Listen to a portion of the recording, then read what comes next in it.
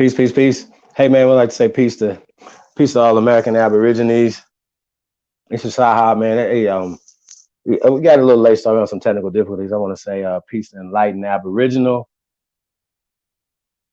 First Aborigine in the building. We got Sean Israel, Shalom. Thank you guys for being a part of this historical event, y'all. We uncovering Egypto America, y'all. So y'all know it's American Shogun, Commander in Chief, Supreme Chief Holiday, man. So we're gonna play a little music to get this thing started off right now. So y'all bear with us, man. We're gonna get this show started, man, to get the people up in here. Peace to everybody, man, tuned in. We definitely appreciate the love. We got Trey Ali, Turtle Out. Let's go.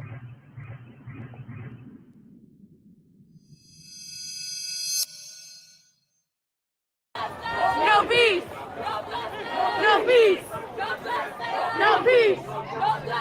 No peace.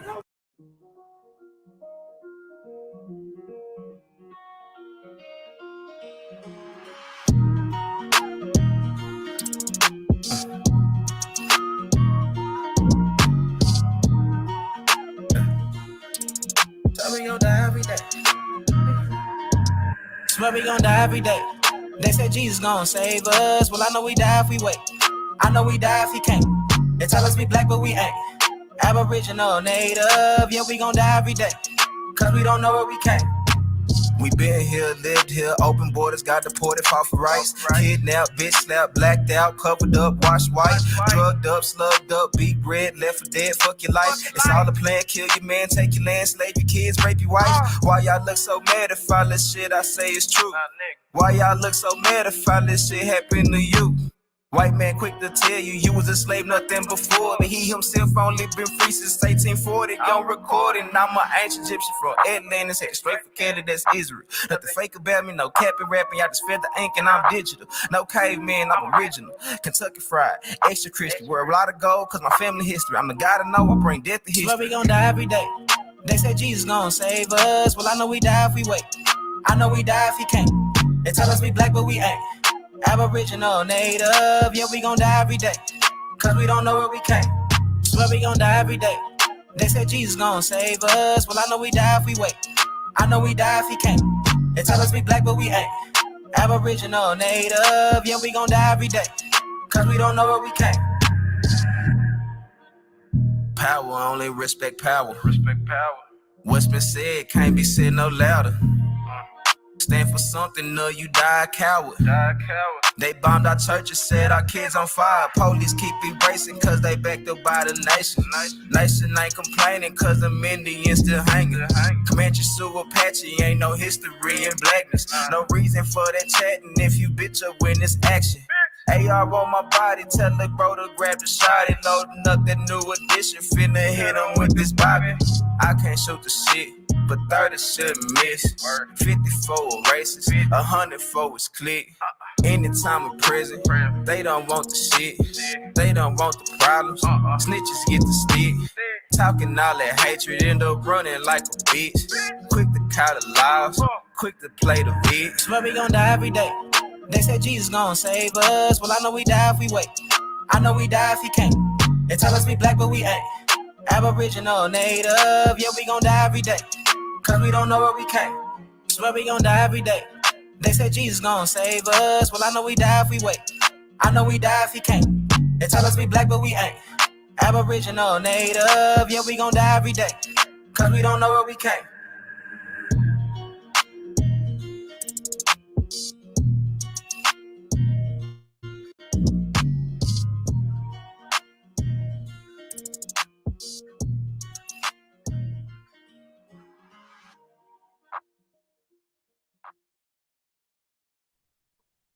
Yeah, man, that was the infamous Trey Ali.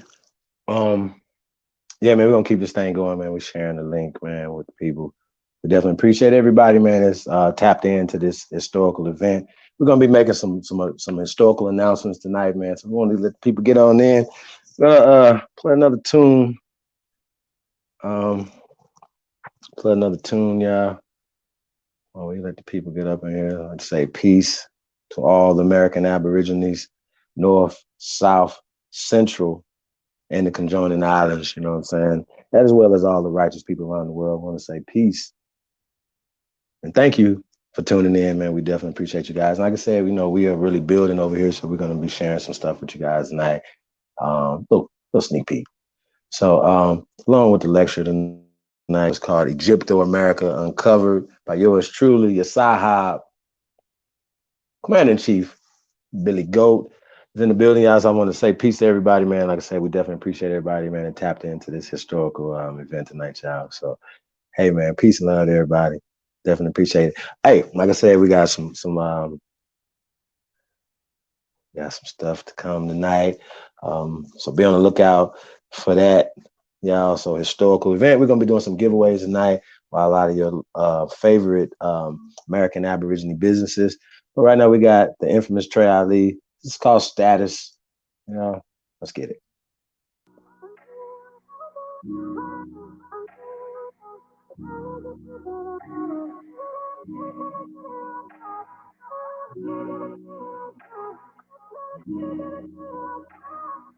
Infamous Trey Ali. I said paper on paper on paper. Ain't no genocide, we was killed on paper. Buried us alive in the proudest of the paper. They know who we are, swear they hate us cause they ain't us. I said paper on paper on paper. Ain't no genocide, we was killed on paper.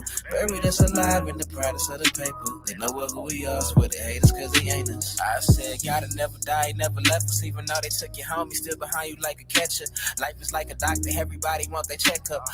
Money, heaping preacher charge for a confession. See, ain't nobody focused on the bullshit that they told us. Always trying to pin you sick when ain't nobody came before us. We the best part of waking up before the folders. That's why they want your backs against the wall like a poster. Indoctrination being sold as education. Most of history they taught you came from some imagination. Roots was never true, fuck the whole compilation. Fuck Walter Plecker, fuck Alex Haley. America is Egypt, Israel, Queen Khalifa. Babylon used to devil by NY, check my fever. Niggas think I'm lying cause they sleeping. But bitch, I ain't no fool shopping my toes every season. I said paper on paper on paper. Ain't no genocide, we was killed on paper. Buried us alive in the proudest of the paper. They know who we are, swear they hate us cause they ain't us. I said paper on paper on paper. Ain't no genocide, we was killed on paper.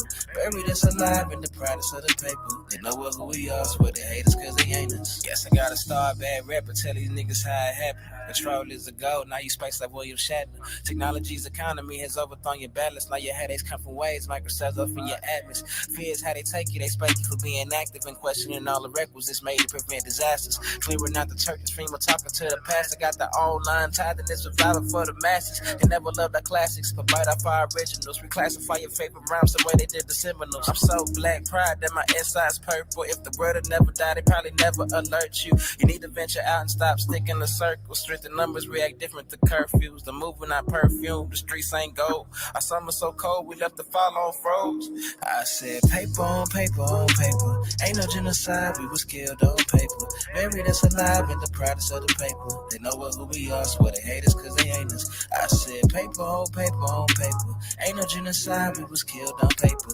Buried us alive in the proudest of the paper. They know who we are, swear they hate us cause they ain't us. I said paper on paper on paper. Ain't no genocide, we was killed on paper. Buried us alive in the proudest of the paper. They know who we are, swear they hate us cause they ain't us. I said paper on paper on paper. Ain't no genocide, we was killed on paper. Buried us alive in the proudest of the paper. They know who we are, swear they hate us cause they ain't us.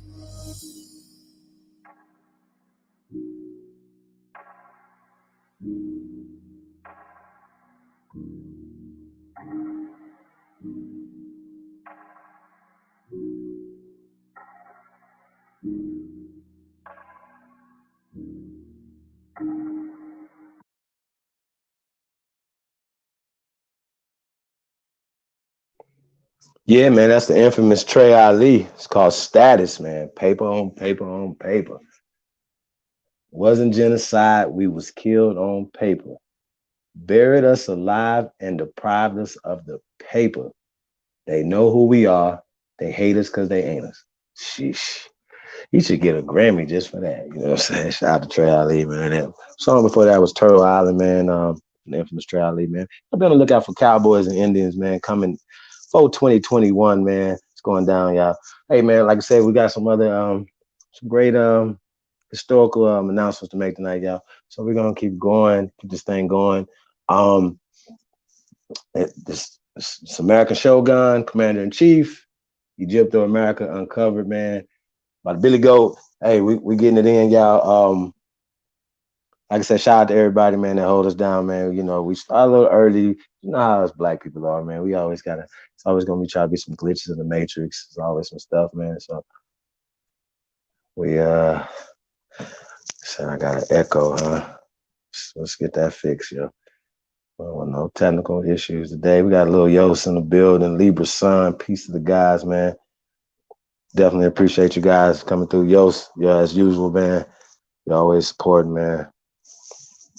Definitely appreciate you, brother. Peace to the guys and goddesses out here, man. Like I said, it's about building. This is a master builder class, and you guys are all master builders, and we all building on here, man. So this, like I said, we're gonna make some major announcements. A lot of people that's gonna be in the chat room prior to know this, man. So some of the stuff that we got going on, cooking up for this year, the end of this year, we're gonna go ahead and go out with a bang. You know what I'm saying, and come into next year. You know what I'm saying. So you guys are the first.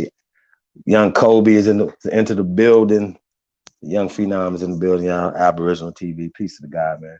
Definitely appreciate you guys, man. Y'all, this lecture's gonna be crazy, man. It's got some stuff, man. We're gonna uncover some stuff. And like we were saying, and we talk about this for years, y'all. We go back and forth, back and forth, back and forth.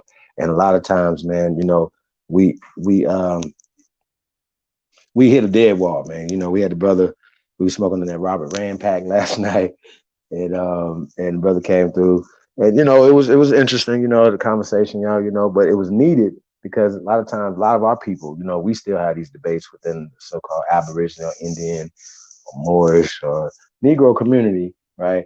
We have these issues, of identity and stuff like that, and so we're gonna get into that tonight, man. We're gonna get into some evidence. We're gonna show some stuff.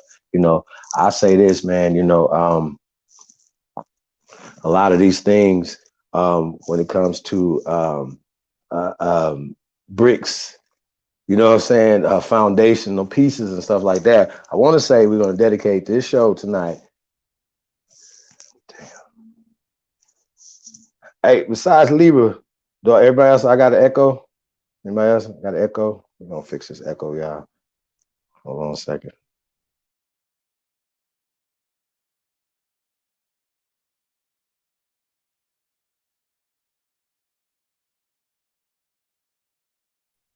Testing. 1 2 1 2. Can I get some ones?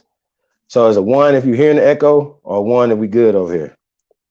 1 if we good, 2 if we bad. 1 if we got an echo, 2 if we bad. Let's do that.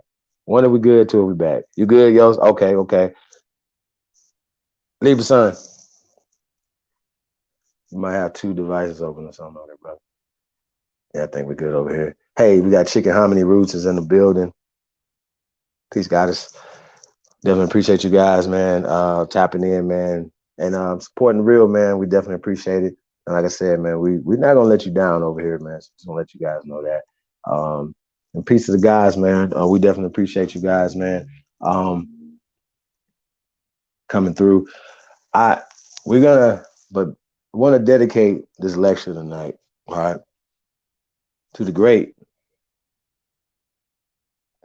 Right, what I'm saying. And we talk about this guy, man. I want to kind of get into this. You know what I'm saying? When we talk about Rocks Cry Out, right? You know what I'm saying? And we talk about a book that was ahead of his time. You know what I'm saying? And we talk about a man that was ahead of his time. You know what I'm saying? And the stuff that he was breaking down and how he brought it to us. But I gotta say, for me, you know what I'm saying, my African ass mind, that I was African out. You know what I'm saying? That this book, for me, I'm inquisitive. I'm going to ask questions. I'm a researcher and I want to know. And if I'm not satisfied with the answers, I'm going to keep searching. You know what I'm saying? I'm that guy. You know what I'm saying? So really, I'm super nosy. You know what I mean? So, So, we just some nosy motherfuckers that want to know what's going on and what happened with our ancestors. You know what I'm saying? And that's just it. And, we say that the ancestors woke up on us, and that's facts. You know what I'm saying? That we know it's in our bloodline. We understand what has happened to us. You know what I'm saying? So when we talk about when rocks cry out, it was the Horace Butler, and a lot of us are connected with each other based off of things that like Horace Butler, the great Dr. Ivan Van Sertima, uh, Dr. Dr. David Imhotep, you know what I'm saying? Dr. Clive Winters, you know what I'm saying? Going on and on for people that left breadcrumbs for us, bricks, you know, things for us to build and carry to build something, you know what I'm saying? To step on. So, you know, we gotta always pay homage to the ones who came before us, who left these breadcrumbs for us, you know what I'm saying? So that's what we got going on, y'all, man. Peace to the guys, man. Like I said, man, we definitely appreciate you guys tapping in to the real. Hey man, peace to everybody. I see Miss Gretchen Helms into the building. He said, "Be careful with a horse." Yeah, man. You know, like I said, man, we had to take it to the next level, yo, and that's what it's about, man. So we like peace and prosperity to everybody, man. Y'all already know what we're doing at the First American Council. You know, it's about building, and we're gonna go into 2021 building. You know what I'm saying? So, I, so like I said, you know, yeah, y'all know how we get down over here, man. We we're a little unorthodox, man, you know, but I feel like it's about the message and it's about the information. So, you know, if you know, we're gonna take complicated words and it's complicated, right? This is when we're talking about psychology of our people, this is a complicated thing, you know what I'm saying? So I just want to put that out there, whatever. I want to send, oh yo, I gotta, hey man, can we play one more song? I gotta send the link out to a few more people. And yeah, we can get a LV song up in here, get Cuzzo up in here. Um, yeah, I just need a couple more minutes. I need to send the link to a couple people, you know. And I want to say peace and paradise to everybody, man. We definitely appreciate you guys. Or beautiful, you know, nigga, good be a good one as well. Um, peace to everybody, man. Let me see if anybody miss Southwind. Peace to my guy. Hey, shout out to the CEO, aka Southwind is in the building, yeah. Okay. We all good.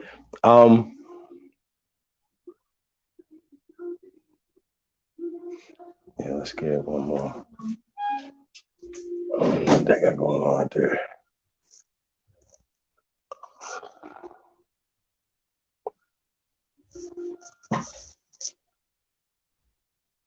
I don't know if you can hear me. Tasco, the CEO. Yeah, we're gonna play another song before we get into this build, y'all. Let a few more people come up in here.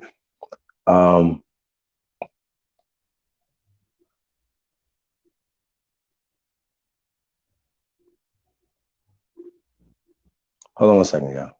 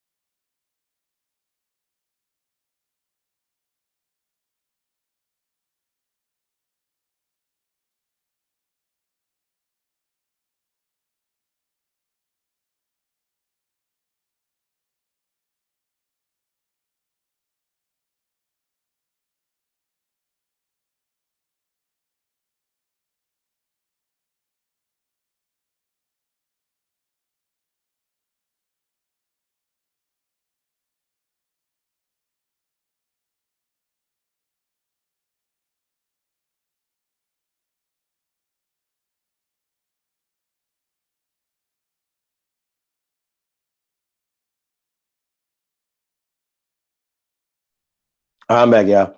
Hey man, we about to get some band runners up in here. And we're gonna get into this build, y'all. Let's go.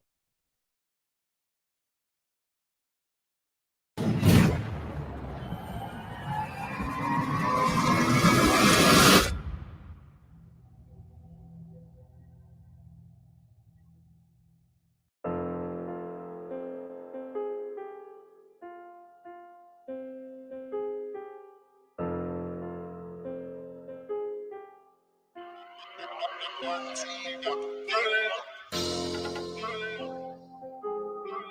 nigga.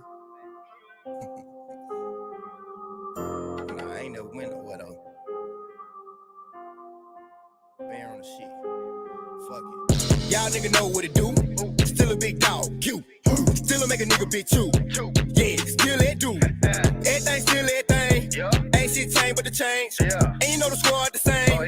Bear on the shit, gang. When a nigga talk about lit. Duck, goose, we eat. Nah, I ain't bragging about shit. Big facts coming to you, that's it. How this thing smoking in the city? Fuck nigga hate to admit it. If it's about money, we win it. Nigga talk about money, we get it. Tripping in, where did I go? Did I get it from the mall? No. I ain't mind shit out the store. Told you everything coming to the door. Stepping out the grill, looking like a chick. Stepping out the grill, no I'm finna flex. Up now, nigga, fuck being next. Honey, why I got the fuck nigga print? Bring that, pressure. Bring that, stretch.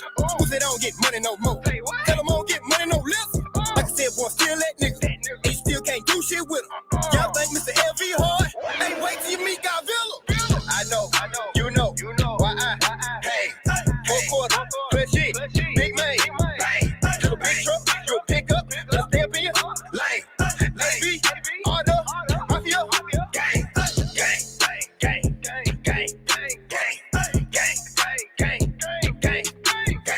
little big truck, you a pickup, let's step in your lane, let's be, order, mafia, gang, fuck a pickup, I'm a big truck, these niggas better stay in they lane, catch me with the same game, ain't shit niggas untamed, still with the shit ain't changed, fuck around here, click then bang, scratch a nigga off the press, I'm the rap Muhammad, I'm the best, still got a few sitting on me, shit I'm about to get up in the chest, my respect I'ma die out there, off the hip with the vibe out there, these niggas ain't same no more, these niggas don't ride like that, gang shit ain't no stopping us. ABI, we the mafia, disrespect, they gon' order copies up. Shit, they gon' have to come chalk them up from the bill with the shit, no cap. Y'all niggas in the way with this rap. Couldn't ride this wave on the route. Take the nigga heads off the cap. You know, I know, they know about me. I don't go like no hoe. They say rap was real. Stay on go and beast mode. I been off in that field. AB, order, mafia, for real. I know, you know, why I, hey, 4 quarter, good shit, big man, little big truck, you a pickup, let's step in your lane, let's be, order, mafia, gang,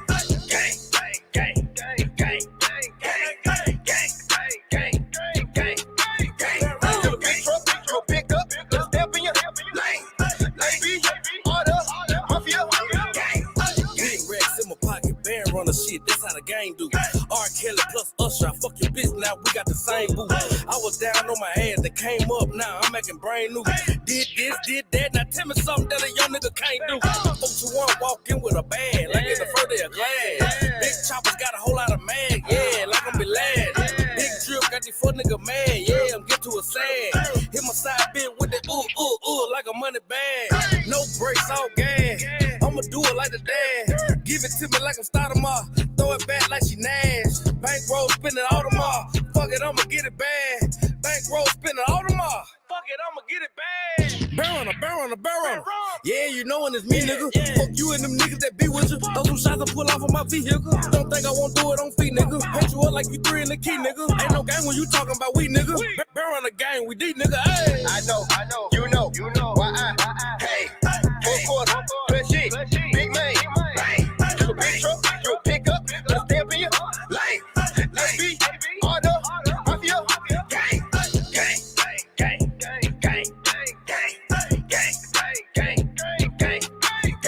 little big truck, you a pickup, let's step in your lane, let's be, order, mafia, gang. Hello? A-State. Shout out to Lake Village, Arkansas. During times of A-State band runners. Yeah, man, let's get right into this thing, man. I see Nonetheless is into the building. Peace to the guy, Nonetheless. Y'all already know, man, I always hold down the tribe, man. Hey, man, just want to let y'all know, man, we're going to be making some announcements tonight. So we want to, you know, let the tribe know, man, that, you know, we got some historical stuff going on. And, you know, we was playing Trey Ali earlier, right? You know, just wanted everybody to know we were going to be doing event next Friday, right? Um, Next Friday lecture. This lecture tonight was a warm up for the Christmas event. See Miss Lyrica Nevels is into the building. Peace, Empress. Halito Okulu. Love and light to everyone. Hey, we definitely appreciate the Nevels are in the building tonight. Shout out to the Nevels for coming into this historical event. This is the first of its kind. Y'all, we're gonna get it in, y'all. Like I said, we upgrading over here, man. We're building. And we talking about master building. You know, I'm a master builder. Been building my whole life, man. So you know, it's about building, and we got to build bridges. So last night, you know, it's our duty, you know what I'm saying, to try to, you know, especially when our brothers, you know, and we know that a lot of some of these guys have negative intentions, you know what I'm saying, or whatever. And, you know, he might have, you know what I'm saying? Who knows? You know what I'm saying? But we know what we're doing, you know what I'm saying, when it comes to this. So just wanted to point that out, y'all. Um,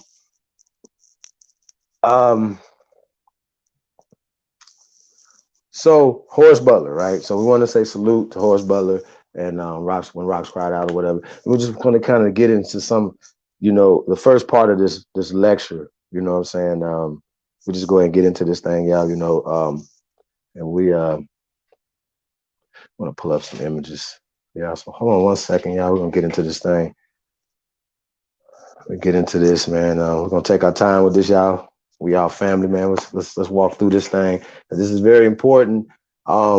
This first part is very important. I think, you know what I'm saying? I feel like, you know, a lot of times we having these conversations, you know, people don't understand the concept of word spells. And we say this and they talk about cursive and spelling and, you know, we talk about etymology,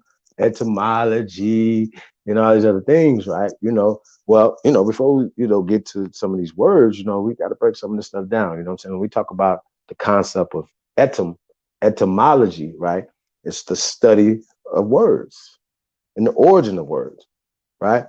And meanings and things like that. So when you're reading stuff, especially when we're talking about history, it will knowing etymology, right? And nobody taught me etymology through university systems. Matter of fact, from kindergarten through university systems, nobody taught me through those different degrees. Nobody said, "Hey, there's these old books called etymology books," right? Because we know there's an agenda, right, called right curriculums that they put out. You understand what I'm saying? They put this curriculum out to push a certain narrative that okay, this is their narrative. This is right. Perfect example, Christopher Columbus discovered land that had thousands thousands of structures and all these other things and millions of people on it, right? So that doesn't make any sense. So we know how they frame books, frame articles, frame things. So we're going to get into articles. We're going to get into books tonight, right? But because I have to always validate what I'm saying by what y'all call sources. Well, these are called references. I call sources what I'm going to show you tonight. This is what I call empirical data. This is what I call sources. I don't, you know, they always throwing, hey, I got an article or I got a book. And I say, well, I got pyramids, right? Right? Well, we're going to show that tonight, right? So we're going to get into that. Before that, we got to break down these words. We got to break down word spells. So none of us in this master builder class, right, are going to be fooled by any word spells that anybody is trying to use on us, right? So that's what we're doing over here tonight. We're going to be breaking some of this stuff down, man. So I want to say once again, man, peace to everybody, man, that supported this live pay-per-view event. You know, like I said, it's about building. 159% of proceeds will be going into the community about building. And so that's what we're doing over here, y'all. So salute, peace, and honors. And like I said, much appreciation to all the whole team. You already know, man. Shout out to Miss Gretchen Helm. Always holding everybody down, y'all. But like I said last night, she's always behind the scenes, putting stuff together, y'all. She's always holding the community down, man. So I can't say much about Big Sis, you know, the goddess, Miss Gretchen Helm, you know what I'm saying? So like I said, y'all, is, you know, you're on the strongest team, and, you know, Gretchen is definitely been holding us down. And y'all already know, man, wasn't for this lady, the CEO, Taz Cole, y'all over at Southwind, you know what I'm saying? She just came and changed the game, man. It's just the first round draft pick, y'all. So salute, you already know, man. And I might be a little biased. but that's okay. I know what's going on behind the scenes, y'all. You know what I'm saying? And the event on December 25th, y'all, is about paying homage to y'all, paying homage to the people. You know what I'm saying? So this event is about that. Everything we're doing is about building for the community, building platforms, building institutions, building infrastructure for our people. So this is what this is about. So please believe me, this is about that or whatever. And so I just want to say that. So once again, much gratitude to everybody that's holding us down. I see Maurice. I can't pronounce that. Reese. Reese is in the building. Navi. What's up, big dog? Hey, y'all know we got a first time listening, man. This is my roommate, y'all. My bro, man. My little big bro. Shout out to Reese is in the building, man. Come through to get some work in here tonight. Hey, yeah, man. He's the first one to support the stream. I'm gonna give you a wrench, Reese. You need a wrench over here, sir. You don't know nothing about no wrenches than that, y'all. Show my brother some love. It's crippin', Shout out to my brother Reese, who's in the building. Um, hey man, like I said, man, y'all might see my mama pop up in here, all type of stuff, man. So we're gonna get it in, you know what I'm saying, to let y'all know that, man. So shout out to Lil Rios is in the building. So hey, we're gonna pull up some images yet for this first part of the build. If not, I've already basically explained what etymology is. I don't know if we got to go over that etymology, origin of words, and study how that works. You know,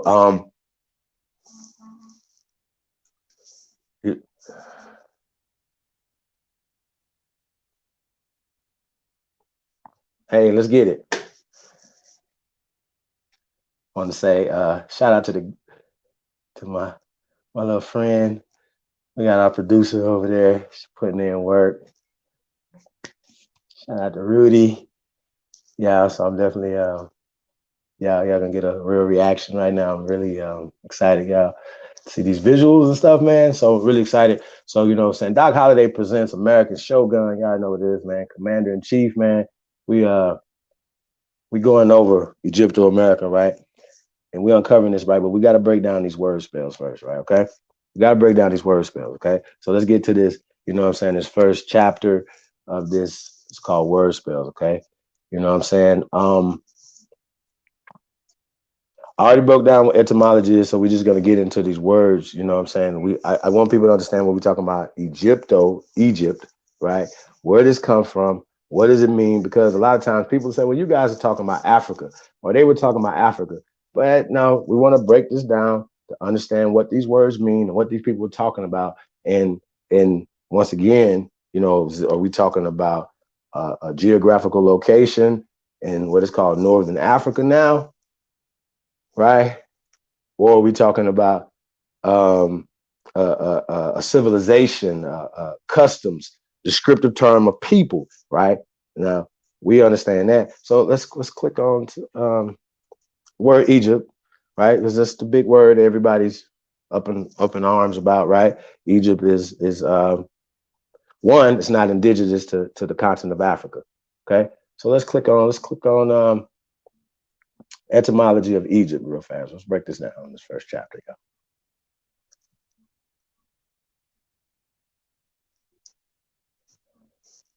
Shout out to the CEO, Tasco is in the building. Hey, y'all see it right there. Hey, shout out to the baby.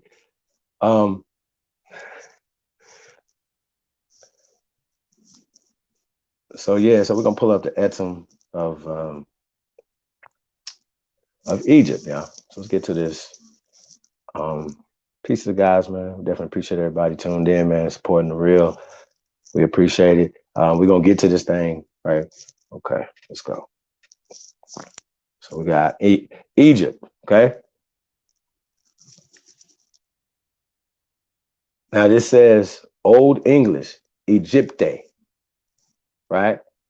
Quote, the Egyptians, right? From French, Egypte, from Greek, AI, Ethiops, right? So Egypt, right? Ethiops, it's different spellings for it, right? But it's meaning, quote, the river Nile, Egypt. Now I don't end quote, right? That's not really breaking stuff down, whatever. So we're gonna have to get into this thing a little bit deeper, than what this is showing. So let's bear with us. Let's get to it. From Amarna, Hikuptah, right? Hikuptah, right? I'm gonna try that. Corresponding to Egyptian Ha, right? Ptah, temple of the soul of Ptah. Hold on one second, yeah.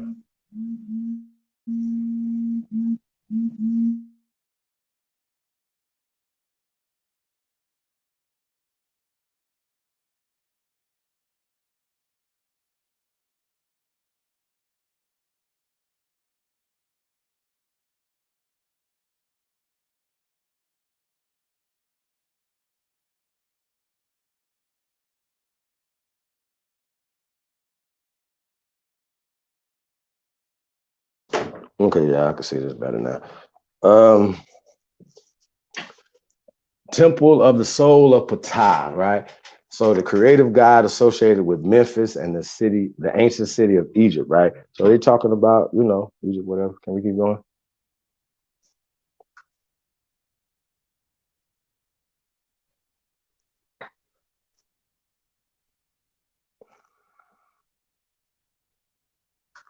I'm a little delayed over here.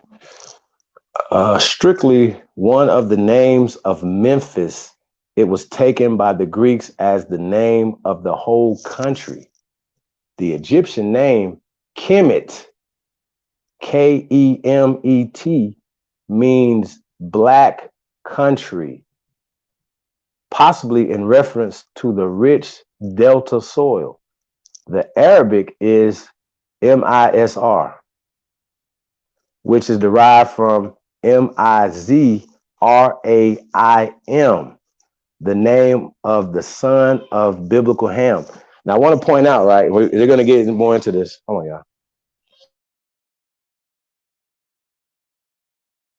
I want to point out, and it's going to get, hold on. It's going to get more into this when we're talking about, but when we're talking about these terms, right? We know that they didn't have K's and I's and A's, so these are Romanized words, right? So once again, when they're talking about different spellings, well, if you ever seen Arabic, for instance, they don't have Misr. That's not their word. So that has been Romanized. Okay, so the Arabic would be something else, and we wouldn't be able to read it. We'd be like, oh, what is that? So it'd be like if they say, oh, here's some Japanese or some Chinese. It's like calligraphy, right? So if in order for us to read it, they're gonna have to Romanize it. So that's what they have done. So we're talking about when they do that, you lose in the translations. Hold on, y'all.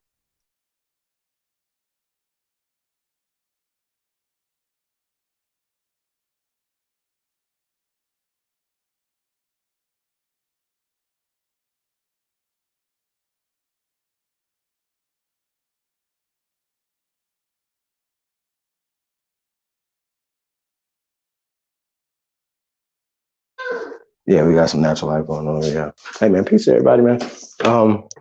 So once again, you have to understand is if they're translating from the original language, right? You know what I'm saying? Then and they're Romanizing it, right? So they're changing stuff. So we understand that they're changing words. Okay, so let's keep going. Let's keep going on this. Just kind of wanted to break that down. So when somebody's changing something, they're changing your names, they're changing I's and A's and E's and O's and stuff like that, and I just wanted to point out that they are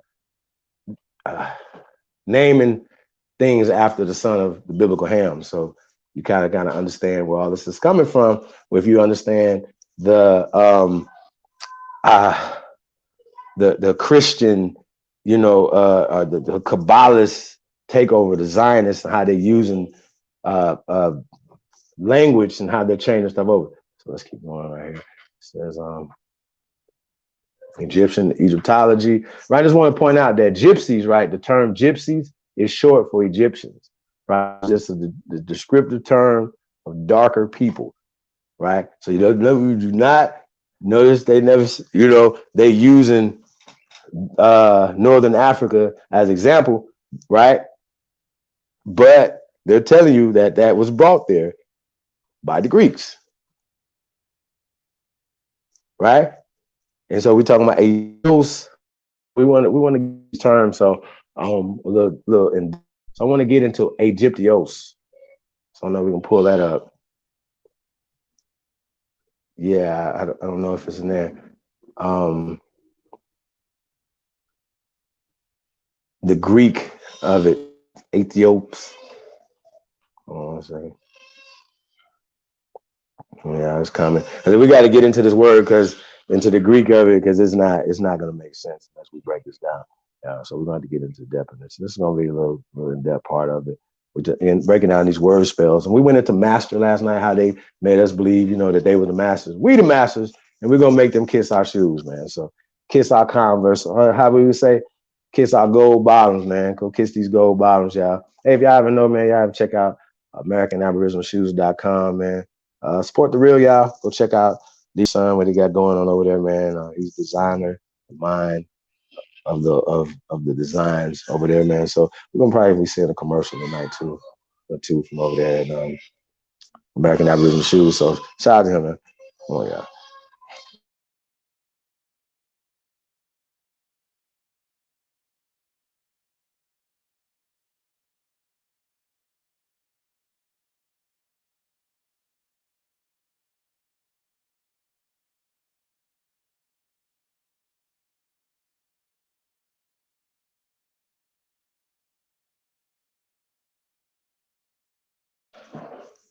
So yeah, we're gonna pull up this Ethiops, this Greek.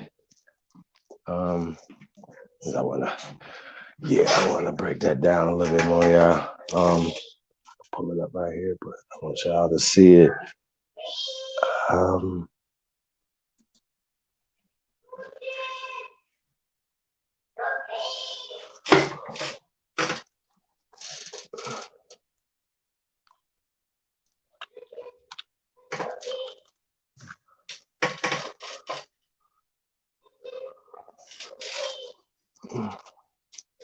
that was.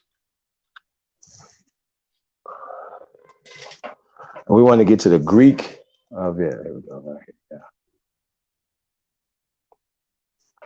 Now this is for this is the root word of Ethiopian, right? But we can go to this too. But Ethiop, what where Egypto comes from. Egyptos. This is Etho. We can start here though. We can start here. We can stay right here. But we're gonna pull up Egyptos as well because it's another descriptive term that they're using, right? So 14th century, right? That's 1300. So we know that the country of Ethiopia, just like the country of Egypt, didn't exist in ancient times. That's why they call it Kemet, right? So they called it other things in these particular times. So right, Ethiops, that's an AE right there, Thiop, right? Ethiopians, Negro, right? That's in quote. Ethiopian, Negro, right? From Greek, Ethiops, long, supposed in popular etymology to be from Athenian to burn, face, burnt face, right? Compare Ethiops, fiery looking, right? Later, sunburn, right? So we're talking about that. Who are the Homeric Ethiopians? Where it's a matter of doubt. So hold on, yeah, because I definitely want to go back to the Egypto, but this right here is definitely important, right? So when we talk about this, whereas okay, the Ethiopians, right? AE, right? Ethiopians were is a matter of doubt, right? The poet elsewhere speaks of two divisions of them, one dwelling near the rising, the other near the setting of the sun, both having embrowned visages from their proximity. Hold on.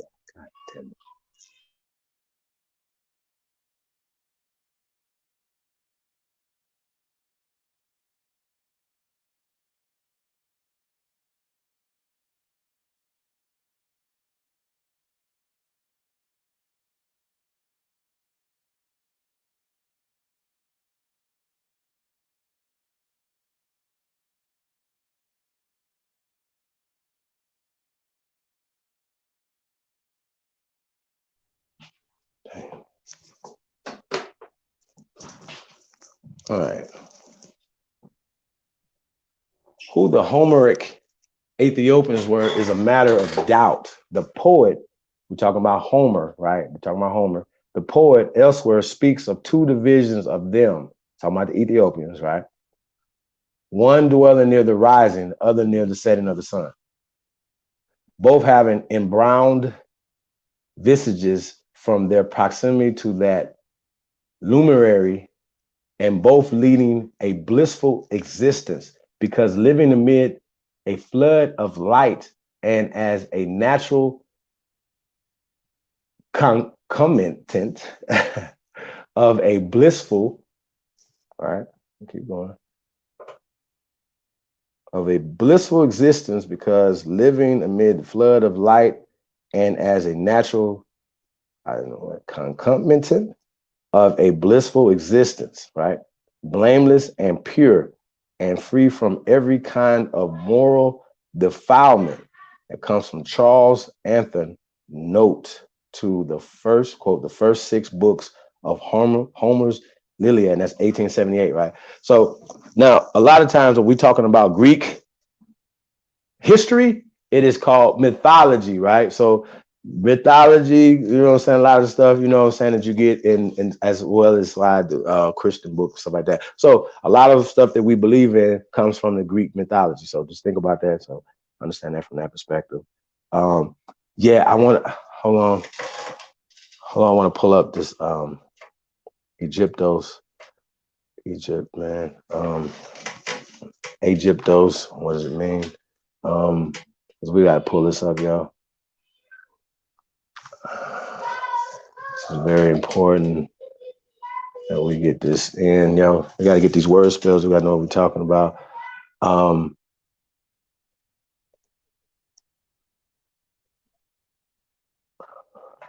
So we're talking about the country of Egypt. I want to go back. I want to go back just to just to Egypt, right? The country, because I want people to understand what we're talking about. What we're talking about. And we're gonna pull up the stuff, Egyptos and stuff like that or whatever. But I want to, yeah, we want to get to the root, the Greek of that, of Egypt, because they said it comes from the Greeks, right? So Egyptos. We want to get to that. I don't know if it's in here.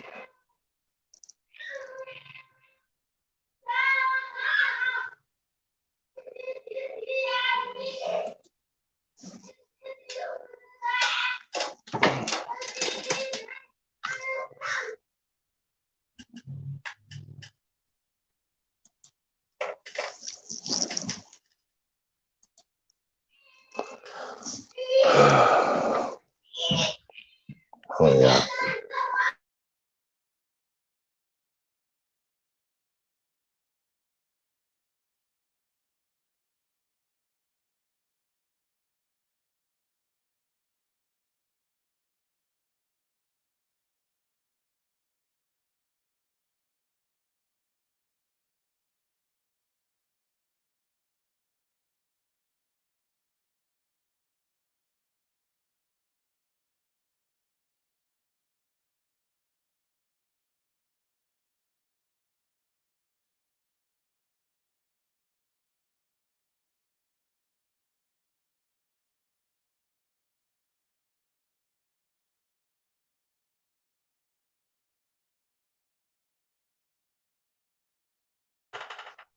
Um, yeah, Egypte.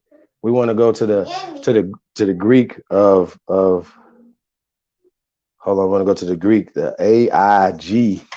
Hold on. Hold on, yeah.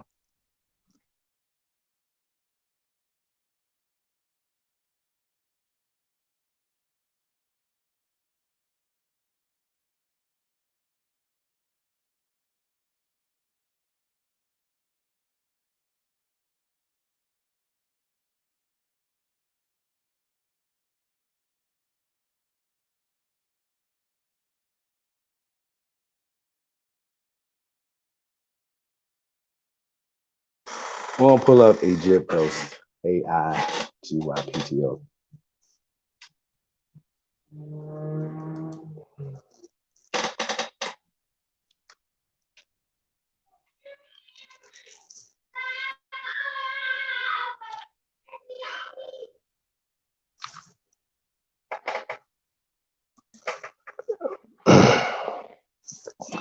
Yeah, it's just that it's in the Wikipedia. It's Aegyptus, Egyptus. We're gonna pull this up, y'all, because we got to get through this. I once again, you know, if we're talking about in Greek, see, it's talking about in Greek mythology. It's mythology. Egyptos or Egyptus, right? Egyptus or Egyptos, right? Ancient Greek was the legendary king of ancient Egypt. So this is coming from mythology. Okay, like I said before, it's coming from mythology. We're talking, so we understand. So we understand that Northern Africa wasn't called Egypt ancient times, right? Greek time. Greek is BC. Okay, so we're talking about Greek mythology. It's a body of myths originally told by the ancient Greeks and a genre of ancient Greek folklore. These stories concern the origin and nature of the world, the lives and activities of deities, heroes, and mythological creatures, and the origins and the significance of the ancient Greeks' own. Oh my God, I'm gonna finish the rest of this. Oh my God, yeah.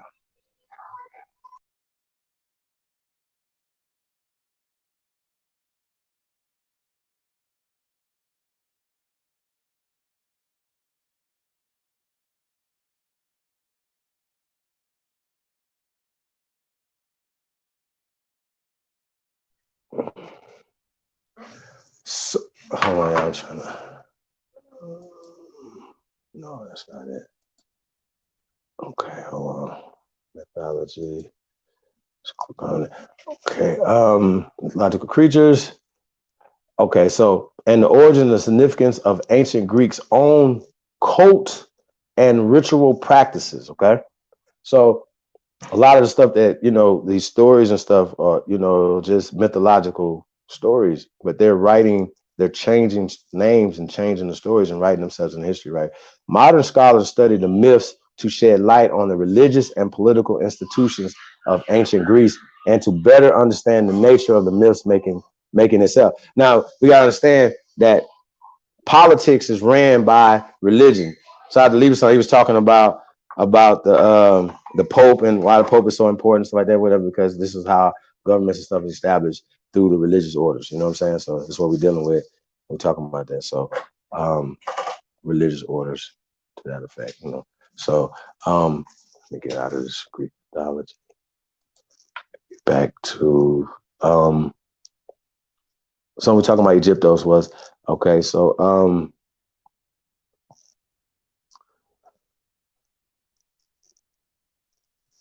when we talk about Egyptos, they wasn't talking about a place. They're talking about a mythological king, right? It was a son of King Belus of Egypt, right? It wasn't Egypt then. And Achiroe. Okay. Let me go back here and see what y'all watching. Egypto was a son of, okay, they're Belus and of Egypt. I was reading some of that, y'all. And Naiad, daughter of the Nile. Now it's interesting that we're talking about the Nile, y'all. Hold on one second, y'all.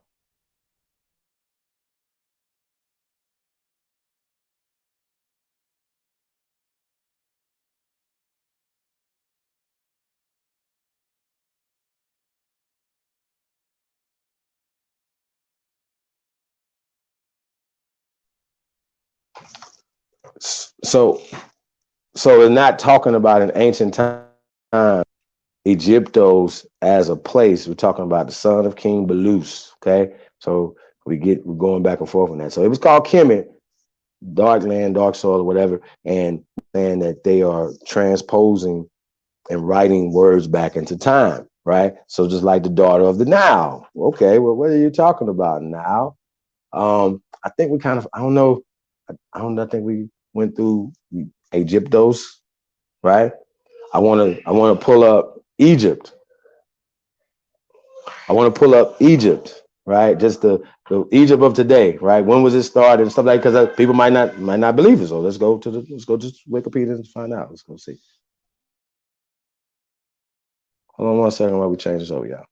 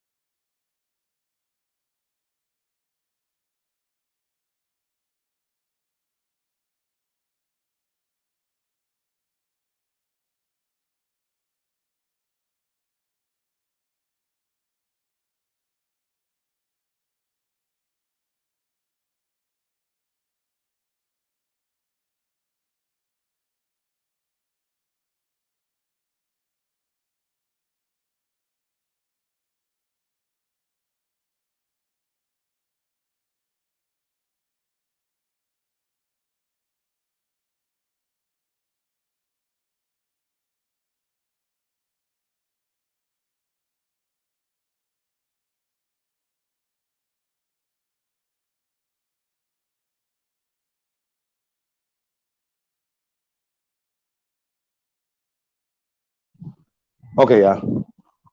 So it says the capital of Egypt is Cairo, right? That's the largest city, right? Let's see when it was started, when it was founded, when it was called Egypt. Let's go.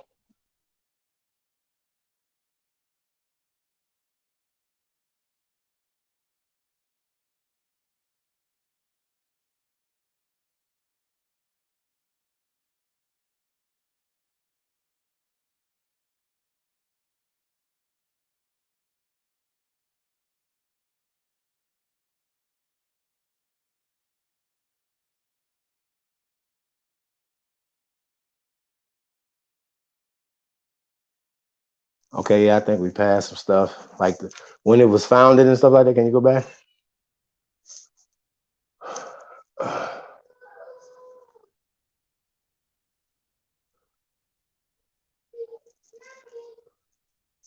Yeah, let's take it back. All right, let's see. If it's ancient. Establishment, unification, Upper and Lower Egypt, 3150 BC. Well, we know wasn't called Egypt then, right? So let's keep going. Revolutionary Day. No, it's not. Muhammad Dynasty. Talking about 9th of July, 1805. Can we keep going?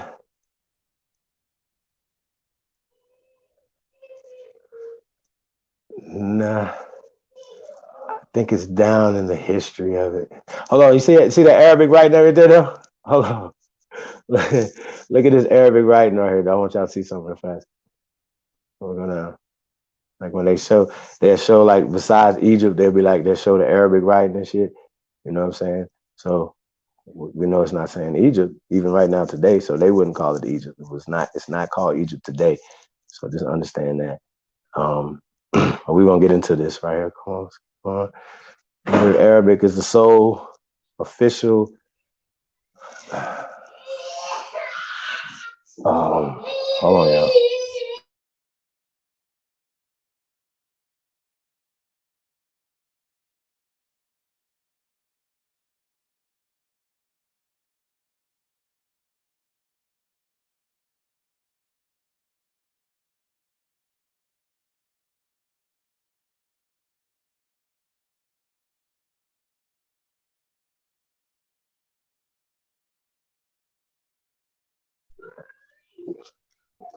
Okay. So we know it's been Romanized, right?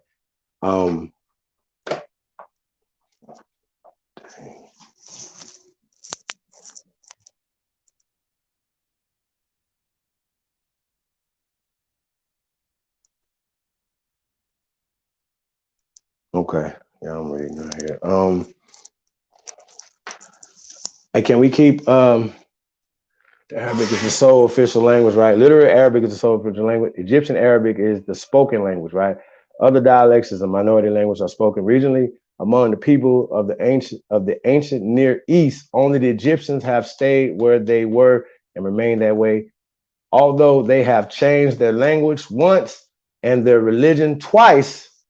In a sense, they constitute the world's oldest nation, and that's Arthur Goldsmith Jr. with his dumb ass talking crazy. Daylight and saving times in Egypt. Okay, keep going. We're gonna get to the history of this country right here we call Egypt. Let's go.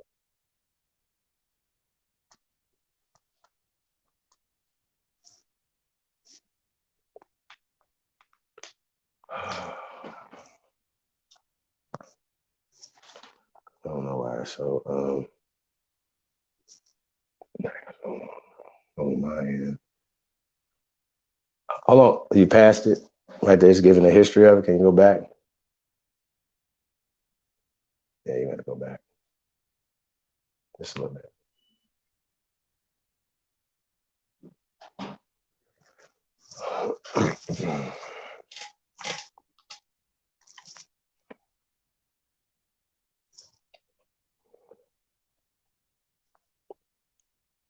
Wow, I got a crazy delay. Okay. It says Kemet, right?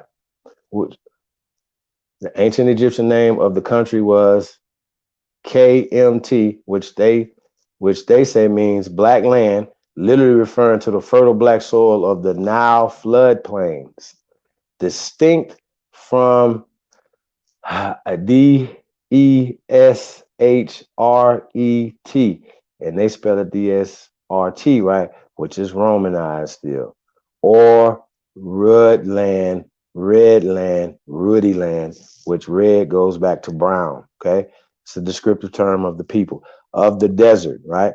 This name is commonly vocalized as Kemet, but was probably pronounced Kumat in ancient Egyptian, right? The name is realized as Keme, right? Keme, and Keme with a backwards E right there in the Coptic stage of the Egyptian language, right? Keep going.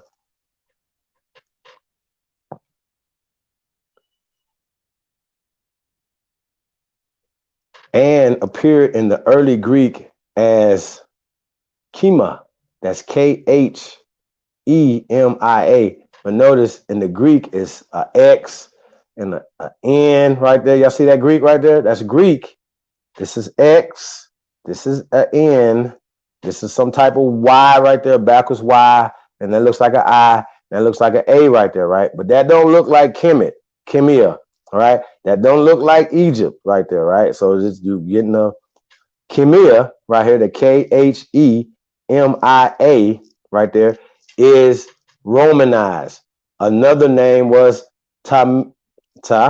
Mary, land of the riverbank. That's interesting. Land Mary, quote, land of the riverbank. We're going to get back to that. The names of the upper and lower Egypt were Ta Shem. I'm not going to try to pronounce that. That's Ta Sheme, right? And the AW. Okay, let's keep going.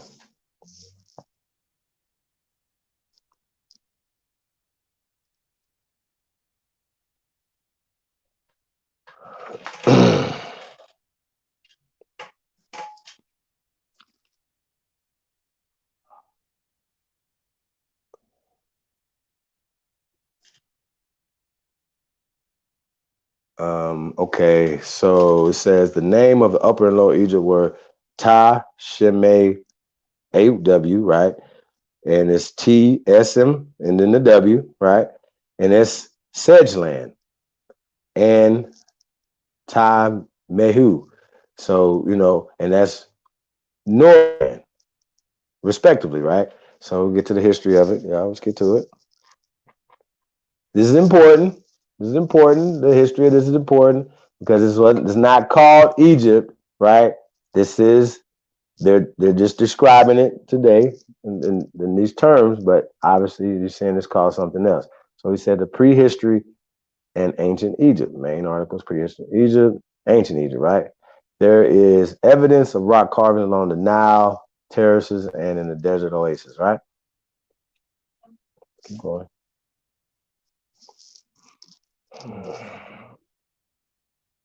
Shout out to everybody, man, that's tuning in, man. We definitely appreciate it. Man, this thing is so slow. It said the 10th millennium BCE, right? A culture of hunter-gatherers. This is what they said, a culture of hunter-gatherers, right? And fishers was replaced by a grain grinding culture. Climate changes and overgazing around 8,000 BCE began to, right? That's what they're saying. About 8,000 BCE began to desiccate the pastoral. Hold on, let's keep going.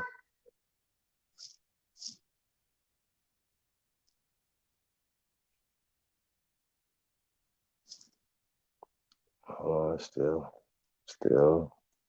behind a little bit, yeah. Okay. Let's say, hold on.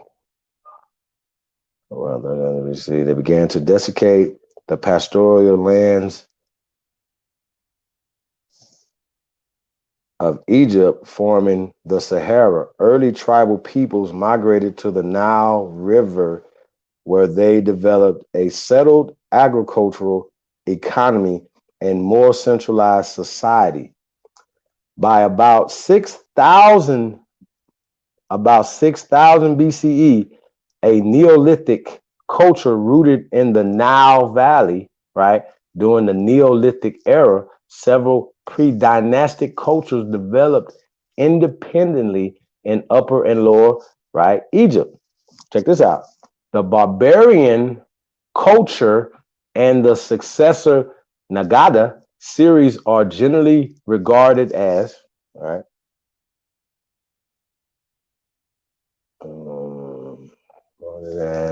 oh yeah,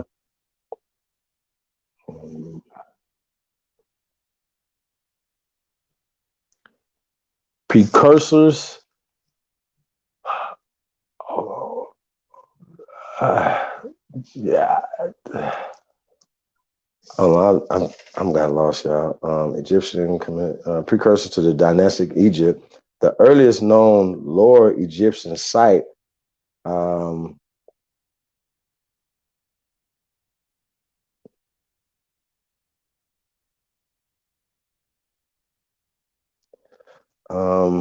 spelled. Well, I can't. Let me spell this, y'all. Is it's like meridian, Merimda, right? Meridium. I don't know. Predates the barbarian by about 700 years, right? Now, when we talk about barbarians, right? I want to break down this word barbarian real fast. Barbarians, right, is what they would have called that area, right? The Barbaria, right? The barbarians, we know about the Barbary Coast pirates and stuff like that or whatever, right? So these are other terms. They didn't call themselves barbarians. They didn't call themselves Barbary or Berbers. These are terms that are written back. So once again, you always got to dodge the hijack. Even when we read in these articles, this is what we talk about word spells. That's why it's taking a little time on this part because word spells matter. You know what I'm saying? See Chief Sunal is into the building. Welcome. Thank you for coming through, Empress. Definitely appreciate you. So we're going to have to get into these word spells, y'all. I don't we talk about it, man. So we talk about the barbarians and they talk about this other group that was just the year before them. So we know if you have studied any of that, you know, we're talking. They're giving us dates and times, right? Right here. This is what they're doing, right? So let's get into it. So the contemporary Lower Egyptian communities coexisted with their southern counterparts more than 2,000 years. Okay, remaining culturally distinct, but maintaining frequent contact through trade. The earliest known evidence of Egyptian hieroglyphic inscriptions appeared during the pre-dynastic period of Naqada. Third pottery vessels dated about 3200 BCE. See that? 3200 BCE. There you go right there. Okay, we're good. So, just want to point out, right? Hieroglyphics, right? Hieroglyphics, right? Talking Egyptian hieroglyphics. Just carvings, painting, on the walls and stuff like that or whatever, right? And they call them hieroglyphics. Well, they have this thing called petroglyphs. We're not gonna get into petroglyphs tonight, child. We might do down another bill, but petroglyphs predate hieroglyphs, okay? And petroglyphs, you find petroglyphs, the oldest petroglyphs, because they like to say, oh, we have to go to the hieroglyphs to decipher, who we are, and they find all these words from the Rosetta Stone and all this other stuff, right? And that has a date on it, right? Of 5,500 years ago. Okay, this is what they're saying, around 3200 BCE. So around that time, right, is when they're saying that language and hieroglyphs and stuff were created. This is what they're saying. This is not what I'm saying. This is what they're saying. Okay, so keep that in mind. We talk about Egyptian culture, according to them, 3200 BC. And I want to point out, right, that if they were working together, right, coexisted, right, with counterparts, and we know those are the Nubians, right? So once again, they're giving you their rendition. They're not telling you about who the original people there 3,200 years ago. They're giving you a whitewashed rendition, right? Oh, they're Southern counterparts, right? For thousands of years, they were, right? They coexisted for thousands of years. Why they didn't build a whole bunch of shit there? You got to ask yourself that. Ask yourself, why didn't they build a bunch of stuff during these 1,000 years of coexisting together, right? You actually ask yourself that, right? Why didn't they build something, right? So once again, we're allowing these people to start our history for us, to give us our history, to tell us what our history is. And that's the problem that we have. I want to come out of Egypt, right? And I think we went in the country of Egypt. I don't know. Matter of fact, can you keep scrolling down? It might get into the actual date when it was named over there, Egypt, when people start calling it Egypt over there. But it wasn't. I wanted to show that it wasn't called it ancient times. You know what I'm saying? So Unified Kingdom was founded, right, 3150 BCE by King Menes, right? His name wasn't Menes. We know that's not his language, right? So on the dynasty that ruled Egypt, you're going too fast. Egyptian culture flourished during this long period and remained distinctly Egyptian, right?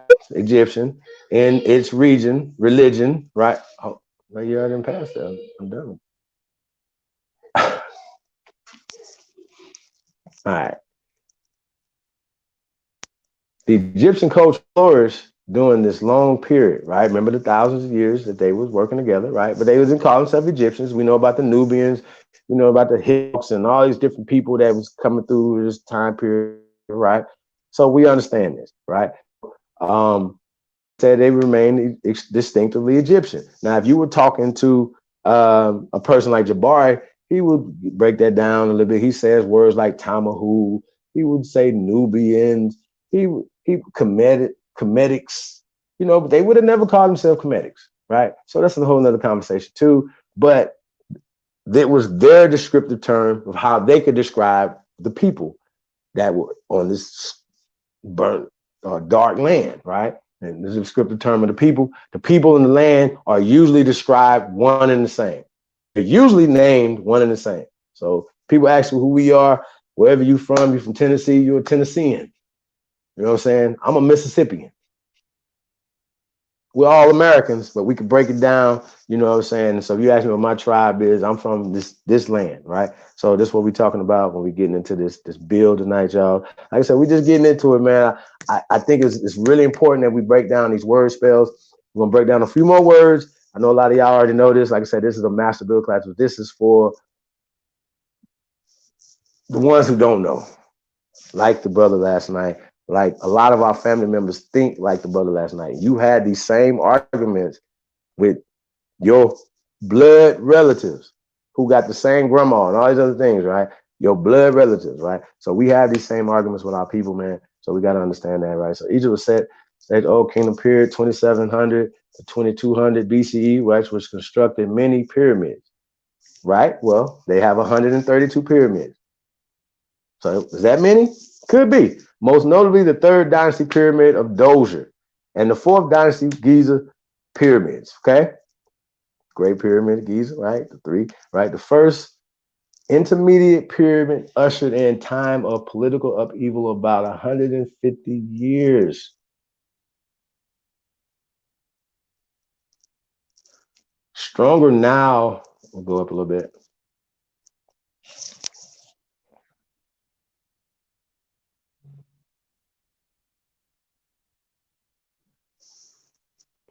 Stronger Nile floods and stabilizations of government, however, brought back renewed prosperity for the country in Middle Kingdom 2040 BCE, right? Reaching a peak during the reign of Pharaoh Amenhotep III. A second period of disunity heralded the arrival of the first foreign ruling dynasty in Egypt, that of the Semitic Hyksos. Now, I don't even want to go back and forth with these people about these people right here. So you know what I'm saying? But we talk about foreigners. These are the foreigners. So the people there now are not the original people there. So we understand that. So the Hyksos invaders took over much of Lower Egypt around 1650 BCE and founded a new capital at Avaris. They were driven out by Upper Egyptian force led by Amos I, who founded the 18th dynasty and relocated the capital of Memphis to Thebes. Now, it wasn't called Memphis and it wasn't called Thebes, okay? Just we know this. It wasn't called Memphis, it wasn't called Thebes. So we understand that these terms are written back in history and they take ownership of this, y'all. This is what they're doing. They're taking ownership.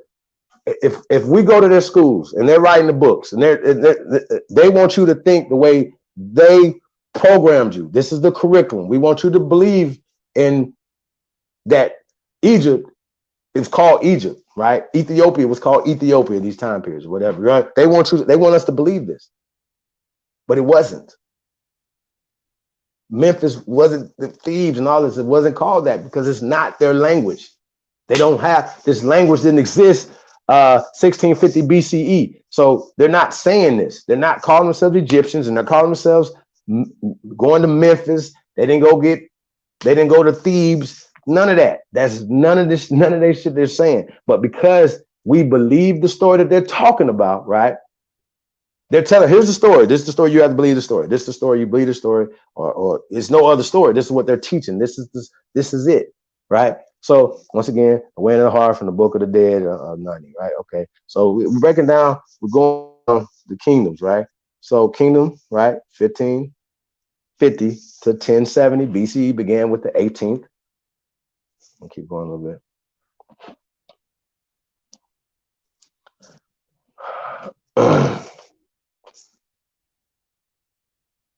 Yeah, I got a delay over here. Hold on. Yeah. Began with the 18th dynasty, marking the rise of Egypt as the international power that expanded during its greatest extension to the empire as far south of Tobos in Nubia, right? And included parts of the Levant in the east. This period is noted for some of its most well-known pharaohs, including Thutmose III, Akhenaten, and his wife Nefertiti, King Tut, and Ramses II, right? The first historical attested expression of monotheism came during this period as Atenism. So they were Akhenaten, right? Akhenism, right? I guess he's the guy. Now, frequent contacts with other nations brought new ideas to the new kingdom, right? The country was later invaded and conquered by Libyans, Nubians, and Assyrians. Well, Nubians are the original people there, right? But native Egyptians, they're not Egyptians, eventually drove them out and regained control of their country. Okay, let's keep going. We're still in the BC times. Hey man, shout out to everybody, man, tuned in, man. We definitely appreciate y'all. Peace to the tribe. We just getting there, man. We're just getting started, y'all. I want to speed it up a little bit, but I don't want. This is very important, y'all. It's very, very important. In 525 BCE, right? The powerful. I'm Achaemenid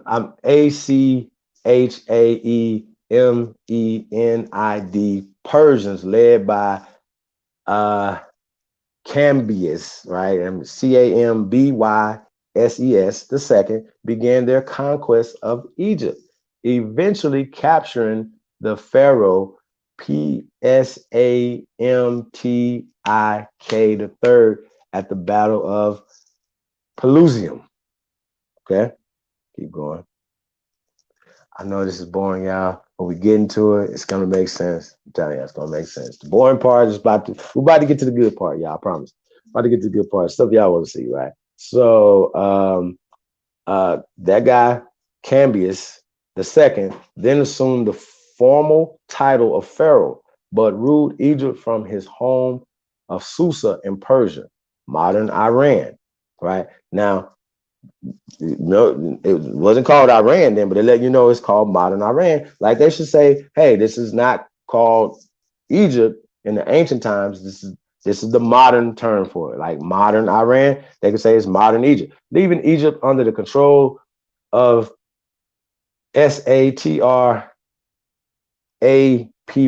right? The entire 20th, the entire 27th dynasty of Egypt from 525 to 402 BCE, save for I don't want to say that Petubastis the third was an entirely Persian ruled period with Achaemenid emperors all being granted the title of pharaoh. Now, Achaemenid emperors, right? It's a specific people. We know they're not the original people there, so we know that they came there. Y'all got to keep up. A few temporary successful revolts against the Persians marked the fifth. I'll keep going, y'all.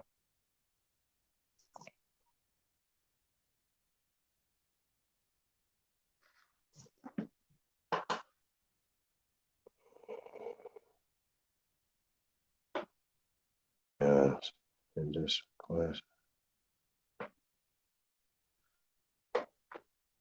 Okay. Hold on, y'all.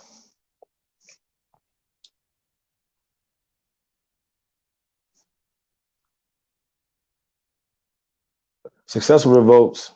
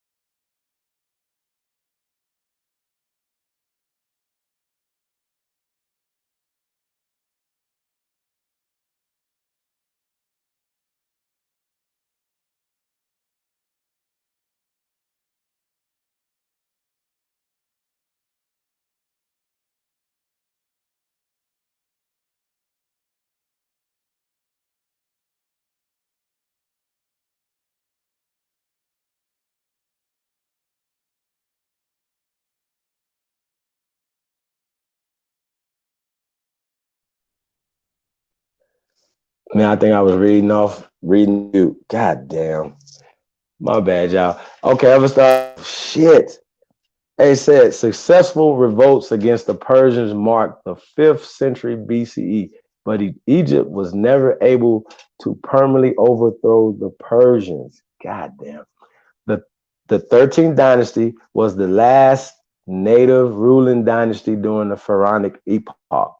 Fell to the Persians again in 343 BCE after the last native, you hear that? After the last native pharaoh king, Nectanebo, the second was, I don't want to butcher that right there.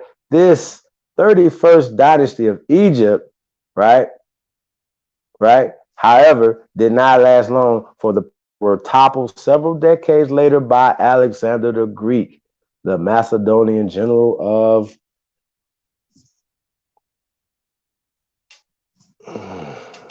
hold on. Kind of delay over here.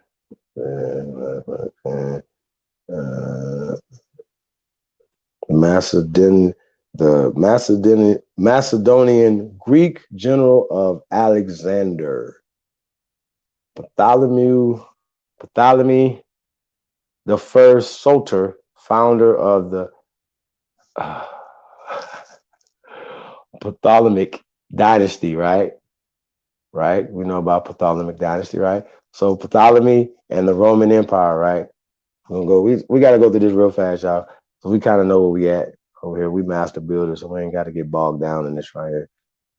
But this is very important for people that don't understand what's going on. You're reading. It wasn't called. The name wasn't Alexander because it wasn't a place called Alexander over there. See how that worked? So said the Ptolemaic kingdom was a powerful Hellenistic state extending from southern Syria in the east to Cyrene to the west and south to the frontier with Nubia.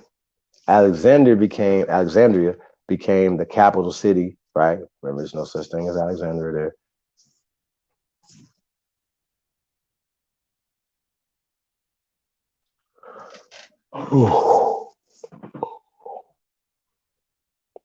Well, that's nice right there. Look at that. It's a nice little picture they got right there. It's pretty nice. Became the capital city and the center of Greek culture and trade. To gain recognition by the native Egyptian populace, they named themselves as successors to the pharaohs. The later Ptolemies took on Egyptian traditions. Interesting. So the people who came in taking over stuff started to take the traditions of the people. Okay? Remember that. Keep that in mind. Let's keep going.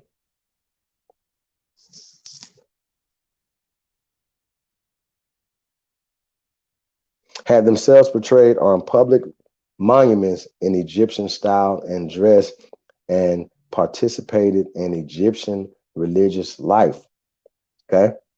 The last ruler from the Ptolemaic line was Cleopatra, right? What's that? See, the seventh, who committed suicide following the burial of her lover, Mark Antony, who had died in her arms from a self-inflicted stab wound after Octavian had captured Alexandria and her mercenaries force and her mercenary forces had fled. So she had mercenary forces. Shout out to Rocky in the building.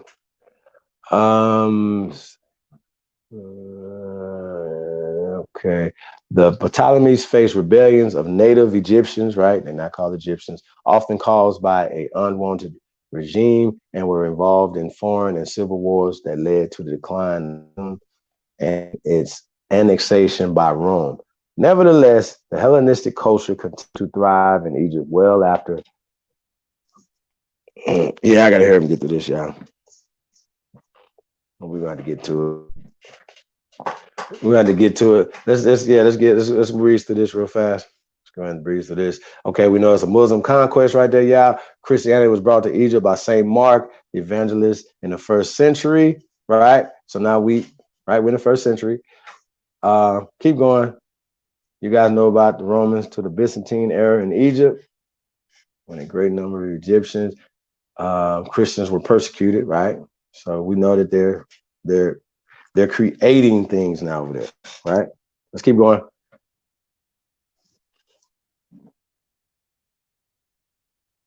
Now we're in AD now, by the way.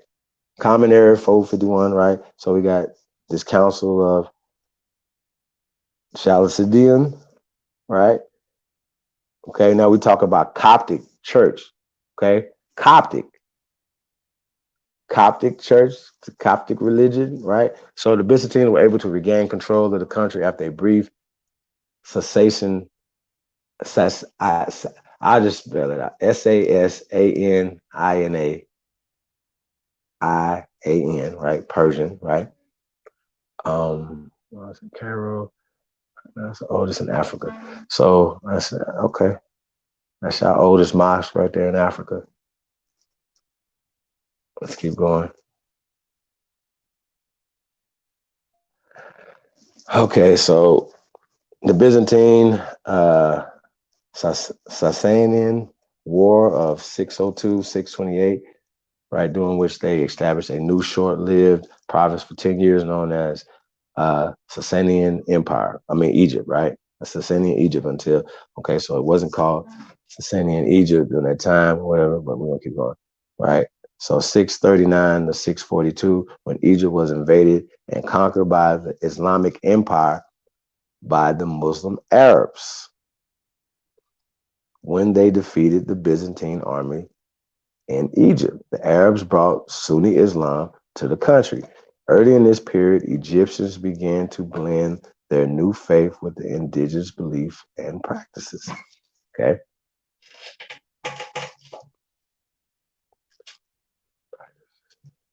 Leading to various Sufi orders that have flourished to this day. These earlier rites had survived the period of Coptic Christianity, but Islam is just another branch of Christianity, and it's all the same shit, right? In 639, an army of some 4,000 men were sent against Egypt by the second Caliph Umar under the command of Amir Asin As. This army was joined by another 5,000 men in 640 and defeated a Byzantine army at the Battle of Heliopolis. Amir next proceeded in the direction of Alexandria, which was surrendered to him by a treaty signed on November 8th, 641. Love to see that treaty. Alexandria was regained for its Byzantine Empire in 645, but was retaken by Amir in 646. In 654, an invasion fleet sent by Constance the second was right.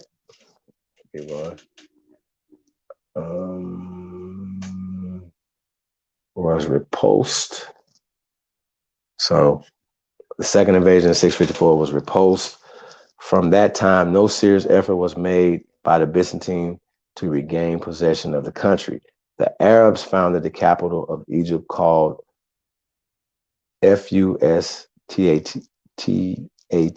Fustat, right? Which was later burned down during the Crusades. Cairo was later built in the year 986 to grow to become the largest and richest city in the Arab Empire, and one of the biggest and richest in the world. Now, I want y'all to know that it wasn't called Cairo in 986 or Egypt in this time period. So just keep this in mind. But we're reading an article from these people who wish to give to put a certain narrative in my head. So this is very important, y'all, because when we get to the stuff or whatever, and it's gonna be saying Egypt, it's gonna say certain words. We don't understand these words, we're gonna get caught up. So this is what we're dealing with. Hold on. 1 second. The Abbasid period was marked by new taxation, and the Copts revolted again in the 4th year of the Abbasid rule. Okay. We'll keep going.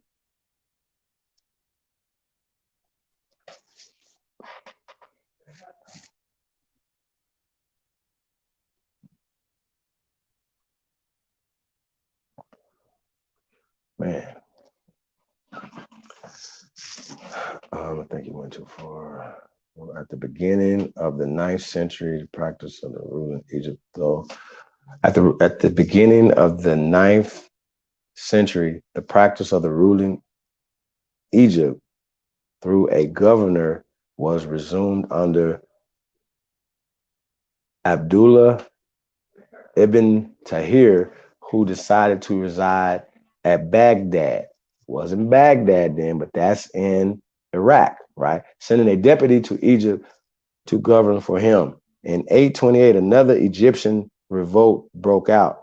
And in 831, the Copts, right? We're gonna call them Copts, joined with the native Muslims against the government. Eventually, the power loss of the Abbasids in Baghdad has led for general upon general to take over rule of Egypt, yet being under Islamic rule.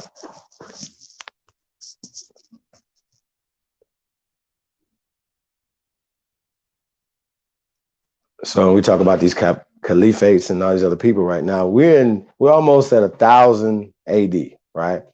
Now, we already know that these caliphates are still there now today. Okay, so we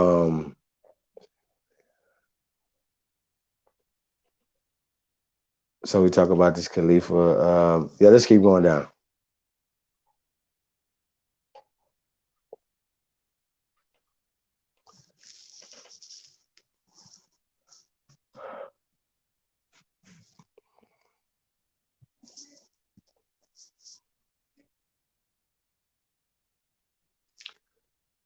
See, yeah, Muslim rulers nominated by the Caliphate remained in control of Egypt for the next 6 centuries, with Cairo as the capital, right?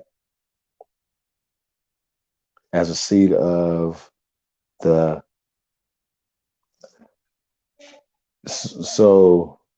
Fatimid Caliphate. So Cairo became the seat of the Fatimid Caliphate, right? With the end of the Kurdish, Ayyubid dynasty, the Maluks, I ain't gonna try to mess this word up, but it's Turco-Circassian military caste took control about 1250. Now we about 1250 now.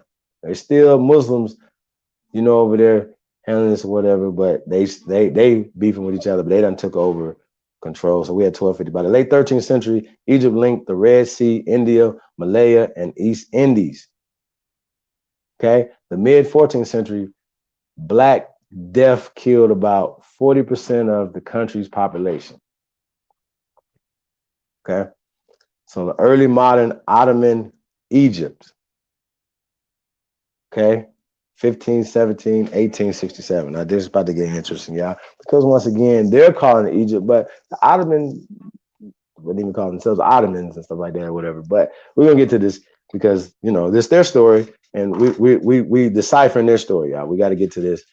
So now Napoleon and these guys came in the 1700s in the Battle of the Pyramids, 21st of July, 1798, painted by Lejeune, right? Okay. And that's his rendition of it. Fine. Right? So we know Napoleon and those guys started coming in the late 1700s, about shooting off the nose and all that type of stuff, whatever. Yeah. So Napoleon and those guys came in the late 1700s. Okay. So we got kind of a baseline of when these people came in there, whatever, right? And at this time, it is still not called, in 1798, it is still not called Egypt. Okay? Still not called that. So I want to keep going. We're just going to keep going because a lot of us know the history where we want to get to the date of when it was called Egypt. When these people decided to become, a part of whatever and name it Egypt, right? We got to get to that. Let's get going. Became Ottoman Empire. So I don't even like none of these terms because Ottoman Turks, when they call themselves Ottoman Turks. So Egypt wasn't Egypt in 1517. Okay. It was not. Period. All right, so let's keep going. So they ruled for a couple hundred, damn near 300 years. So the defensive militarization damaged its civil society and economic institution. Weakening of the economic system combined with the effects of plagues left Egypt vulnerable to foreign invasion. Portuguese traders took over their trade between 1687 and 1731. Egypt experienced 6 famines. Okay, sure they did. No food. The 1784 famine costed roughly 1/6 of its population. Damn. Egypt was always a difficult province for the Ottoman sultans to control, due in part to the continuing power and influence of the Mamluks, or whatever, right? Mamluks. The Egyptian military caste who had ruled the country for centuries, right?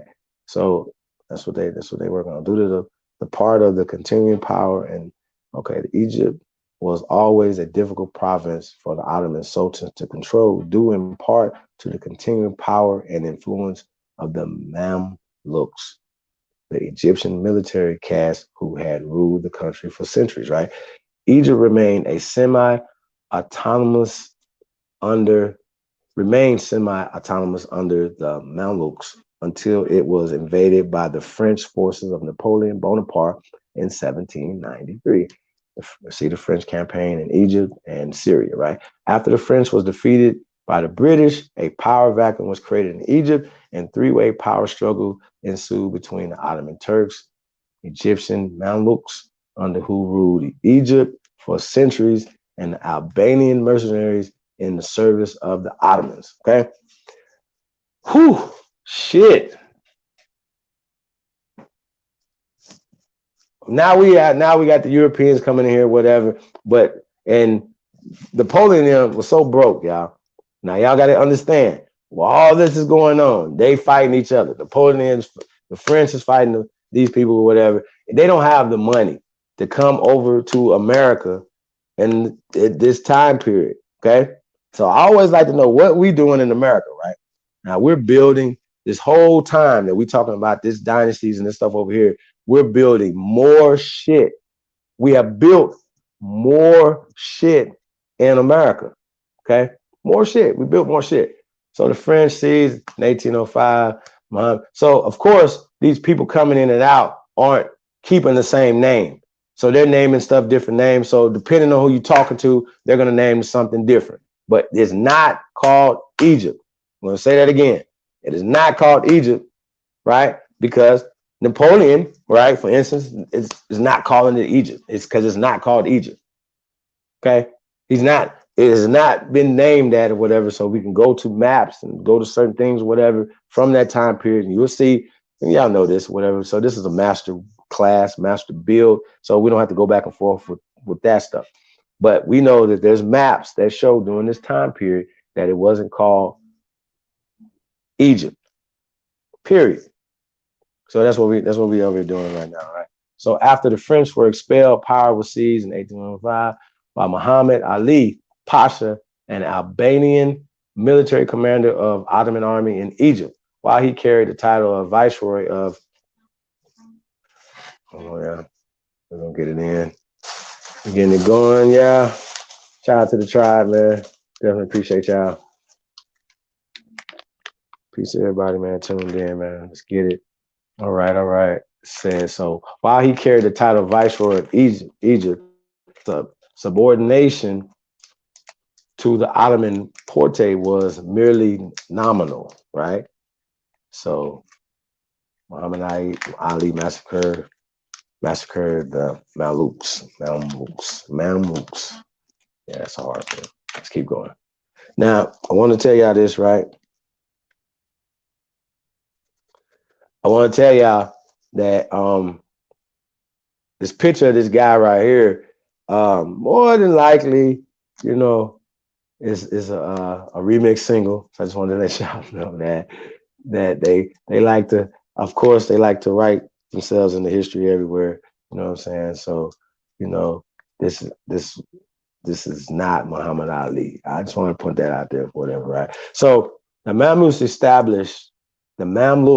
and the established, wait a minute, Muhammad Ali massacred the Mamluks and established a dynasty that was to rule Egypt until the revolution of 1952. Okay, 1952.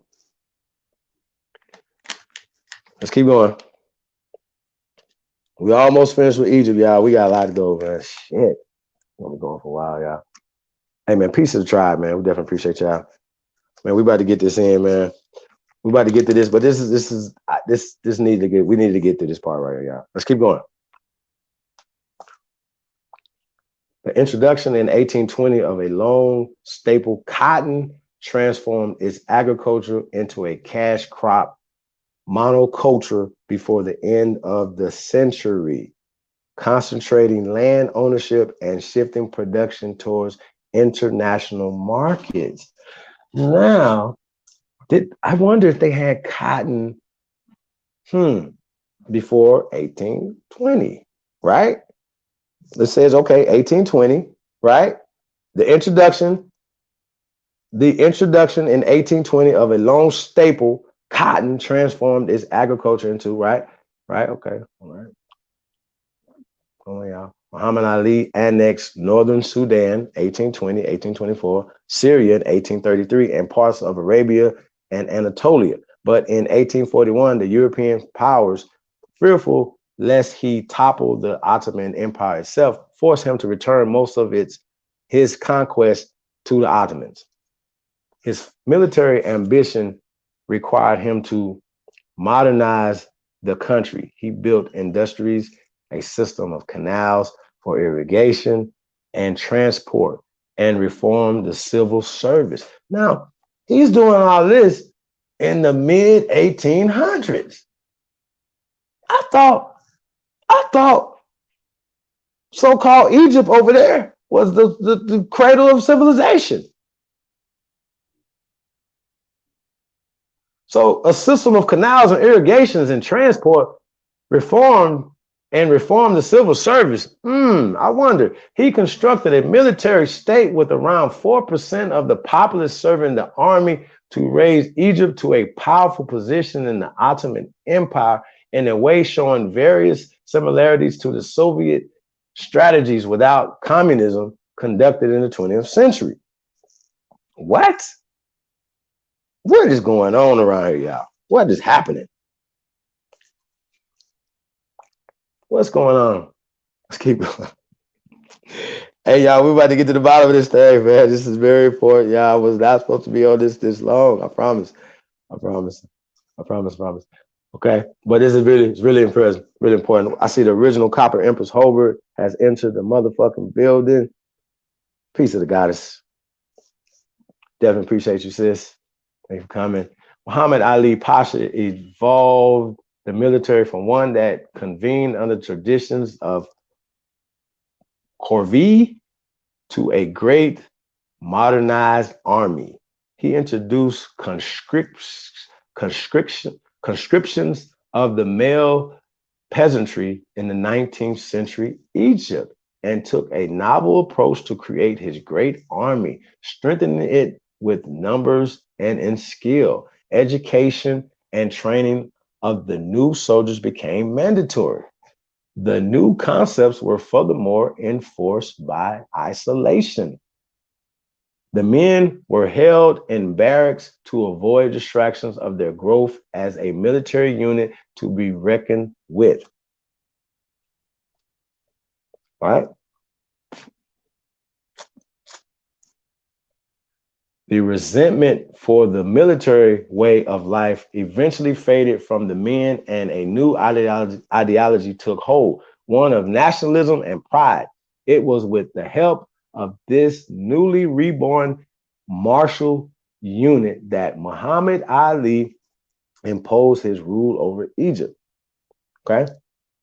The policy that made Muhammad Ali Pasha followed during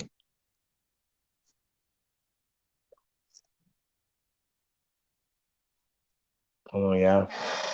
We'll keep going. Followed during his reign explains partly why the numeracy in Egypt compared to other North African and Middle Eastern countries increased only at remarkably small rates, as investments in further education only took place in military and industrial sector, right? Muhammad Ali was succeeded briefly by his son Ibrahim in September 1848. Now, what is going on in America once again in 1848 in America, right? We know all our accomplishments and the things that we had, that we invented in America. And remember, we said that the things that we invented in America, the rest of the world is using. That means in the 1800s, in the 1700s, right? Whenever they got certain technology, if we had it, well, we're gonna get to that. If we had it first, then they got it from us. Cotton, cultivation of cotton, certain things, whatever, right? We're gonna get into this, right? Man, y'all better get it together, man. This is crazy as hell when we think about this, right? So now the Said in 1854 and Ishmael in 1863, right? What happened with us in 1863? Who encouraged science and agriculture and banned slavery in Egypt? Interesting.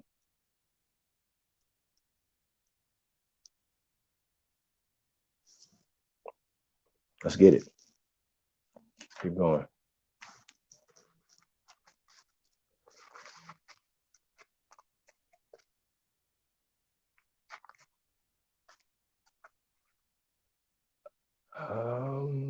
Midget Mac is in the building. Okay. I'm going to spell this too because I don't want to keep Kedviate. I don't even want to beat that up. So Khedivate of Egypt, right? 1867, 1914, right? There you go. That's the main article. Egypt under the Muhammad Ali dynasty remained nominally an Ottoman province. It was granted the status of autonomous vassal state, or Khedivate, in 1867, a legal status which was to remain in place until 1914, although the Ottomans had no power or presence. So now we got the Suez Canal built in partnership with the French. Now, once again, we're in the 1900s now, y'all. We're in the 1900s. Now imagine what they have built so far in the 1900s. We walking through this thing. They've only built so much by this time, right? They said it. This nigga just built canals and irrigation and stuff in the 1800s. So that means that he didn't build it was something already there. He built it in the 1800s. So we got the Suez Canal, right? Built in partnership with the French, was completed in 1869. Its construction was financed by European banks. Large sums also went to patronage and corruption. New taxes caused popular discontent. In 1875, Ishmael punk ass avoided bankruptcy by selling all Egypt's shares in the canal to the British government. Within wait. So wait, I thought these people was already there. I thought they was already there. I thought the British people was already doing all this stuff. What happened? This is this is 1875.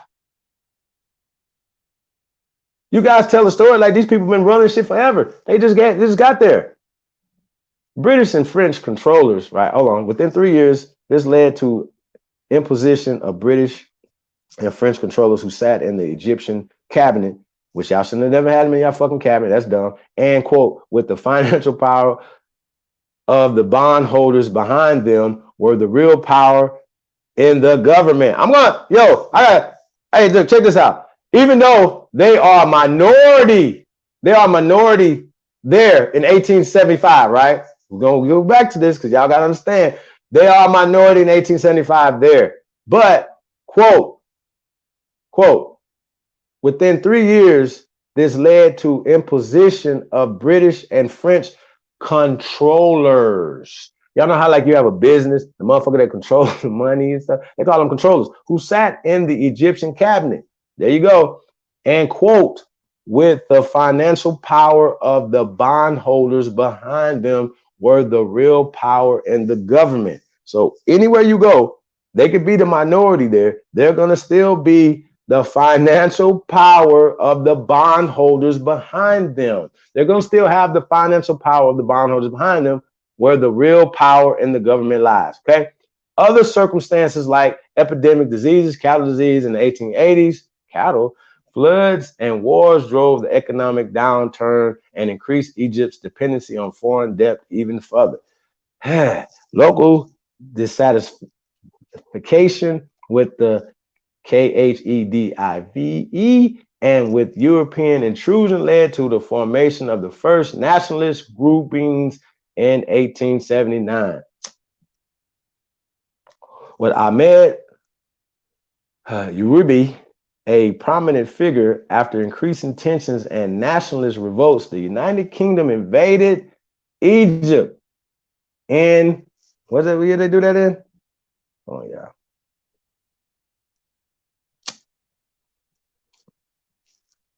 What year they do that in? Local dissatisfaction with the K-H-E-D-I-V-E and with the European intrusion led to the formation of the first nationalist groupings in 1879 with Ahmed Uribe, a prominent figure after increasing tensions and nationalist revolts. The United Kingdom invaded Egypt in 1882. The United Kingdom invaded Egypt in 1882, crushing the Egyptian army at the Battle of Tel El Kebir and military occupying the country. Following this, the K-H-E-D-I-V-A-T-E became the de facto British protectorate under the nominal Ottoman sovereignty, which means is that one group of sellout ass motherfuckers, right? Which they not really the original people there, saying, yeah, we'll work with the French, we'll work with the British, we'll work with any goddamn body. You know what I'm saying? But we'll work against the people. So that's exactly what they're doing right here. Okay. So let's keep it going. In 1899, the Anglo-Egyptian condominium agreement. Shit, y'all. This is terrible. Hold on, let's get this, scroll this up. Okay. In 1899, the Anglo-Egyptian condominium agreement was signed. Condominium stated that the Sultan would be jointly governed by the K-H-E-D-I-V-A-T-E of Egypt and the United Kingdom. However, actual control of Sudan was in the British hands. What is going? Are they doing the same thing in America at this time right now? Right now at this time, are they doing the exact same thing? Are they doing the exact same thing in Africa? Because we all know that they were doing this. If you studied any Pan-Africanism, you was a psychologist, this is stuff that you already know. But the reason why I don't got to go through this because it's about to tie back into right now, right? By us, we're gonna bring it all back to today. We're gonna walk this timeline down right here, right? In 1906, that's when the Alphas was formed. In 1906, right? The then Shawi incident prompted many neutral Egyptians to join the nationalist movement. Okay, let's get it. So Sultanate of Egypt, Now we're getting somewhere. Sultanate of Egypt, right? Let's get it.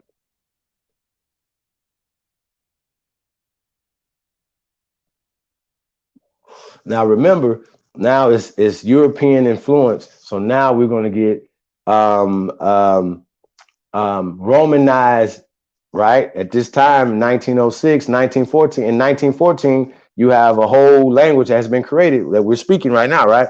So in 1914, the Ottoman Empire entered World War I. Wait a minute. So that means that they had to come into the Anglo-Egyptian, right? They to start working with the Pale Man, right? And all the things that they've done at that point, right? Yeah, yo, facts. So we just going over some other stuff before we get into the build, right? So this is part of the word spells, right? We got to understand. We got to walk this thing down. It wasn't called Egypt at this time, right? So we talking about the Battle of Tel El Kabir, right, in 1882, right, during the Anglo-Egyptian Wars, right? So you're gonna have niggas fighting against other niggas for the interests of pale people. The same shit they're doing in America. Niggas is fighting against other niggas. So this whole time, if we can go through these time periods, they haven't setting up wars and doing certain things. The French didn't have the money. The British didn't have the money of the people to get in there and do none of these things. They didn't have the money of the people to do that. Just like they didn't have the money of the people to do that in America. Okay, they didn't have the resources to do this in the 1700s. So when they telling these lies and these stories or whatever, they just writing stuff back in the history. So that's what we got going on. Okay, so I'm talking about the okay, let's keep going.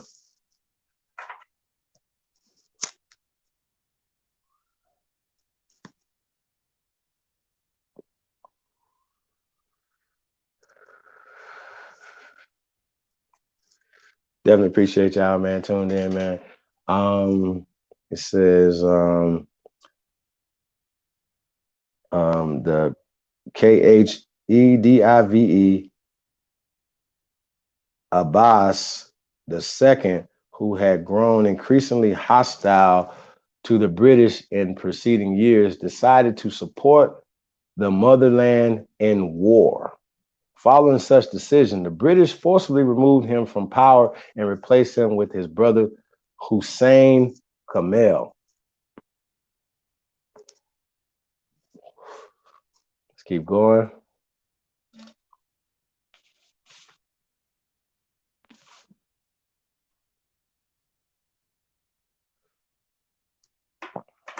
Yeah, they're gonna learn today. We're gonna get it in, y'all. So Hussein, right, declared Egypt independence from the Ottoman Empire, assuming the title of Sultan of Egypt. Shortly following independence, Egypt was declared a protectorate of the United Kingdom. So he had the blessings of the United Kingdom to do it, right? After World War I, Said Zaghloul and the W.A.T. party led the Egyptian nationalist movement to a majority at the local legislative, right?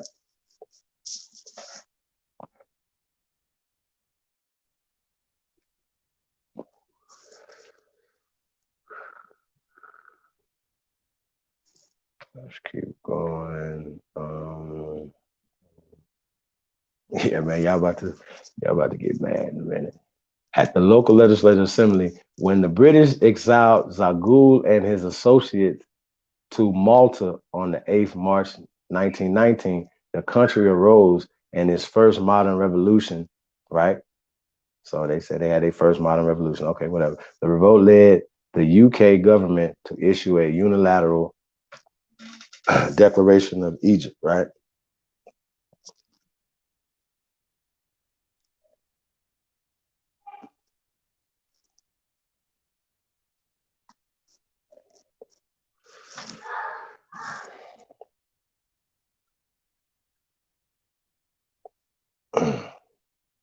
Okay. Wait, hold on, waiting on it to scroll up, y'all. Hold on 1 second.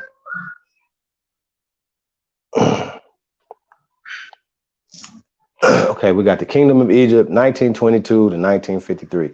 Following the independence from the United Kingdom, Sultan Fuad the First assumed the title of King of Egypt, despite being nominally independent.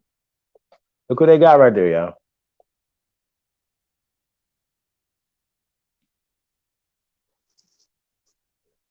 So by 1922, that's what it looked like right there. And what they're doing is whitewashing and painting stuff back, whatever. We're gonna keep going. Let's keep going.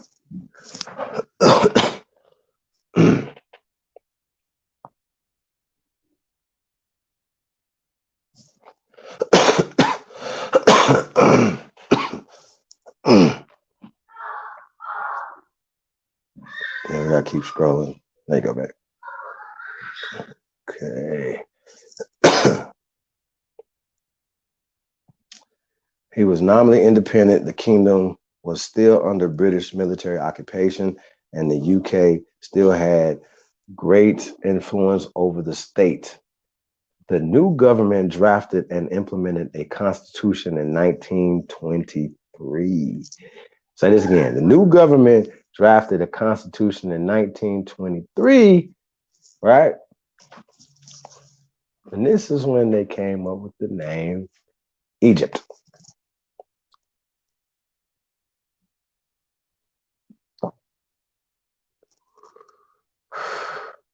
Constitution in 1923, based on a parliamentary system, the nationalist Wafd Party won a landslide victory in the 23-24 election, and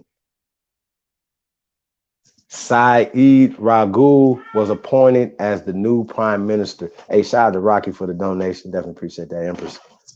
Shout out to Big AP Power. Shout out to AP. In 1936, the Anglo-Egyptian Treaty was concluded.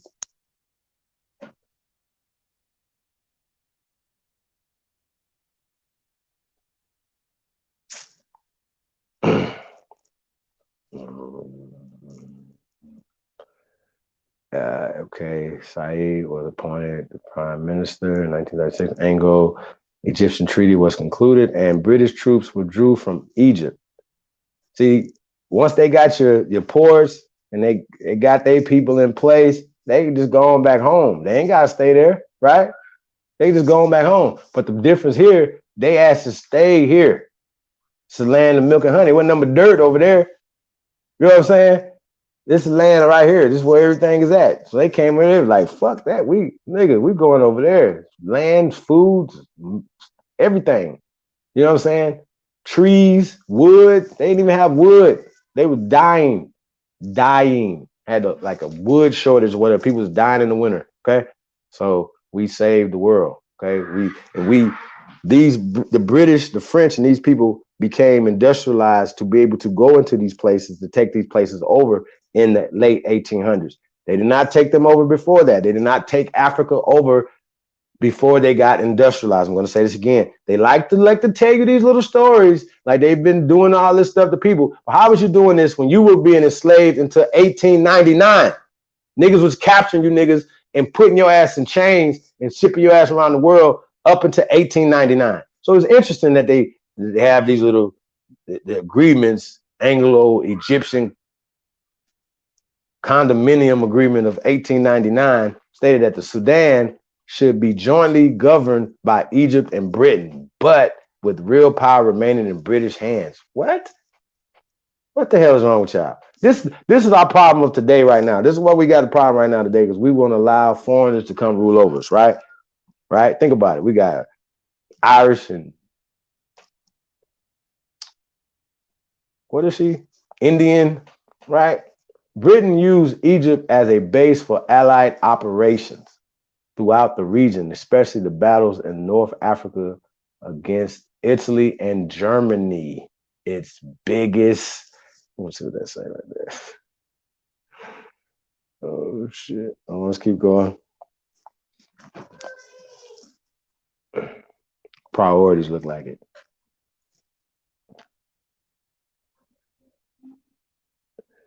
Its highest priorities were control of the Eastern Mediterranean,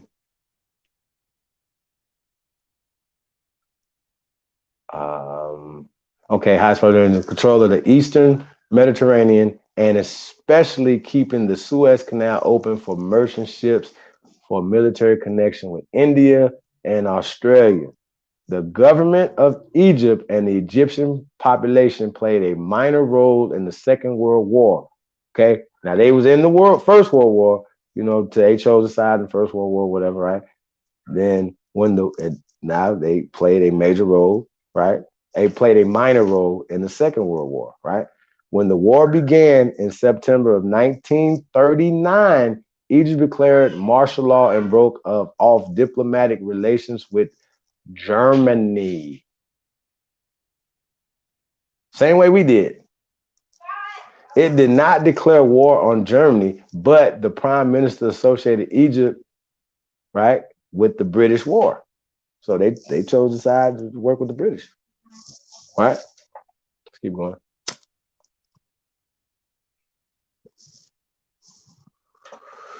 And giving people base of operation for military stuff, right? So this is still what they're doing today. It's all the same stuff. This is the base, this is the origin of their global power. Okay. The prime minister associated Egypt with the British war effort. It broke diplomatic relations with Italy in 1940, but never declared war. Even when the Italian army invaded Egypt, King Farouk took practically a neutral position, which accorded, right, with elite opinion among the Egyptians, right? So they said they basically neutral in this, right? The Egyptian army did no fighting. It was apathetic about the war, with the leading officers looking on British as occupiers and sometimes holding some private sympathy with the Axis. Okay. In June 1940, the king dismissed Prime Minister Ali Mahir, who got on poorly with the British. A newly coalition government was formed with the independent Hassan Pasha Sabri as prime minister. Following the ministerial crisis in February of 1942, the ambassador Sir Miles Lampson pressed Farouk. See that? Following that, in 1942, right? It's about the end of the World War II. The ambassador Sir Miles Lampson pressed Farouk to have a WAFT coalition government replace Hussein Siri Pasha's government on the night of 4th of February 1942, right? Now, keep in mind what we got going on here in America. British troops and tanks surrounded Abdeen Palace in Cairo, and Lampson presented Farouk with a ultimatum. Farouk capitulated, and Nahas formed a government shortly thereafter. However, the humiliation meted out to Farouk and the actions of the WAFT in cooperating with the British and taking power lost support of both the British and WAFT among both civilians and, more importantly, the Egyptian military. Okay. I just want to point out, like I said, we kind of more in the modern time right here. I want to get out of this. You guys all right? We can take a little break. We're gonna have a little commercial break right now, y'all. A little smoke break. I want to say peace to everybody, man, that's tuned in. Just getting good, man. I got kind of bogged down in this right here, but I think it's important that we understand the history of so-called Egypt, right? And when they formed the country of Egypt, right? It's 1922. This is new. This is not an ancient thing. You know what I'm saying? Yeah, let's pull up American Aboriginal Shoes. That comes play a commercial. Thank you guys for coming through. And shout out to the winner of the giveaway tonight. We're gonna have a few winners tonight, y'all. Thank you guys for coming through. Shout out to everybody, man, that support, man. We definitely appreciate it, man. What's got going on? Yeah, that's funny. Check that out. But shout out to everybody, man. We definitely appreciate y'all.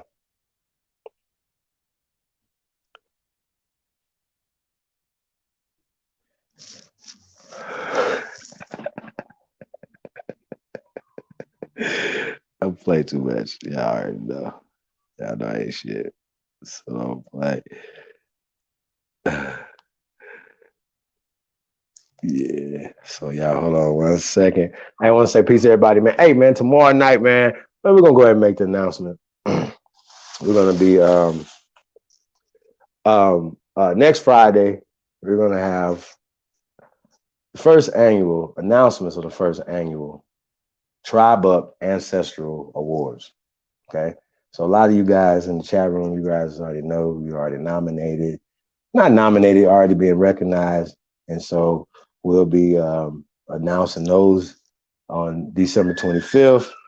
And as well, we're going to have a live performance by the infamous Trey Ali live in Texas. You know what I'm saying? So we're going to be in different parts of the country, you know what I'm saying, doing this thing. But it's going to be a live performance, man. It's going to be, it's going to be crazy, man. So y'all going to see, obviously, a couple songs and things. Y'all might hear some stuff that you never heard before as well. So be on the lookout for that. Trey might stop through the night, child, and say, hey, everybody know what it is, man. But yeah, next Friday, Christmas, so-called, we're having the Winter Solstice Symposium, hosted by yours truly, Doc Holliday, aka Commander-in-Chief Billy Goat. You know what I'm saying? Hey, we unpack, we covering this Egypto-America over here. Y'all, we definitely appreciate y'all. But next Friday, y'all, is the first annual announcement of the first annual Tribe Up Ancestral Awards. I'm really excited about this, man. We've been putting this together for a while, man. So if you guys got the emails, you can start telling people, man, that you won. It's gonna be whatever, but we're gonna be announcing, making announcements next Friday night. You know what I'm saying, at this pay-per-view event, y'all. It's gonna be crazy. So y'all gonna be hearing about that. You know what I'm saying, tomorrow, the next day. We also we're having a sweepstakes trip for 2 to Vegas for the actual ceremony in May, right? In May for the actual awards that we're going to be announcing next Friday. So tell a friend, tell another friend. It's Tribe Up Ancestral Awards. Will the ancestors be recognizing you? Is the key. You know what I'm saying? And so now, just not to say if you don't get it, announced next Friday, don't mean that you won't be, getting that tap on the shoulder and you're gonna be recognized by the ancestors. There's been some people that came in, y'all know, and here in the last year or so, they just been running away with things, man. You know what I'm saying? And coming in, putting in work. Not as if you guys wasn't putting in work before you came to YouTube or came into the Aborigine community. I got air quotes over here, right? So that's what it is, y'all. So let's get this. Let's check this out right here, y'all. Let's get it. AmericanAboriginalShoes.com.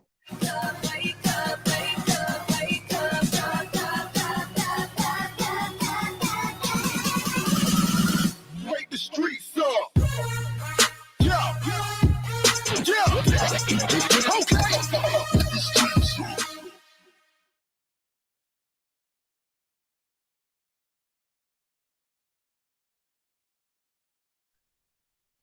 Yeah, man. Walk like a guy. Y'all know what it is, man.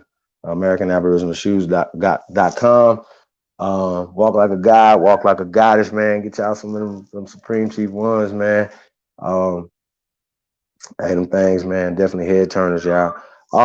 Also, we're gonna be giving away some pair of kicks next week. You know what I'm saying? And there's gonna be ways to get into the sweepstakes. You know what I'm saying? So you guys will be getting all the directions for that to enter the chance to win the trip for 2 to Vegas in May for the awards, right? Ceremony that we're gonna have out here, and it's gonna be streamed live as well, so you guys will be able to see that. So that's gonna be in May, but December 25th, we're gonna make the announcements. We're gonna have a live performance by infamous Trey Ali, and I'm gonna be dropping some heat. We're gonna be debunking slavery. We're gonna be definitely getting into slavery a little bit more in depth, y'all. So I wanted to just break that down in this little break right here. Yeah. So I wanted to just briefly tap into a couple other words, before we get past, word spells, because it's very important when we're talking about words. if somebody puts a piece of paper down on that says, okay, this is a check, for instance, right, or this a piece of paper for land. If your name, for instance, is not on that check, they just spell it wrong, or they write it wrong. It's something else, right? You know what I'm saying? Then you won't be able to cash that check or to collect that house because of one word, like one letter on the check could be wrong, right? It could be an I in your name, or right, and they turn it to an A or U, right, or Y, right, and you will not get paid. So that little word, right? So when they're changing words, right, they're manipulating the words. We talk about this all the time, right? We got a couple of words here we're gonna go through real fast, y'all. Um, we're gonna look up Meso, right? Meso America. Y'all see the mestizo caste system right there, whatever, family. We're gonna look up Mesoamerica, right? We're gonna look up Mesoamerica, see what they're talking about, yeah. Let's get it.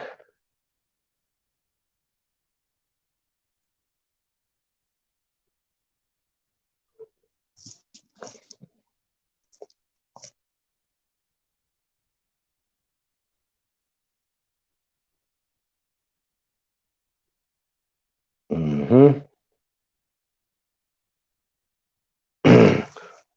So check this out, because I mean this is gonna be interesting, y'all. It's gonna be very important while we're talking about this. Also, Mesoamerica, this is a noun, right?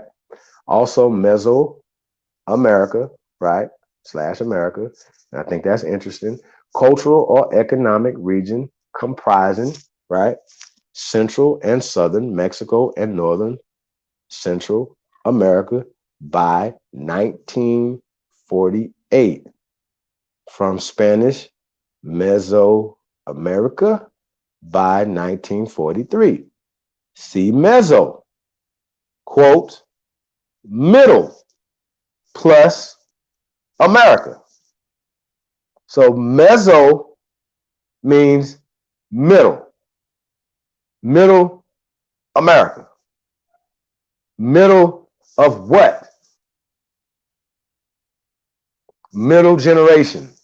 That baby is the middle generation of those two people, the indigenous, the aborigines of this land, right? Meso, before vowels, mes, word forming element meaning middle, intermediate, halfway, from Greek mesios, middle, in the middle, middling, moderate, between, from pi root medio, middle. It just means middle, right?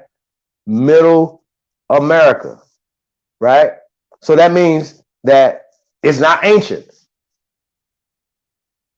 Follow me.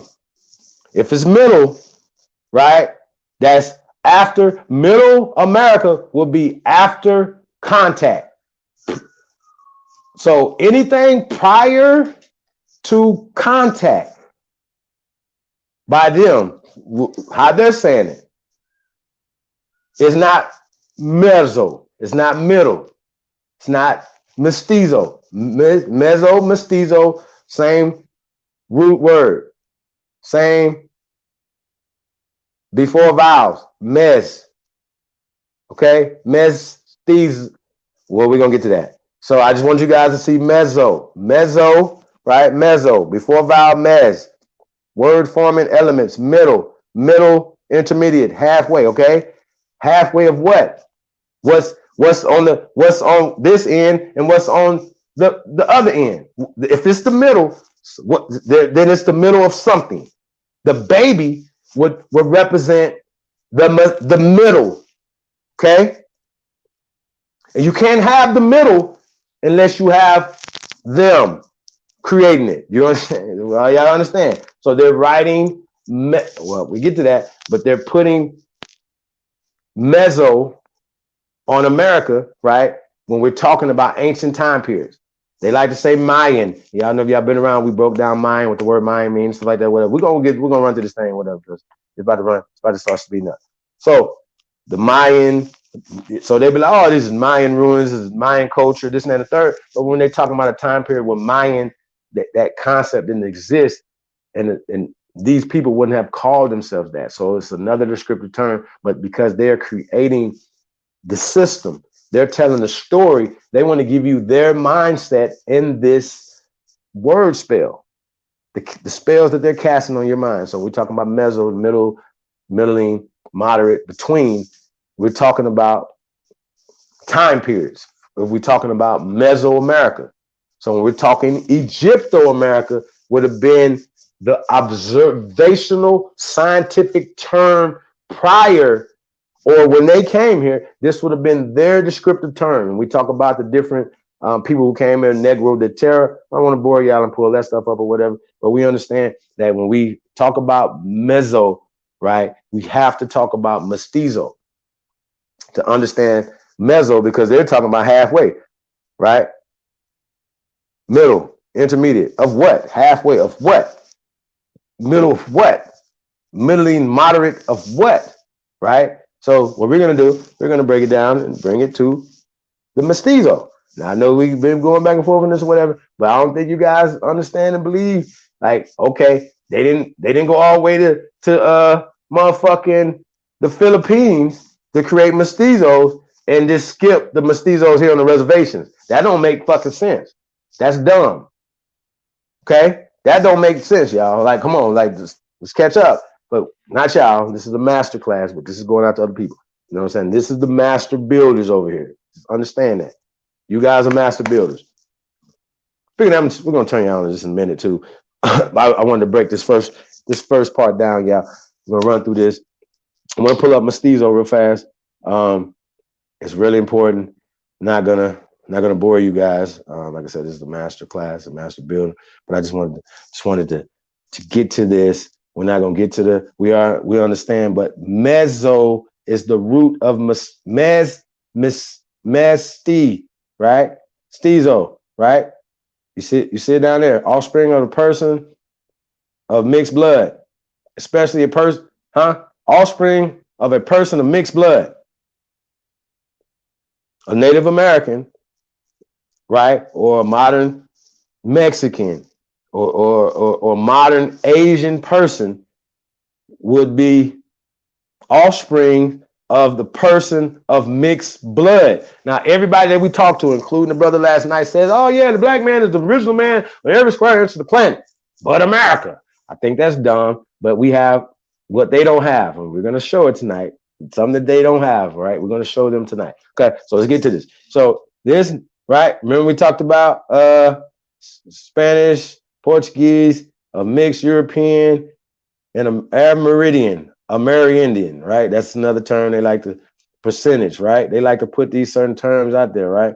From late Latin mixtus, mixed, mongrel, from Latin mixtus, mixed, past participle of miscre, right?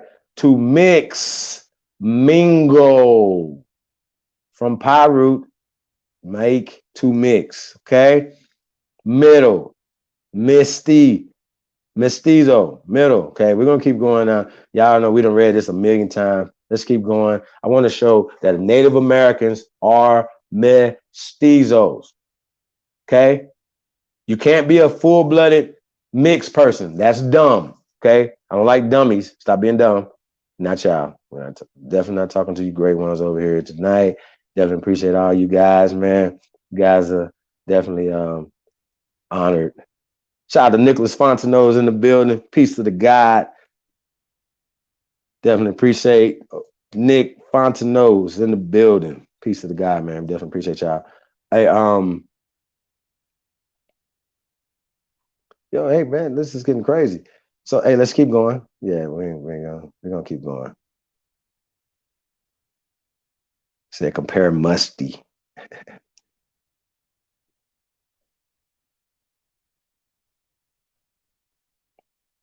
Yeah, we want to pull up that real quick, that that Wikipedia article of mestizo. I just want to show people that Native Americans, right? That you guys all want to, not you guys, the guys want to be Indians or American Indian, right? And I asked them, I said, what's the difference between American Indian and the Native American? It's gonna be crickets. They're not gonna be able to tell you, right? They're not gonna be able to tell you. And I ain't gotta tell you guys that, what we doing here, you know what I'm saying? But we're gonna have to break this thing down. We got a lot of slides to show, we got a lot of stuff, so we gotta get through it. All right. So I just wanna, you already know what this painting is, the Casa painting of a Spanish man. Spain is in Spain, okay? 9 miles from Africa. Man and his Peruvian wife, okay? And this is their baby. This is 1770. Now remember what was going on over there in 1770. Now remember, I'm doing that. I did it on purpose. It's important that we understand what's happening. These niggas is escaping. This nigga, come on, bro. Like, these niggas are escaping poverty. They're escaping nothing. They're escaping pain. They try. He came over here, man, and he got lucky.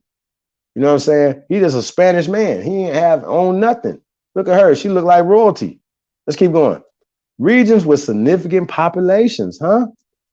Ibero-America, United States. Wait, wait a minute. Who's in the United States? Let's click on that real fast. All right, it shows the flag. No, we can go back. It just gonna tell us about the United States. Okay, we're gonna keep going down. Languages, right? Okay, predominantly Spanish, Portuguese, English, indigenous languages of Americas, Philippine languages, right? Papiamento and Chamorro, okay? Now, what's interesting to us, the indigenous languages of America, right? Remember that. Religions, predominantly Christianity, majority Roman Catholic, right? That's the Mexicans and people like that. Protestants, that's a lot of us, especially Pentecostal and evangelical, right? And indigenous beliefs. Okay. Related ethnic groups. Amerindian people. European peoples. Pardos and Mayatas. Now, we read this before, we know what Pardos is. It's just another mixed person from Portuguese persuasion. And Maites, it's just mixed people, right? So when we're talking about just a different, so that's what they did right there. You know what I'm saying? So when they're talking about related ethnic groups, you know what I'm saying? It would just been different people in different areas. You know what I'm saying? So a person that is speaking a certain language in the Philippines, they call themselves Negritos. We're Negroes. You know what I'm saying? But it's still the same thing. It's still indigenous people there mixed with the pale man, like on the picture, to create Manny Pacquiao. Now, if I told y'all Manny Pacquiao, when y'all first met Manny Pacquiao, that he was a Mexican, you'd have been like, oh, cool. Manny Pacquiao. His name is Manny Pacquiao. You thought he was Mexican. When I first heard Manny Pacquiao's name, I thought he was Mexican. Okay. So if you know any, I don't even like to call people Filipinos because it's disrespectful to me. You know what I'm saying? I would never call myself that. So salute to all my negritos. You know what I'm saying? Salute to y'all. You know what I'm saying? I wouldn't call myself a goddamn Filipino though. I'm just saying. You know what I mean? Just letting y'all know. So we understand about the Spanish Empire and stuff and how they moving around. Well, even though Spain was 9 miles from Africa, they wasn't trying to take over Africa. They getting the fuck out. You know what I'm saying? They getting the fuck off. They not studying Africa. They getting on. You know what I'm talking about? So just gonna look about that, whatever. So we're talking about the casas involved in the Spanish Empire, whatever. These casa systems are still going on today. Our people are still under these caste systems right now today, which puts these people on top. And they use words like black and certain things like that to do it. So this is what we're dealing with when we're dealing with that. Let's just keep going.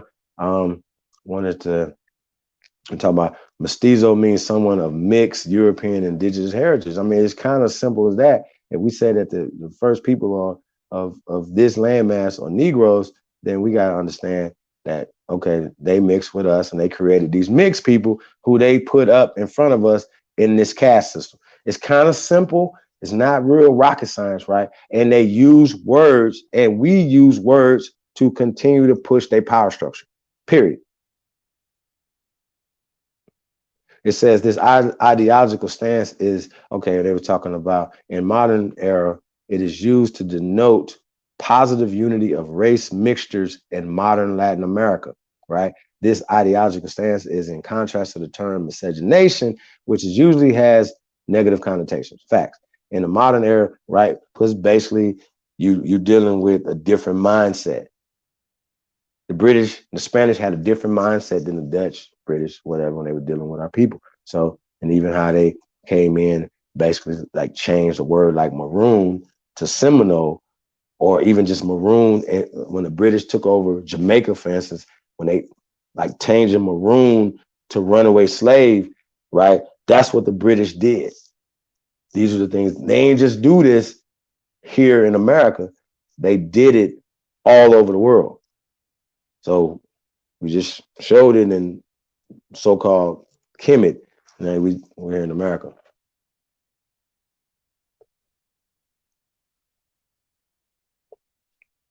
For sure, for sure. Yeah, we're gonna have to get that right commercial for you, Libra. Hey, let's keep going. In the modern era, particularly in Hispanic America, mestizo has become more of a cultural thing. Okay. Ethnic identity, language. Let's keep going. Yeah, we went over this a lot of this stuff right here, y'all. Indian being reserved exclusive for people who have maintained a separate indigenous ethnic identity. Yeah, we talked about all that language, tribal affiliation, etc. We know that they usurp a lot of the people and the languages by absorbing the languages, right? And just change. It's all the languages did. Nah, we speaking our language, just speaking the different dialects of it. You know what I'm saying? So that's what they done. That's what they did to us. You know what I'm saying? So Mexicans do not speak indigenous languages. Some of them do. Some of them tap back into it, depending on who they are. So, but of course, if they teach you in their school system, they're going to give you the Roman way, the romance version, the remix single. And they taught us through their schools, through their churches, through their religion, through their mosques, through their temples, through their, you know what I'm saying, through their fucking churches. This is what they did. They did this in the church. It was a double-edged sword. It's cut you both at the same time. You know what I'm saying? So, yeah, man. Let's keep going.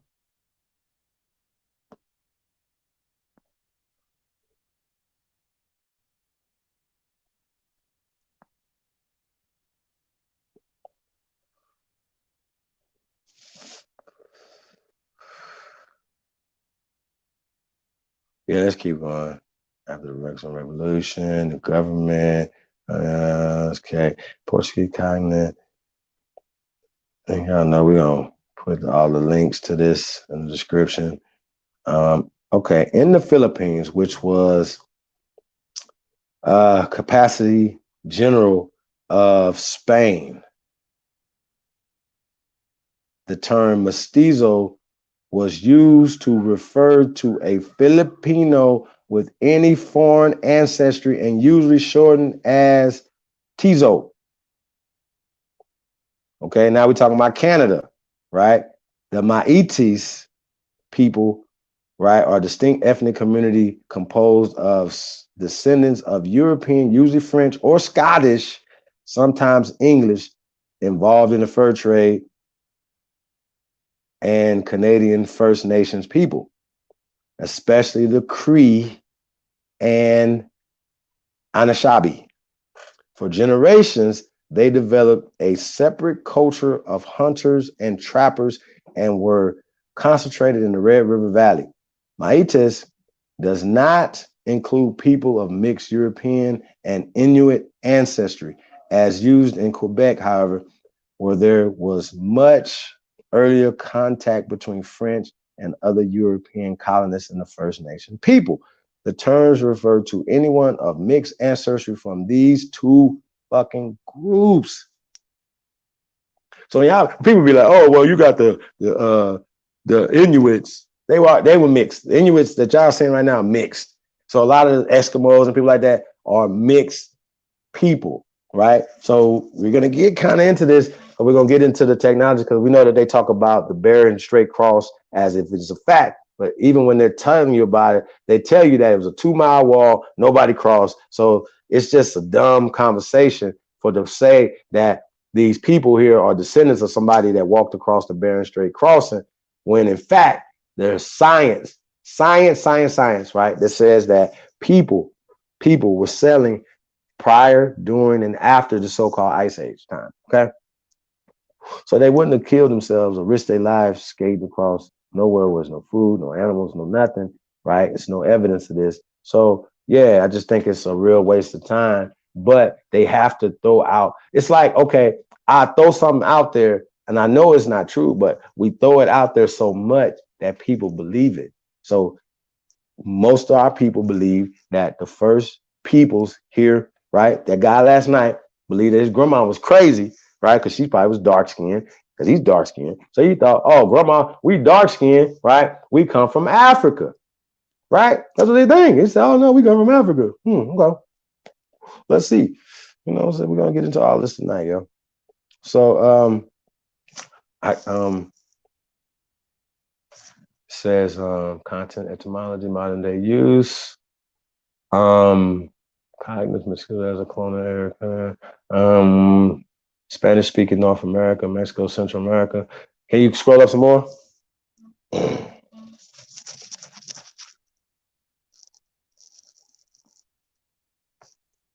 Yeah, I think we pretty much finished with this mestizo joint. I think everybody gets this. First people here are Negroes, Negro de Terras. We know about the explorers and stuff, right? And we're gonna get more into that as we go into these next chapters. But yeah, no, we go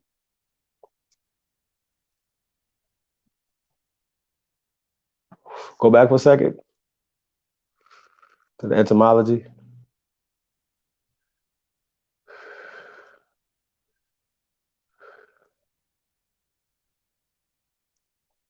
Yeah, go back a little bit. Right.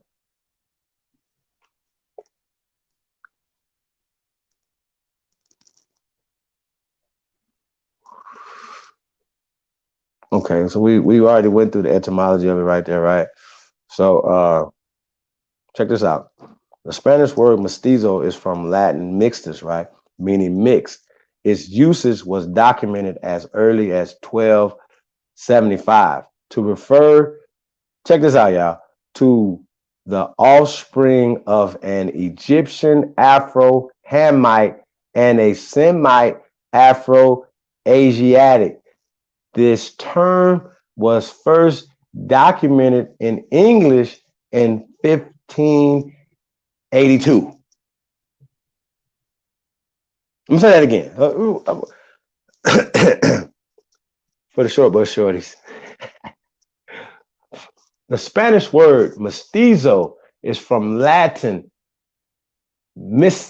mixtix, meaning mixed. Its usage was documented as early as 1275 to refer to offspring of an Egyptian Afro-Hamite and a Semite Afro-Asiatic. This term was first documented in English in 1582. So do you guys think that the Europeans, right, the Pale Europeans, when they went into North Africa, so-called Barbaria or Kemet land, right, they didn't mix with any of the people, willingly or unwillingly? That's dumb. If they was there for thousands, hundreds of years, you know what I'm saying? And they still there now, right? You see the mixed people there now. So yes, you still have Nubians who are enslaved there now. What are y'all talking about? So we understand that. So when we talk about Egyptian, what is an Egyptian? Offspring of Egyptian, Afro, Hamite, a Semite, Afro-Asiatic. So we know Afro means like natural, right? but and we already broke down what Egyptian mean. So, and a Hamite, like these are all black people right there. Black, blickety black, and black again. Hamite is like the nigga that looked at Noah or some shit, right? And like, right, that's the nigga, right? Whatever, right? Shem and Ham, right? Shemitic. Come on, y'all. Like these is all, but they push the religious science educational stuff is all intertwined for their control, period. So damn near 300 years, over 300 years, this term was first documented in English in 1582. So let's get to modern use of it. We're going to get out of this real fast. We're going to get to the next thing. Yeah, this is crazy.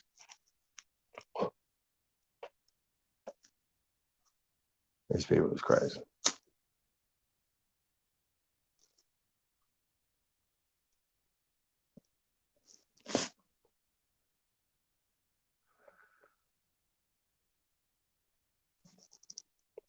In the United States, Canada, and other English-speaking country and cultures, mestizo as a loan word from Spanish is used to mean a person of mixed European and American Indian descent fucking exclusively.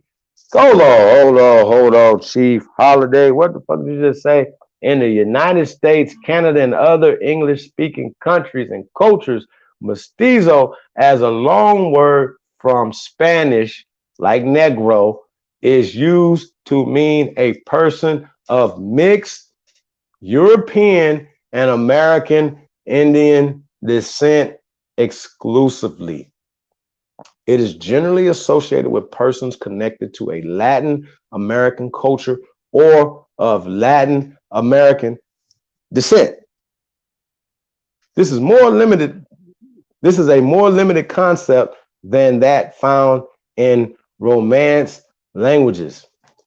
Hey, y'all, we're going in, y'all. We're about to get it.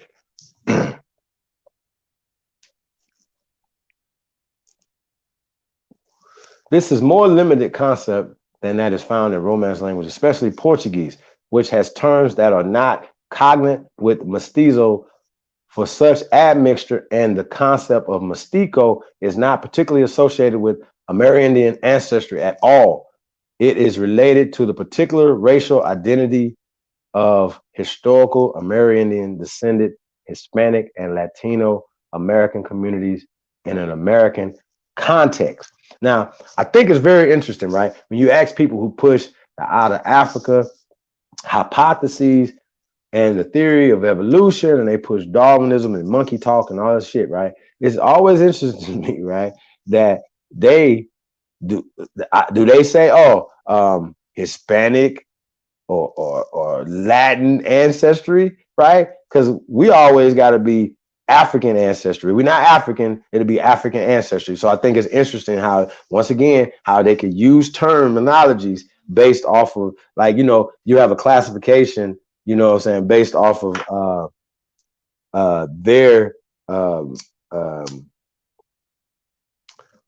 migration patterns and their social constructs and stuff like that. I think it's really interesting, what I'm saying, that you can swab your cheek and based off of their social constructs that you'll be migrated back to where they want you to be migrated to based off of their social constructs. This is how this works. So, in English-speaking Canada, Canadian Métis, right? Métis with uppercase as a loan word from French refers to persons of mixed French and European and indigenous, right? Mixed French or European and indigenous ancestry, right? We already showed y'all the picture of the baby, right? Who were part of a particular ethnic group. French-speaking Canadians, when using the word Métis, are referring to the Canadian Métis ethnicity and all persons of mixed Amerindian and European ancestry. Okay? So we understand that anywhere that the European colonized, they created mixed people. Okay? That's China as well.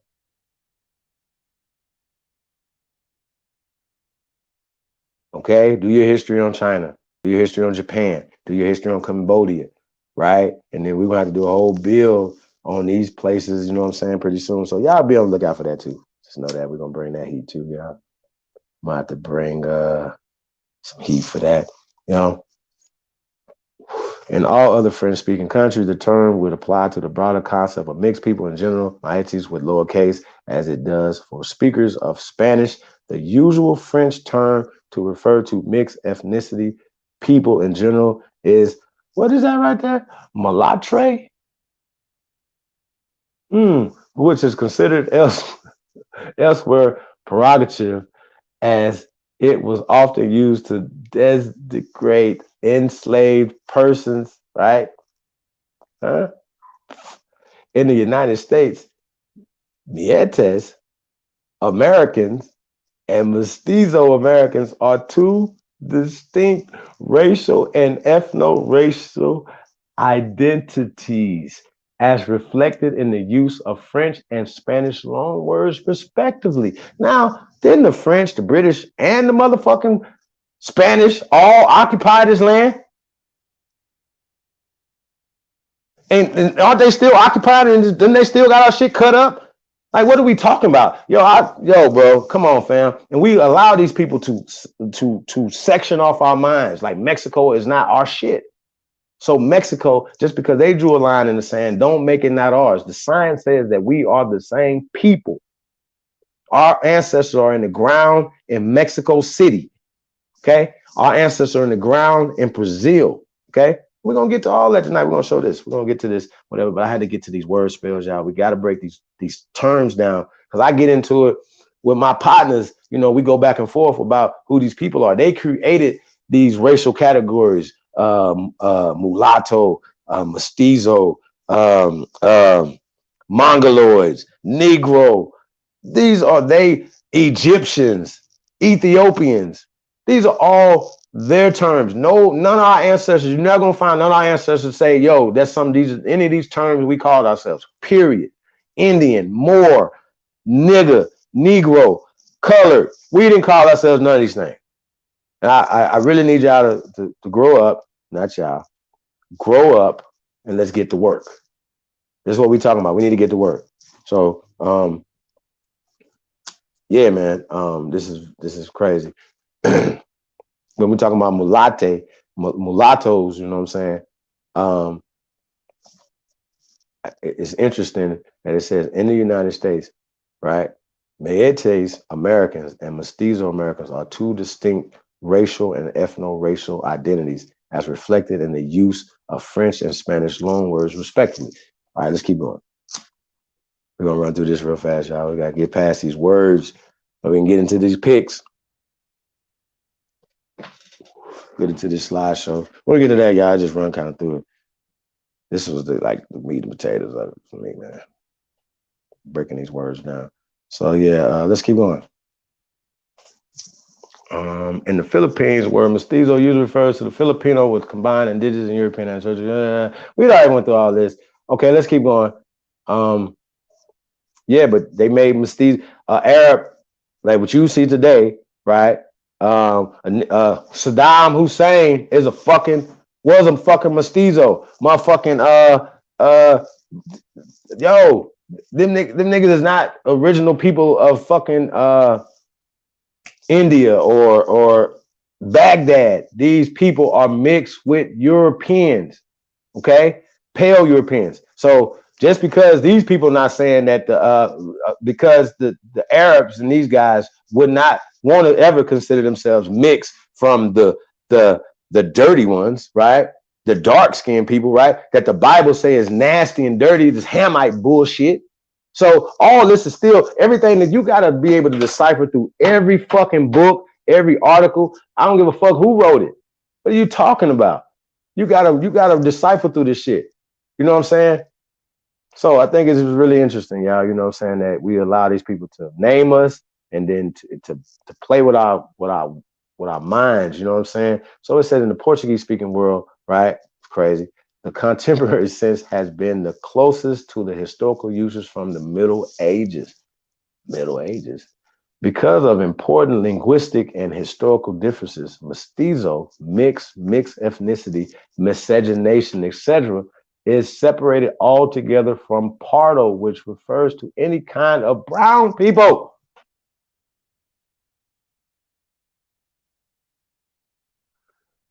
And caboclo, right?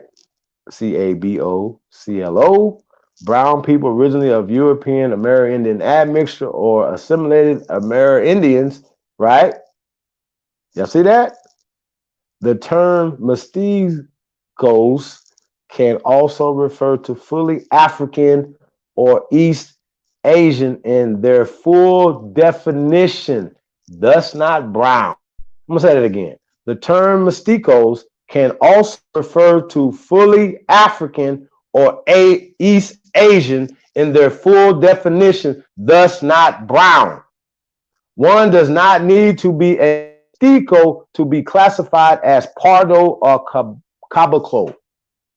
In Brazil specifically, at least in modern times, all non-indigenous people are considered to be a single ethnicity. Of course, now because they have made these whole groups of people and they have set up this caste system, right? Of course, they're gonna now they can come in the late 1800s and set up some uh classifications and stuff like that. But we didn't move like that. We don't move like that in our families. You know what I'm saying? We got mixed people in our however that came down on skin tones and stuff like that. You know what I'm saying? The family. So we type of people and how we move. And so we don't move the way the colonizers move, right? You know what I'm saying? So allow to ethnic groups and so forth. Since the earliest years of the Brazilian colony, the Mestiço, Portuguese nation group has been the most numerous among the free people. Shit. And explained above, the concept of mestizo should not be confused with mestizo as used in either the Spanish-speaking world or the English-speaking world. It's like, so yeah, I think we about finished with this. Yeah, let's keep going with that. Let's see.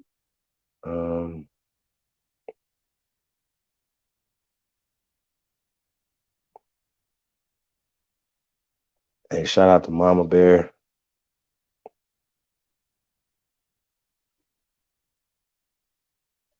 Shout out to Zelly, the App Power. Definitely appreciate donation, man. Okay, that's what I'm gonna do. However, knock me, I'll be right back, yeah.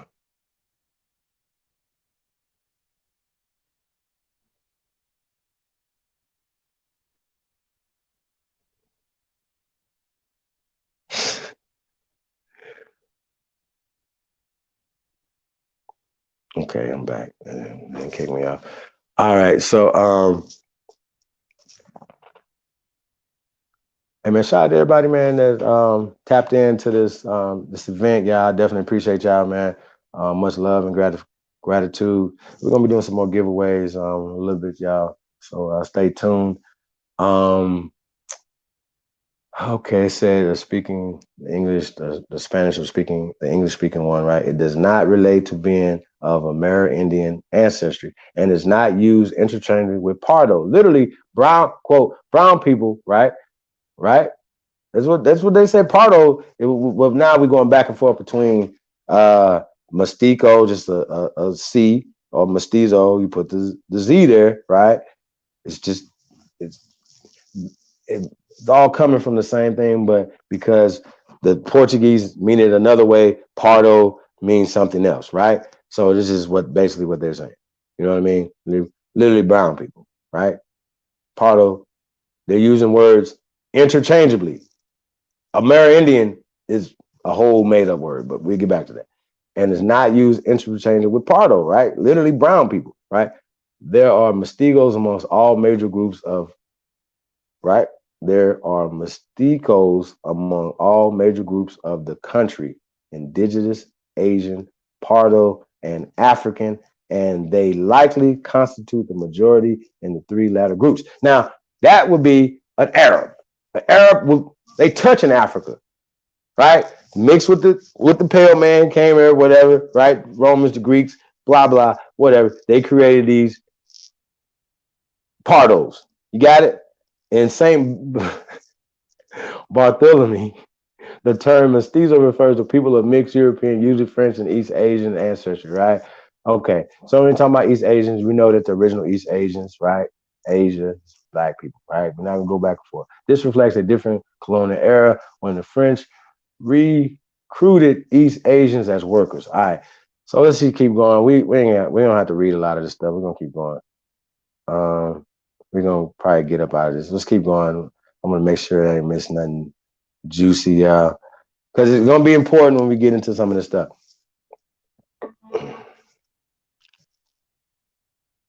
Let's keep going. Yeah, keep going. Hold on. Yeah, they lighten that up a little bit. From Spaniard and the Indian woman. Okay. And that must be their baby. Let's keep going. Now I want y'all to know, right? These pictures, right? A lot of times they lighten these pictures up. So I could go to this picture right here to show you that baby, that woman being darker, and even the European being, let's just say, he would be a mestizo. You know what I'm saying? So they lighten a lot of these pictures up right here, and they showing the different. In this picture right here, they're showing the emperors, and these are black people. These are brown people. Okay, the pictures of brown people. Even gods around the world with brown people first. Even that one at the top up there, right? With brown people at first. Okay, let's keep going. We went through this, bro. I'm gonna put the links in the chat room for this, y'all. Gonna keep going. Let's keep going. We gotta breeze through this. We got a lot of words, man.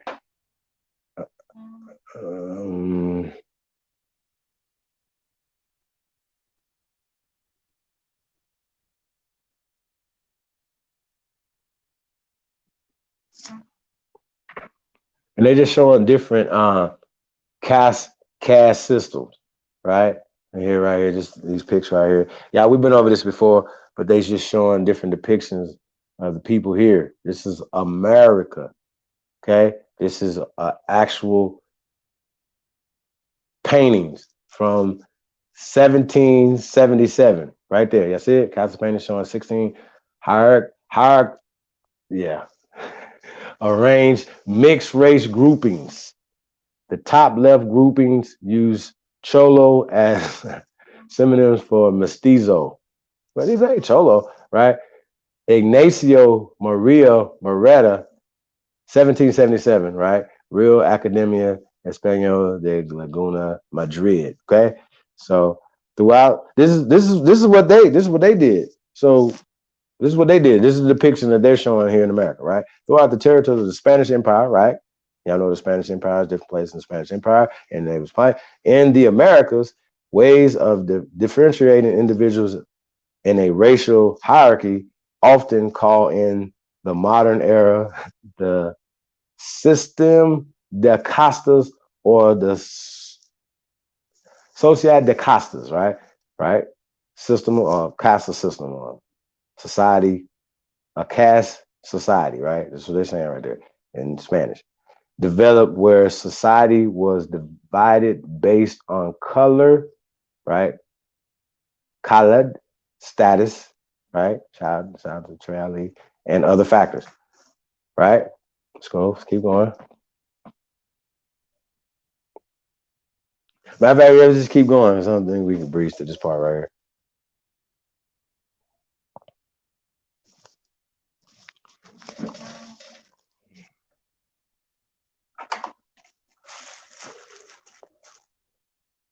Main division response. Yeah, let's keep going. Hold on. Let's go back. Let's go back. Let's go back. Let's go back to one.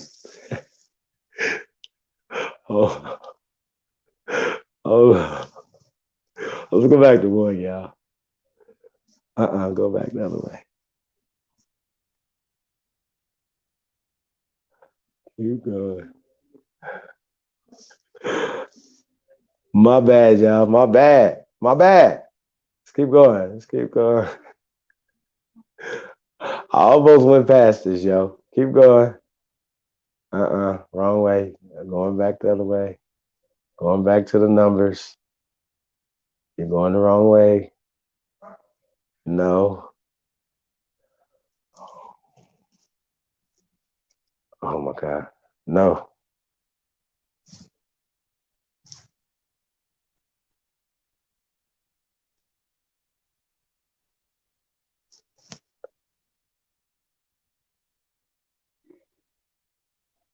Okay. Espanol. Spaniard. Person of Spanish or other European ancestry. A blanket term subdivided into peninsulars and criollos. Peninsulars, a European born in Spain who later settled in the Americas. Now, he don't have to be pale. He definitely could be a dark person, right? Criollo, a person of Spanish or other European descent born in the Americas. Okay? So they had terms for these guys. And Criollo is feminine. All right, let's keep going. Let's go to 2.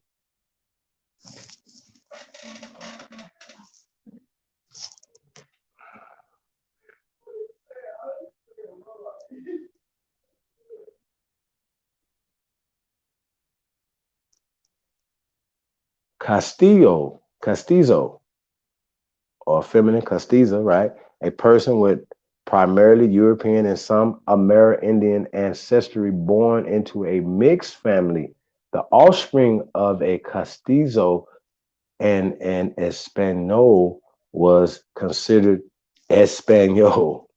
Offspring of a castizo or a, right, man or woman, of an Espanola or la, right, return to Espanol, right? So they breaking down the different terminology, right? So now mestizo, a person of extended mixed European and Amerindian ancestry, right? Now, okay. Indio, a person of pure Amerindian ancestry, right?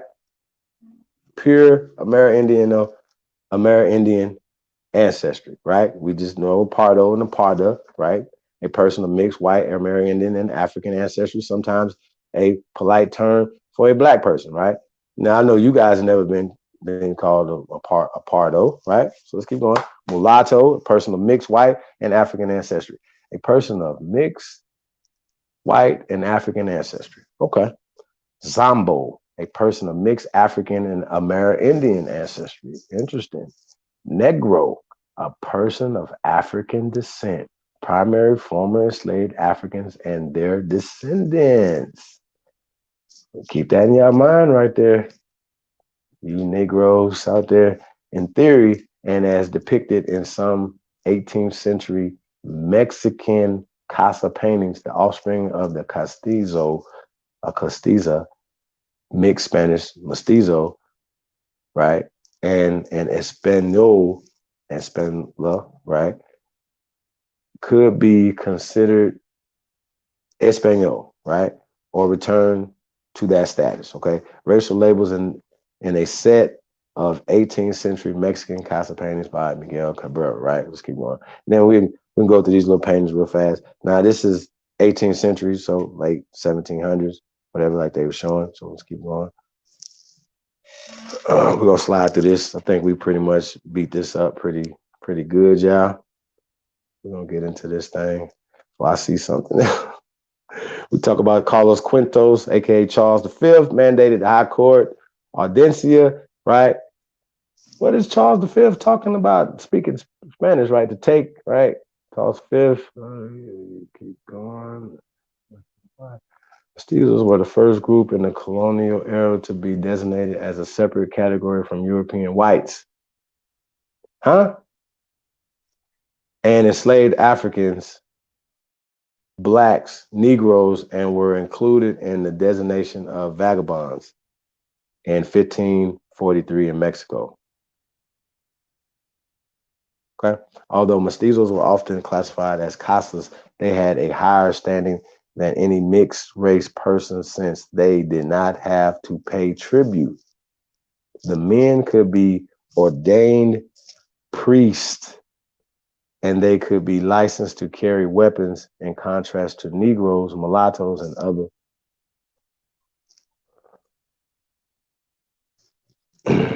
Oh, yeah. Now, a lot of these things, man, it's kind of like a rendition, a remix single. So, you know, like they're making, I've never seen these laws. It was like, oh, yeah, you know, you this color, you can't own a gun. Or you this color and you can't read or own something or whatever. You know what I'm saying? So a lot of times you got to dodge the bullshit. You know what I'm saying? So, you know, it's all your side is here. You know, we're going to put it together. Keep it going. That's it there. They talk about 3/4 white and all this dumb shit. Let's just keep going. I'm like, well, he got no enslaved. Oh, whoa. It said, unlike blacks and mulattoes, mestizos had no enslaved ancestors. Huh? Hey, hold on a second. Do y'all do y'all do y'all think it's possible? It's possible to be a mestizo and not have any enslaved, not slave ancestors, enslaved, right? Because when they say slave, we know who the slaves are. We're not gonna go enslaved tonight. That's Friday, right? Tonight we working on ancient Egypto America. That's what we're working on tonight, right? And I'm breaking these terms down because we're gonna be talking about these people. You know what I'm saying? So 3/4 white and all this other shit, right? And the marriage, but it's just interesting. Unlike blacks and mulattoes, I thought the people that they started from, the so-called blacks of the land, Negro blacks of the land, Negro of the terrace, right? And they created mulattoes from these people, right? Mestizos had no enslaved ancestors. Well, in fact, you enslaved the people of the land, period. But yeah, see, this is what I'm talking about. This is what they like to tell these little stories. Okay. So they talk about Don Alfonso O'Crowley, right? Observed in Mexico in 1774. If the mixed blood is the offspring of the Spaniard, this is 1774, and an Indian, then the stigma of race mixture disappears at, let's see what they say right there.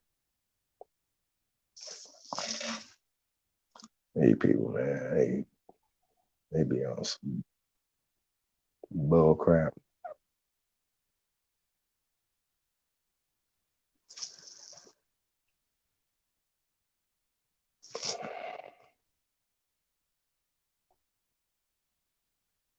You better don't keep scrolling down.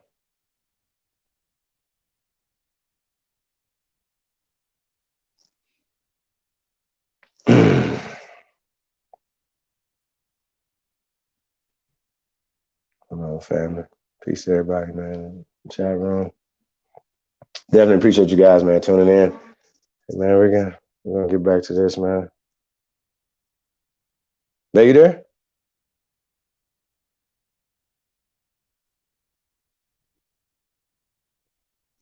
Okay, here we go.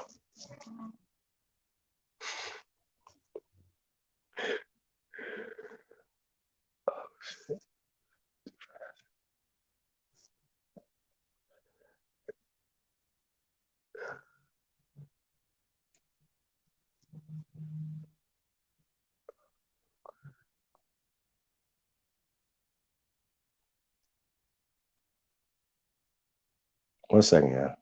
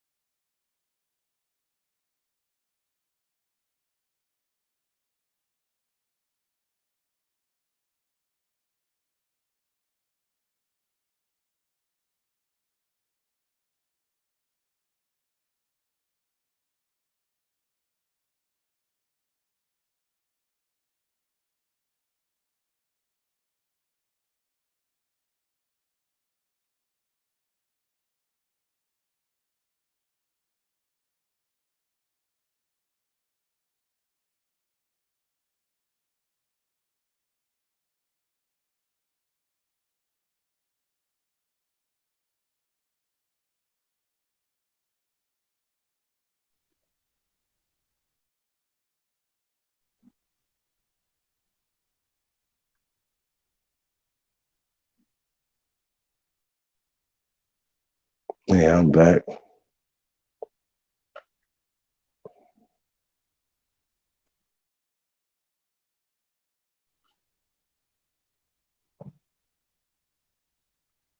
Okay, we're getting at the next thing. Um, yeah, I think we went through this. You know what I'm saying? We only gonna find more stuff. I mean, it's just I wanted to kind of get through this, y'all, because it's gonna break down a lot of stuff, a lot of things. But this is the basis of what we're saying. Not just in America, China, uh, like I said, Cambodia, North, South Korea, everywhere. You know what I'm saying? They created new people, the Arabs and these different people. So I understand these people are proud people and they want to have these, you know what I'm saying? But we are the ancient ones here. So you got to walk into your greatness, just like our ancestors walked into their greatness. You know what I'm saying? So these people have fooled us. Yeah, I know. Let's just scroll this right. I don't. I think we kind of beat this thing up right here. Um, yeah, let's go back to the joint. You already know with this group. Well, I don't think we got to break down American and you know, um, Aborigines. We know who the Aborigines are, right? We might just have to roll through these things real fast. Y'all, I we broke down Egyptos. We know what America is, right? You know, let's pull that up real fast. American, rather, American. Who are the Americans? You know, then we just go from there. Um, I, we gotta do this thing.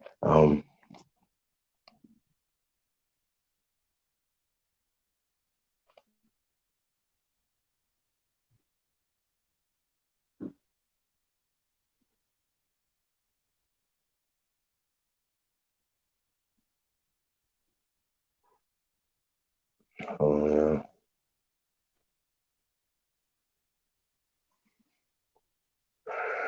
So let's,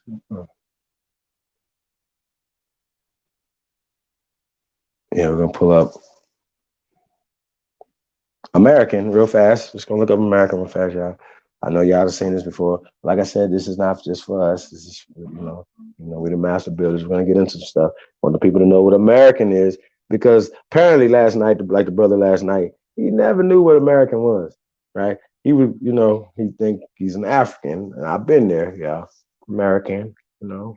There's etymology online, y'all wouldn't like to use this. 1570 originally one of the Aboriginal peoples discovered in the Western Hemisphere by Europeans. Okay, we know who the Europeans are, right? To go along with the mestizos thing, whatever. 1570s originally one of the Aboriginal peoples discovered in the Western Hemisphere by Europeans. From modern Latin, Americanus, from America, right? The original sense is now Native Americans. Sense of original residents of North America of European, originally British descent is 1765. Now, 11 years later, so, they had 1776 and all that stuff or whatever. But, in these time periods, whatever, that just like now, Pale Man, is a proud Irishman, is a proud Italian. They have these different, you know, they still tapped into their homeland. So in 1776, the few that were here would have still been tapped into their homeland. Yeah. So you know what I'm saying? So once again, it's the hijack. These people are. So when you talk about French Americans, right?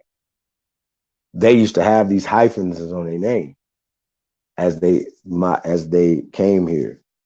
Sicilian Americans, right? They tell you who they are. Like they still do this today, but they used to be documented that. So they went away with that, and they just became the Americans, and we became African Americans. Okay,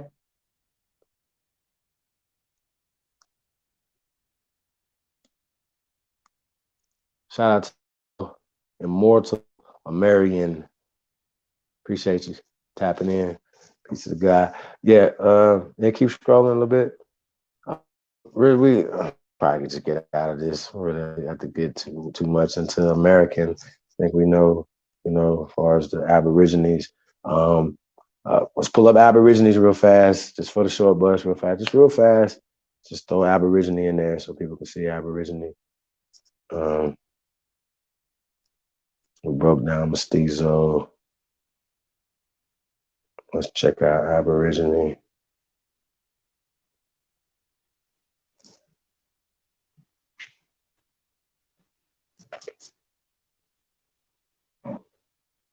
Oh yeah.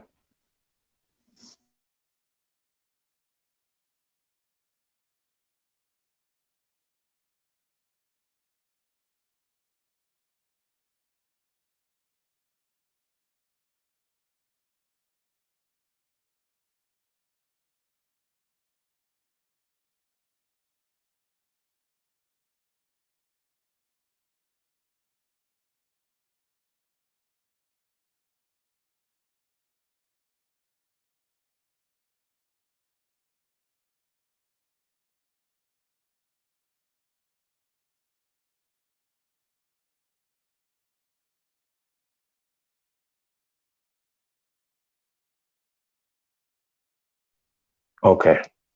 Aborigine. Person, animal, or plant that has been in the country or region from earliest times. End quote. 1858, mistakenly singular Aborigines. 1540s, Aboriginal is considered the correct singular in English, right? From Latin, Aborigines, the first inhabitants, right? That's why we like to call ourselves the first inhabitants of America, Aborigine Americans. See how that works? Aborigine Americans, the first inhabitants, the first inhabitants, especially of Latinum, hence, quote, the first ancestors of the Romans, end quote, possibly a tribal name or from made to conform. Sheesh. We're just going past that too. God damn it. Y'all already know we read this all the time. We're gonna put this link in there as well for resources for this, y'all. We gotta do better as a people, y'all. And this is very important that our people get this information. Ab, off, away from, ablative of original, a rise, commencement.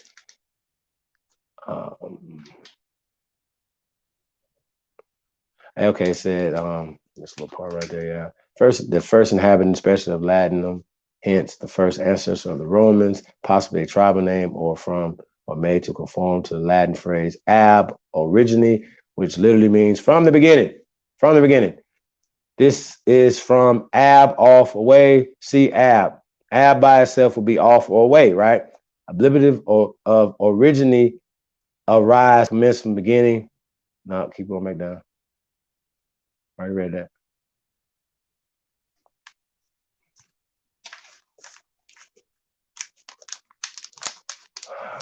Commencement, beginning, source, descendant, lineage, birth, from stem, oriri, arise, rise, be born, be descendant, receive life, see origin. Okay, extended 1789 to natives of other countries which Europeans have colonized. I'm sorry, excuse me. I'm sorry. Extended when? 1789 to natives of other countries which Europeans have colonized, especially Aboriginal inhabitants of off fucking Australia. I'm done. Australian slang shortened abo attention from 1922 as a noun, 1906 as an adjective. So y'all calling us abo, you know what I'm saying? Yeah, but they didn't call them abos until after 1789.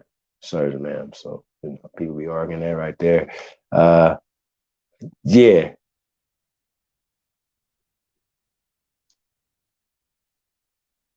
Dave, what's up, man? Hey, man, Dave in the chat room.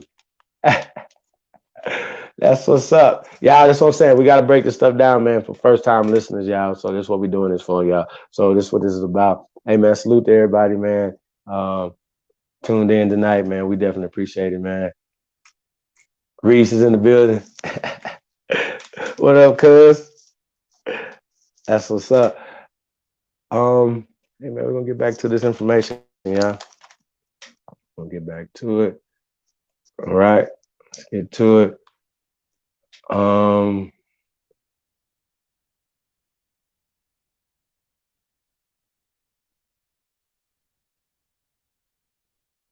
can't see that. Yeah, we got to do African first. Let's get African, the etymology of African, and then we'll do African descent. Because I like a lot of people, I break that down when we pull up African, right? Because I once again, when we find these people, when you see these people here in America, you be like, wait a minute, there's black people, right? I used to think when we find all these different Egyptian artifacts or black, people artifacts and things, you know what I'm saying, that we're going to show you. I thought that these people were from Africa, right? I thought everybody came from Africa. I based that off of the out of Africa hypotheses, right? A hypothesis is a guess. They're guessing, and the theory, right, is when we talk about theory of evolution, Darwinism, and stuff like that, or whatever. We understand what these people are doing, right? They're writing themselves into power, writing themselves into history, right? So we're African, right? Old English of Africanus, right? Old English Africanus, plural, quote, right? Native or inhabitant of Africa, end quote. All right. Just ask a quick question. Where are you native to, right? You're native to America and you live in America. So you're not native to Africa, right? That makes you an African. Being native to Africa or inhabitant of Africa. You're not native or inhabitant of Africa, right? From Latin, Africanus, adjective of Africa, African, from Africa, see Africa. Used of white residents, right? Now, once again, this is the hijack because white is not, it's a social construct, okay? Use of white residents of Africa from 1815. What? Now, they were calling them Africans in 1815, right? When did they start calling you African American? 1992, some dumb shit, right? Use of black residents of the US from 18th century. When it especially meant one brought from Africa. Really? And sometimes was contrast to native born Negro. Wait a minute. I thought they said Negro were African descent, right? So anytime that these guys see Negro anywhere, they say, oh, okay, because it says it right here, you from Africa, you from African descent, right? You understand what I'm saying? This is what they're saying, from Africa, saying to Africa or Africans, right? From 1722 as of pertaining to black Americans. So they just blanket term and putting this on us. You know what I'm saying? Somebody read this right here and say, okay, right there, they were calling Negroes pertaining, okay, but they interchanging Negro and African. You understand what I'm saying? Y'all know how they do. They interchanging this, and this is exactly what they're doing. They're saying black Americans. We're not black. So what would you call us? If you're not gonna call us black is not a term. Don't give us brown. What would you call us? Right? What would you call white people? Right? Right? We know that they came from Europe. European Americans would be a proper term. So then Americans would just be us. Okay. The Aborigine Americans. Now, if instead of saying pertaining to black Americans, they said Aborigine Americans, first inhabitants of America, right? But because they are putting Negro in these different terms on us, right, which are only descriptive terms of the Spanish, okay, of the inhabitants of the people when they came here, according to their records, they're saying that dark to damn near bliggity black people was already here on this land. Okay, that's what we're working on. So yeah, I think we can come up out of here. Y'all don't see nothing about no Africa, but we just had, we got to go through this list, y'all, to kind of go through what we about to show y'all. Descent, African descent, yeah.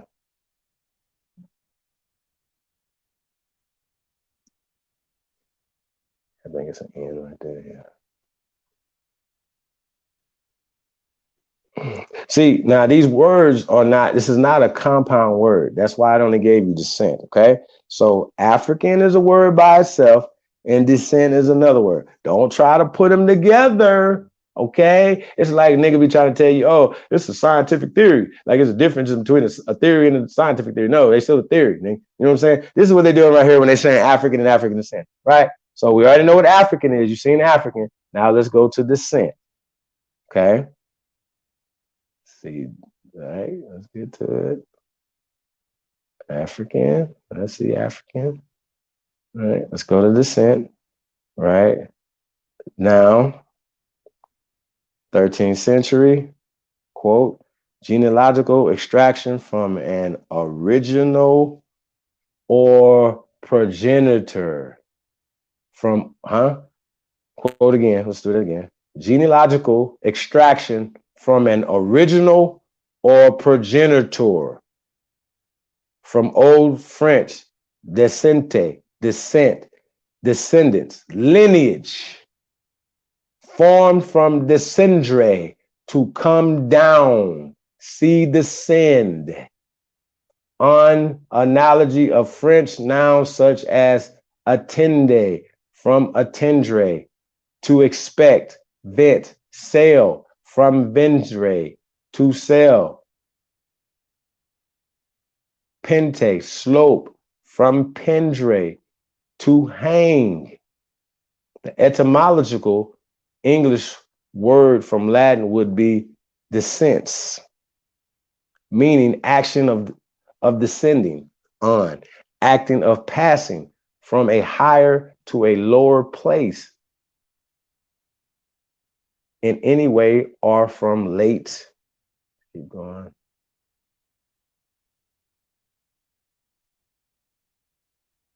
Meaning action of descending on, okay.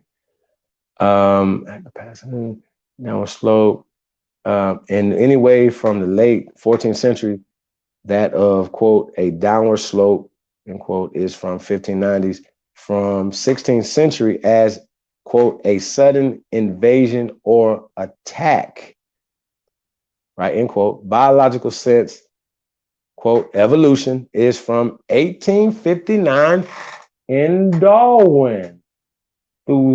Though there are uses which suggest essentially the same thing going back to 1630s. Interesting. So a lot of times you guys be saying certain things. So they wasn't saying African descent before 1859, right? Because that comes from evolution and Darwin now, okay? After that. So in the 1590s, they wasn't calling everybody African descent or dark people African descent, because pale people will not be African descent, even though they're talking about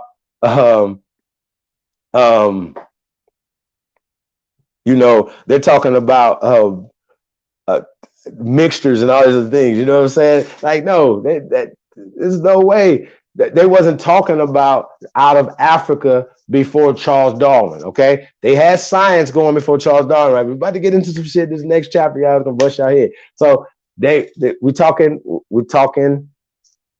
right? 1859, Darwin, right? Evolution. So prior to evolution and prior to out of Africa, out of Africa comes from the theory of evolution. You can't evolve in China and walk out of Mexico. That's dumb, okay? You got to walk out of where you come from, okay? You would walk out of where you have evolved from. So the out of Africa hypothesis is directly comes from Darwinism, right? We talked about that social Darwinism last night, right? Let's keep going. Oh man, it's going back. Man, it's terrible.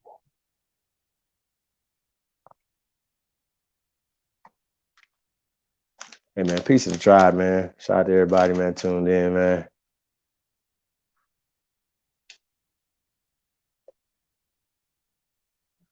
All right, we went through African, y'all, went to Negro. Oh shit. There's isolated instances from the late 18th and early 19th century, but the modern use is reinvented, first attested 1969. Huh? Why is it always something going on in 1969 with these people? In reference to the African American Teachers Association. Who? Which became the preferred term in some circles for U.S. blacks. U.S. black, noun or adjective, by the late 1980s? Hold on. They said that it was attested, right? The Teachers Association, right? We know who was teaching them. Remember the kindergarten, right? Zionist Jews, right? Teaching these people. So these people went to school, right? With these degrees, and they came back with the African American Teachers Association, right? Which became the preferred term in some circles, not all circles, for U.S. Aborigines. Noun or adjective, right? Right? Or Aboriginals by the late 1980s. See African American. Mencken, 1921, reports Afro American is now very commonly used in the Negro press. Afro American is attested 1858. Afro means natural, like a afro, like a natural pick, natural. So Afro, Latin, like Afro Mexican, Afro this, Afro Chilean, Afro Colombian, Afro Cuban, right? Does not mean from Africa. Okay. Okay. It does not mean from Africa. It means natural American, is attested in 1858 in the Freemen's publication in Canada. Free, not freed, Freemen's publication in Canada. Afro-American, 1817 as a noun, 1826 as an adjective, was common in the abolitionist and colonization society writings. Now, those people were trying to write certain things into power. Oh yeah.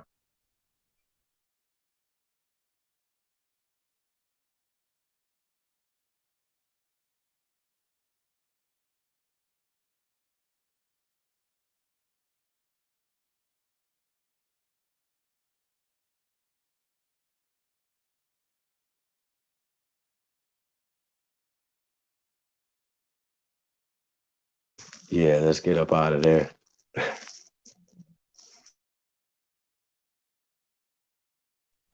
Hey, let's go back to the list. Let's try to finish off the list and then let's get into the slides. We had 4 hours right now. God damn it, yeah. We weren't trying to go this long.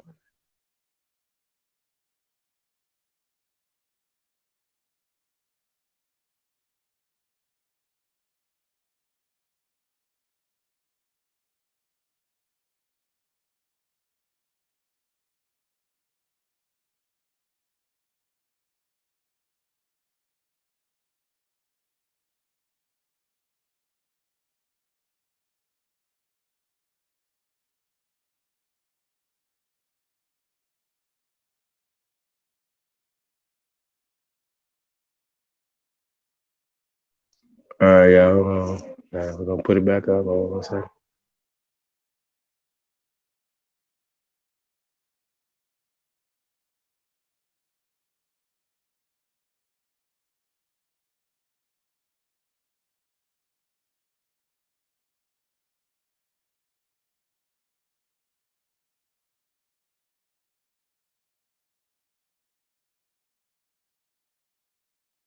Now another term, right? They talk about it's called the now, right?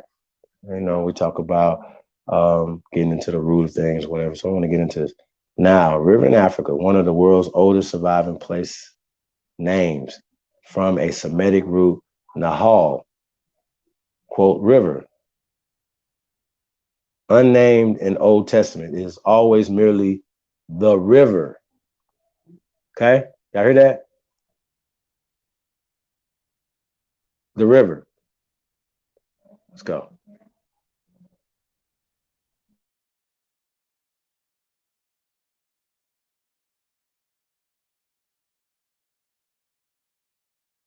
So shout out to Horace Butler when he was saying the Mississippi is the Nile. We're gonna get into that.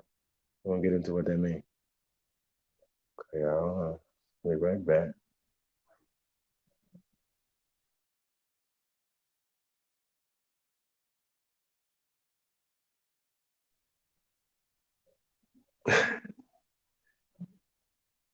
Oh yeah, get it together.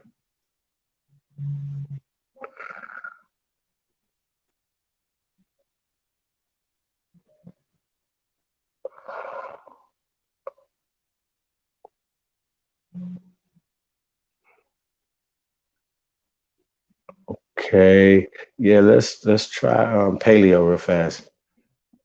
Let's go paleo. We're gonna just move on into chapter two real fast. Yeah, Return of the Ancient Ones. Yeah, it's chapter two. Just gonna move on to this thing, man. Return of the Ancient Ones. Y'all, the Ancient Ones woke up in y'all, man. So appreciate that. Hold on.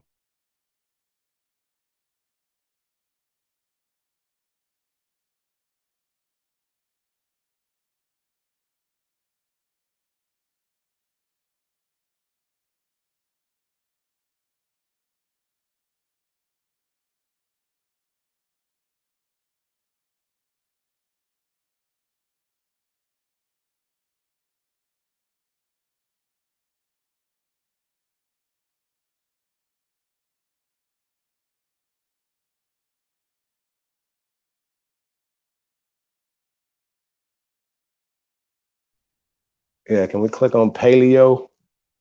Let's go down this line real fast. Paleo, man. Yeah. Hold on one second.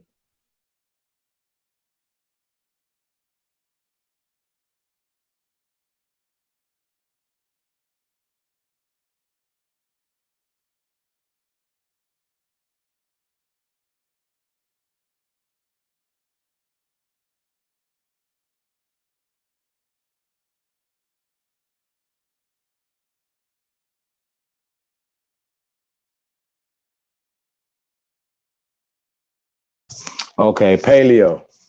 Word, vowels, pale, word forming elements used in scientific combination, mostly since 1870, meaning, quote, ancient, early, prehistoric, primitive, fossil, end quote, from Latinized form of Greek paleos, quote, old, ancient, from palea, long ago, far back, from pi root que, to, quote, far, end quote, in space or time. Okay. That's paleo, right? Paleo means old. So you see paleo, be like, okay, this old shit. Prehistoric. Okay, I got you.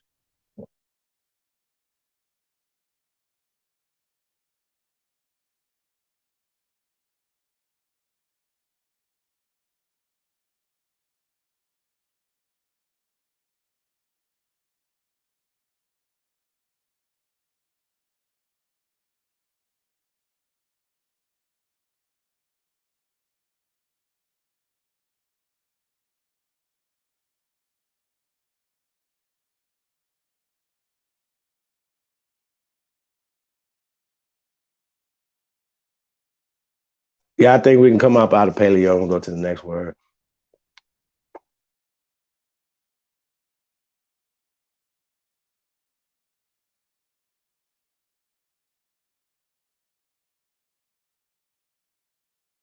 We're gonna breeze through these words real fast, y'all, to get to it.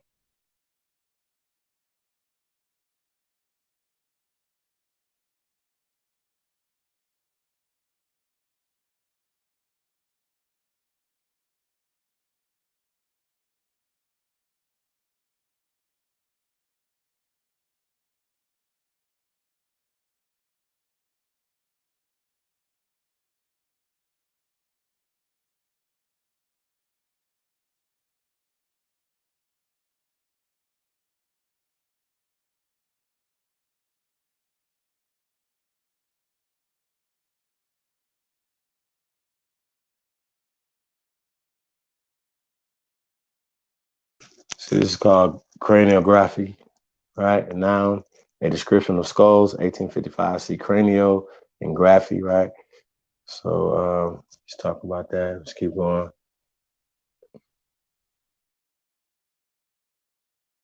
We talk about the study of skulls. It's called craniology, craniometry. Let's see what this talking about. Um, it's the measuring, right?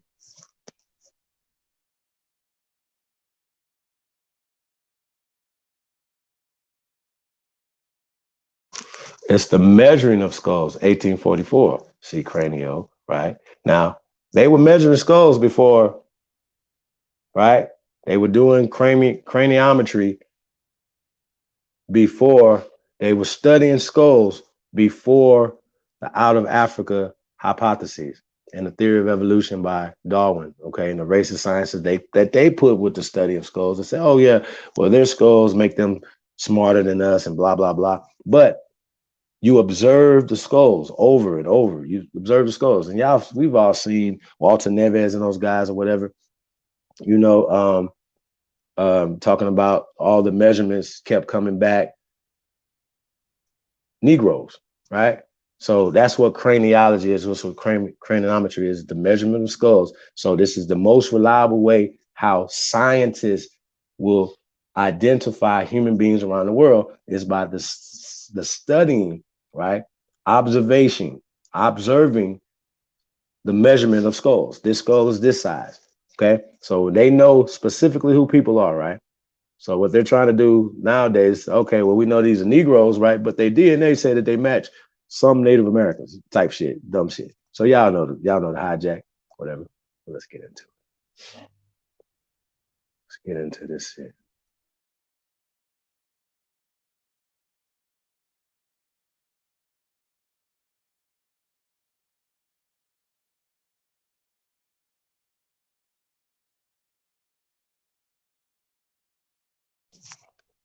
Y'all see him right there. Y'all remember the video. His name is Richard Neves, right? From the University of Manchester.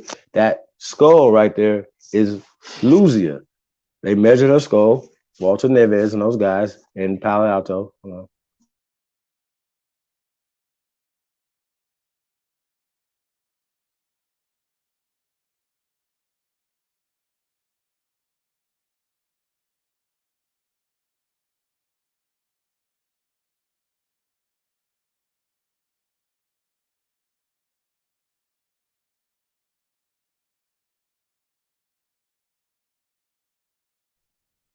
Remember Walter Neves? He was livid because he was mad. He said it because all the measurements kept coming back anything but mongoloids or mestizos, right? Because we are the original people. That is Auntie Luzia right there. You know what I'm saying? That's Auntie Luzia right there. Remember, he said this is a Negro face. That's what Richard Neves said. The leading paleontologist and reconstruct people for legal purposes. Like, you know, they reconstruct things for legal purposes.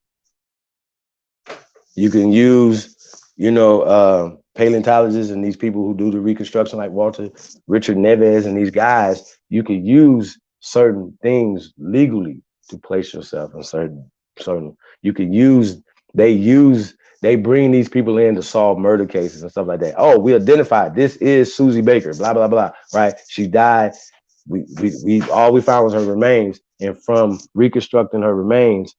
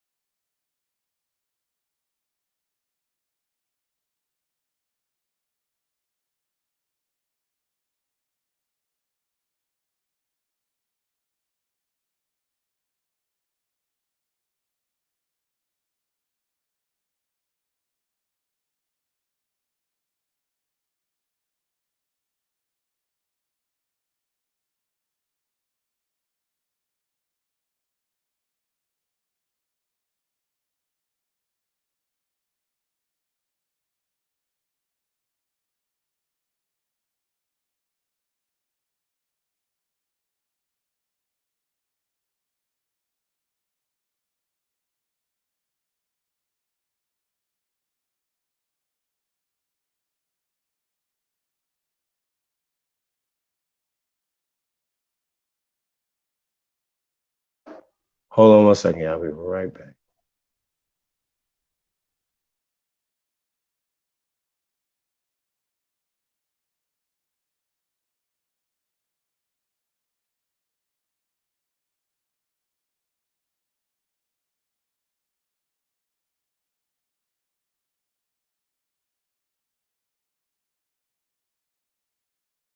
This comes from new. This comes from uh, Agencia, right?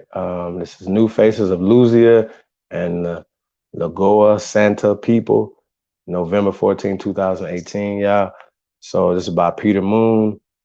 Okay, Agencia FAPESP says the history of the peopling of the Americas has just been interrupted afresh, really.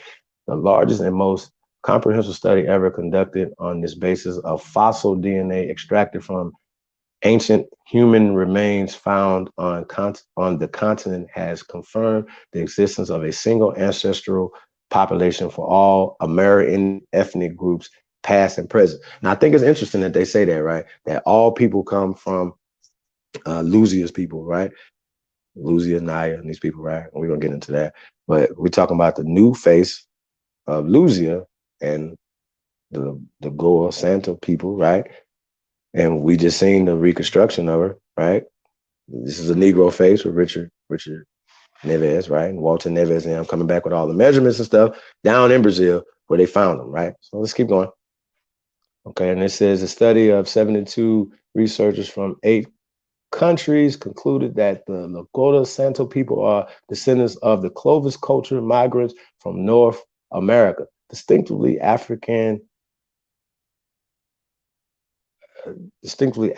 features attributed to losers were wrong images. Now, once again, these guys, they gonna try to come in, they and show you somebody else right here and say, oh no, the images of Lucy were wrong. But guess what? No, they wasn't. We all seen the video, and don't make me play the video. I love playing that video where he says the leading guy says it's that. They don't have nobody here saying, no scientist saying it right there, whatever, right? So y'all gotta understand.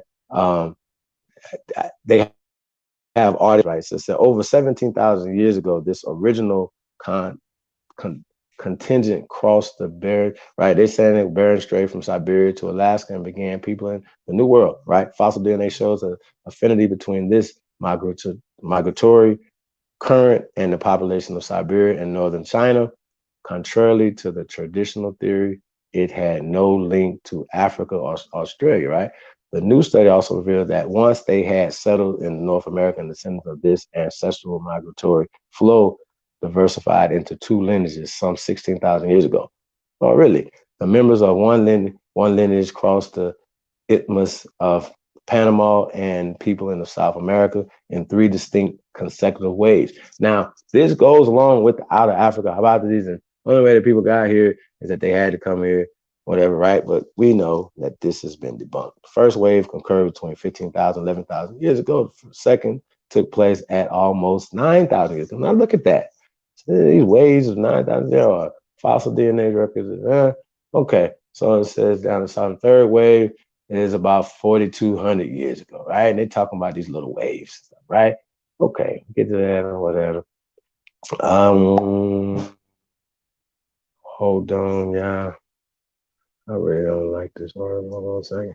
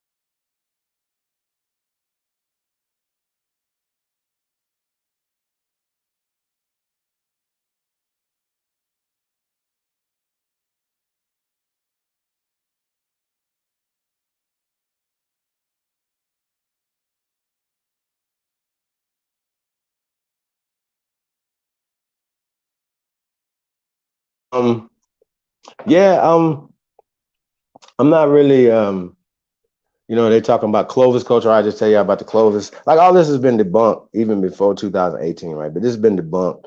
So we're talking about the Clovis culture. They're saying it's 20,000 years ago, so ago, some Europeans got on the boat. Now they know they black Europeans, right?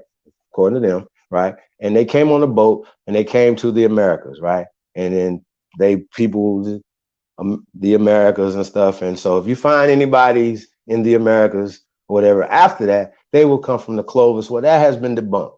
Okay, that's been debunked. This this whole article's been debunked. So yeah, I'm really don't want to. Okay, we understand they talk about the skull shapes and stuff.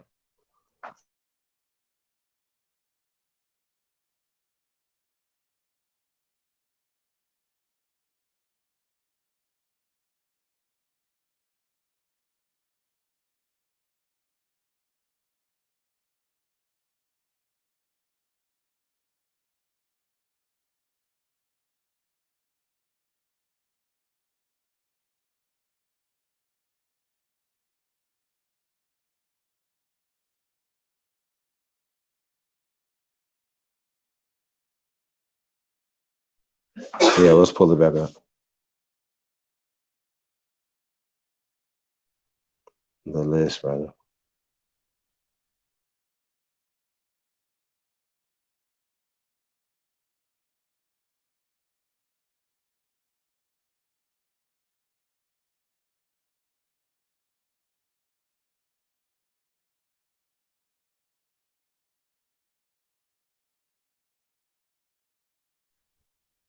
Hey man, next Friday, man, the winter solstice.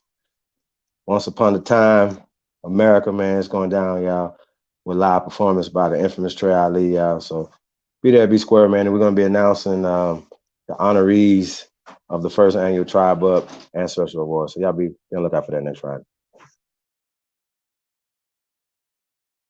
Oh, we're gonna have a question and answering session after this, man. So, link in the chat room.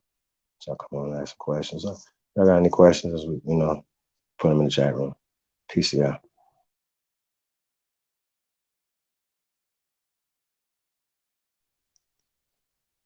Yeah, bring the slide back up.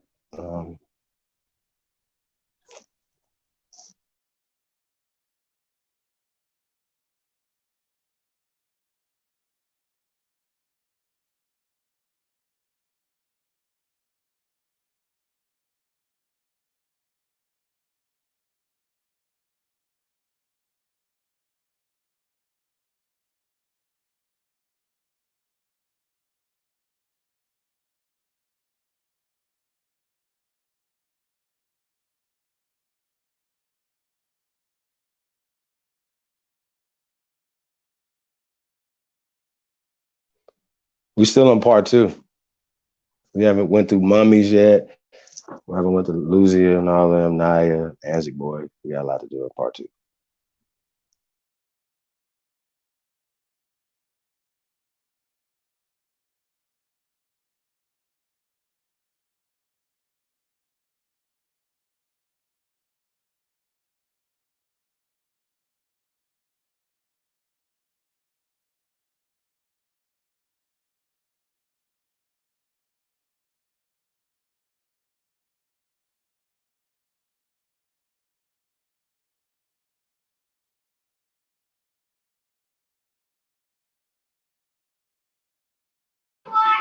Let's click on mummy.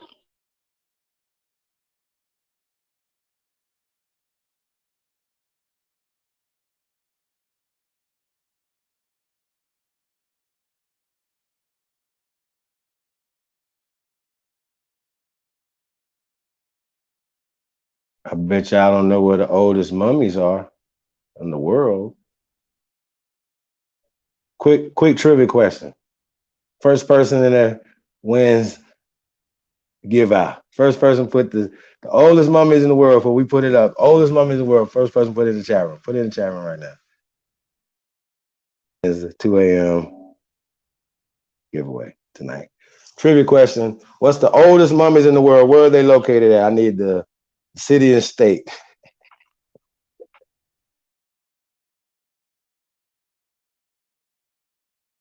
Libra. I don't think you could. I don't think you could answer this. Libra sign is not included in this.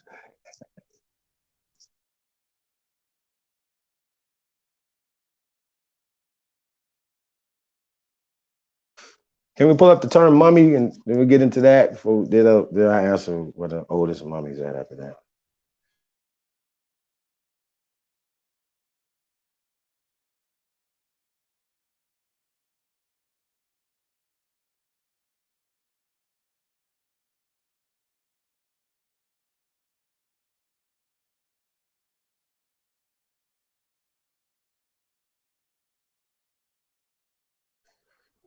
Yeah, while we wait on mummy, we just what's up?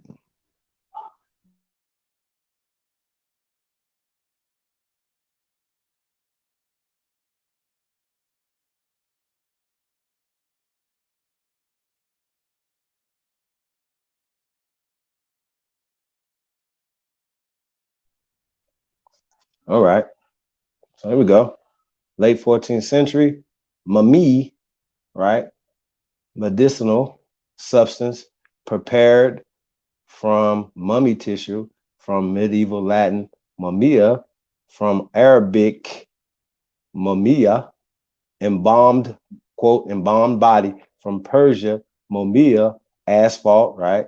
From mum, quote, wax, sense of, quote, dead human body, embalmed and dried after the manner of the ancient Egyptians, right? Is recorded in English from 1610, mummy wheat, 1842, grown in Egypt, right? Keep going a little bit. Check this out. Yeah, it's about to get interesting.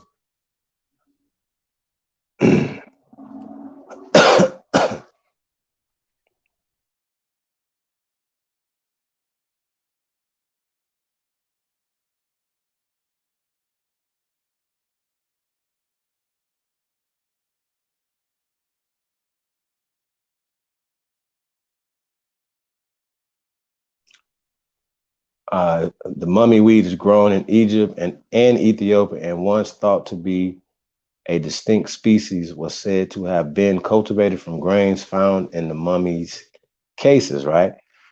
So let me go to mummy two, right? Now, two, see what this is, right?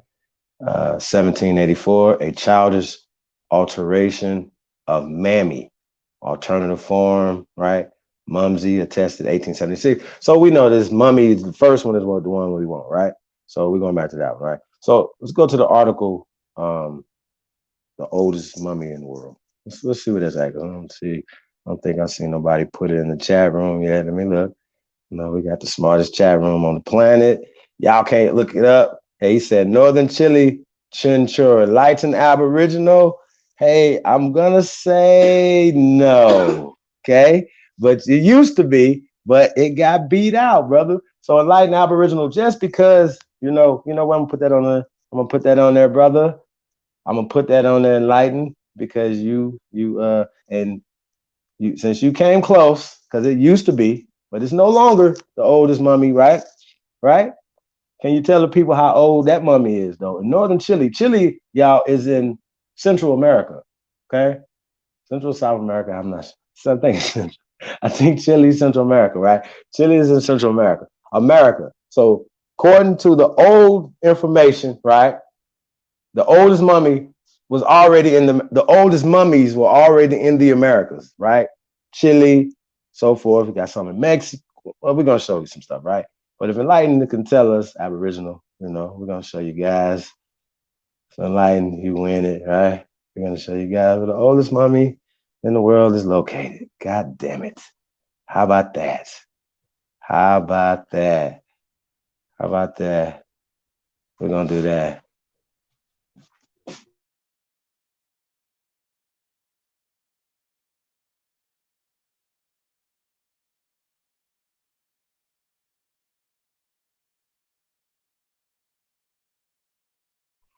Oh boy, said North America's oldest mummy sheds light on ancient migrations.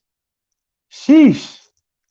Hey, so if you find stuff older somewhere else, why do you have to say it came here? Why? Why? Right? Hey, enlighten. You said that it was Chile, right? Well, Chile's not North America, right? So let's get into this article. Let's go.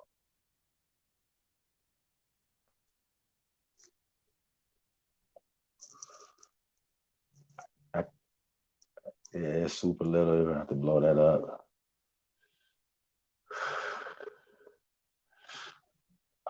By Megan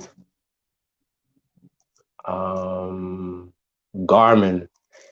Yeah, man, you're gonna definitely blow that up.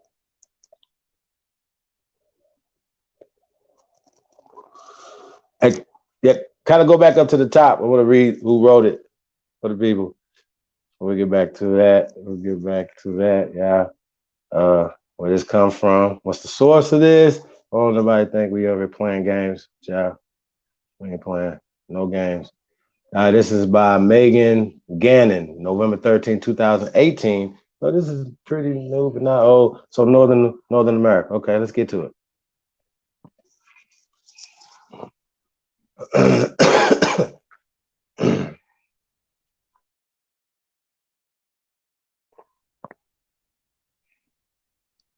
And look at the people that they showing. Peyotes, right? Those are the people out here. Now look, of course, these people are past mestizos, right?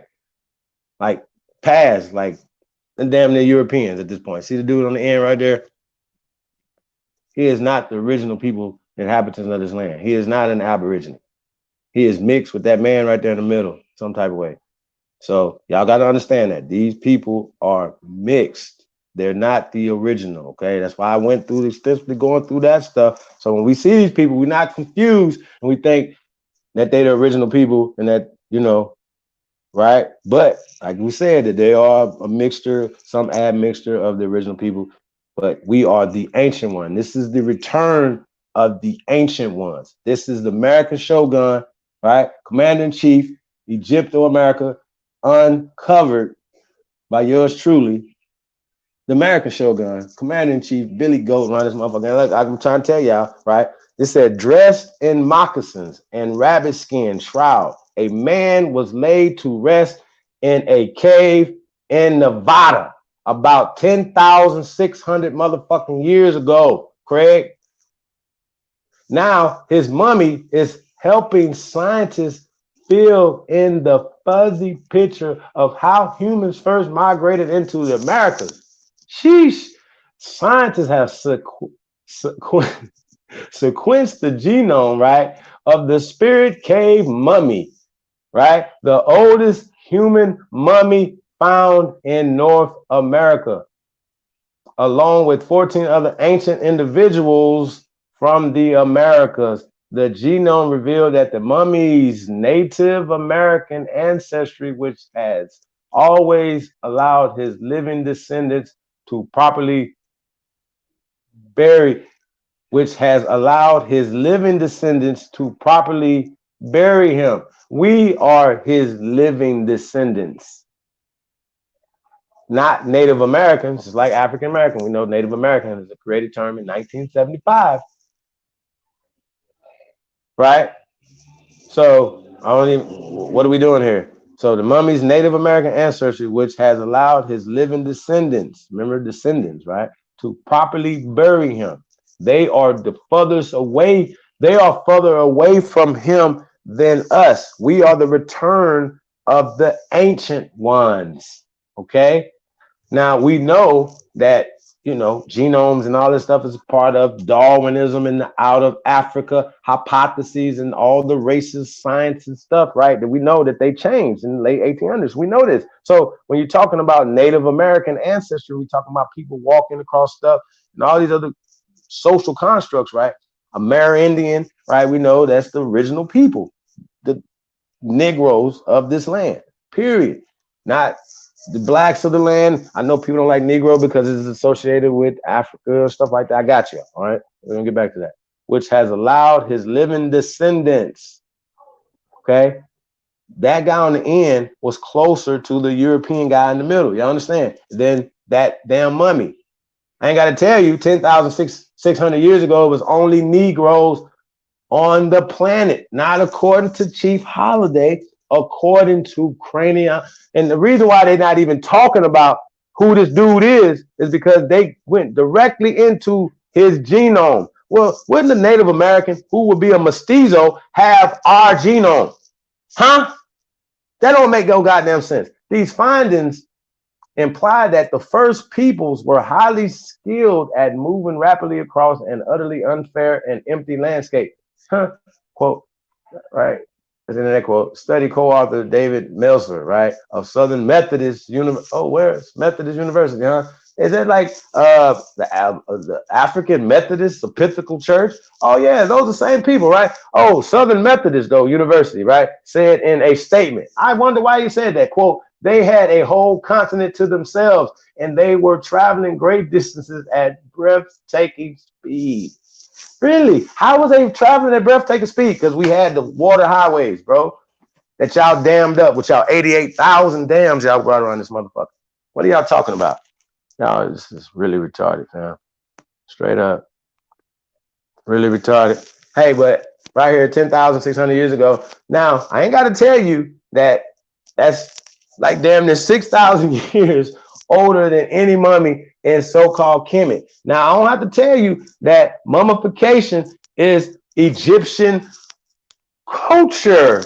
So if it's older in America, then they didn't bring it here. It came from America. See how that works? Sheesh. How about that? The Americans were the world's last big land masses to be colonized by humans. Interesting, huh? Well, that's not the oral tradition that comes from the peyote. That guy that's sitting there says his ancestors walked up out the Grand Canyon. We are the ancestors. It's the return of the ancestors. Y'all see how this works? Y'all see how this works? Here we are. Hey, sir, he don't know who we are. We got to tell him and stand on it. Hey, the Americas were the world's last big land mass to be colonized by humans, according to you, man. You're not going to colonize my mind to make me believe that the Americas were the world's last big land masses to be colonized by humans. And I'm going to show y'all some amazing shit that doesn't make sense, right? So for much of the 20th century, scientists thought, what? They had a solid explanation for how this migration happened, right? Remember Clovis 1. Hunter-gatherers living in Siberia chased large game like mammoths across the barren land bridge, right? After the end of the last ice age, melting glaciers opened an ice-free corridor, allowing these pioneers to spread south. Now, we know that they have debunked all of this, right? And this is an article from 2018. So that science was out before this, so they're still pushing this, right? But the story of the people of the Americas has gotten more complex. Really, in the last few decades, archaeologists have discovered campsites such as Monte Verde in Chile. Oh yeah, that's way down there, right? They didn't make no campsites. Like, come on, God, this is dumb, right? That predate the free corridor. Is that right? Which is thought to have opened around 13,000 years ago. Well, guess what? We have boats older than 13,000 years here in America, right? So they have scientific evidence of people sailing those waterways prior, during, and after 13,000 years ago. Okay, so we're gonna leave that alone. Some scholars have proposed that the first Americans could have arrived along the Pacific coast by boat. Really? But new DNA evidence has also offered clues about the origins of early populations. But until now, the sample sizes of ancient genetic material from North America have been quite small. Well, bro, you could, dude. You know how contaminated and like they said they be getting pieces of DNA from armpits and stuff from 13,000 years. Stop playing, bro. That's just really, really, really crazy. But you know, we let them tell us these stories, and because they have a computer, and they got funding. That we say, okay, these people, well, hey, okay, so enlightened Aboriginal, you still get that, but right now he says, in see Monteverde, Chile, what you was talking about, right? Those even predate the ones in Egypt or Kemet or Barbaria. or whatever you want to call that shit over there right now. It's called Egypt right now. The mummies in Monteverde, Chile predate free corridor. So, right? So, right, Monteverde, Chile, the mummies in Monteverde, Chile predate the corridor. I ain't got to tell you that this guy right here, right, predates the corridor, right? If he's the oldest mummy, right, and he predates Monte Chile, that doesn't make sense, right? If the Monte Chile predates 13,000 years, how is this man 10,600 years old? That doesn't make any sense, right? How are we gonna keep back to this? Now, we know Lucy is 12,000 years old, and that's I don't believe none of their dates and times and none of that shit. So we just going off of what we could prove, what we was. Remember, I have to bring white people's evidence. I got to go get their shit to explain what we already know, right? That's what we got to do. But that's what we got to do. But we have to break it down because they're using word spells, even in this article, in every article, in the fucking etymology, everything. These people are going to try to brainwash you. You know what I'm saying? Let's get into it. Let's keep going.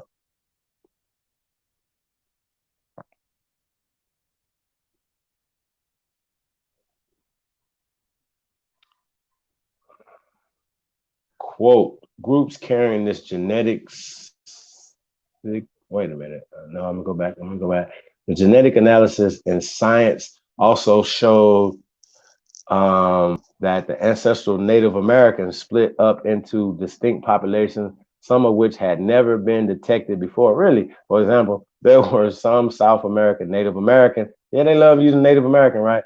Native American that had Australian ancestors. Well, the problem with you having Australian ancestry, right, is the fact that Australianoid and Australia means southern land. So are you having so you can have sub-Saharan, right?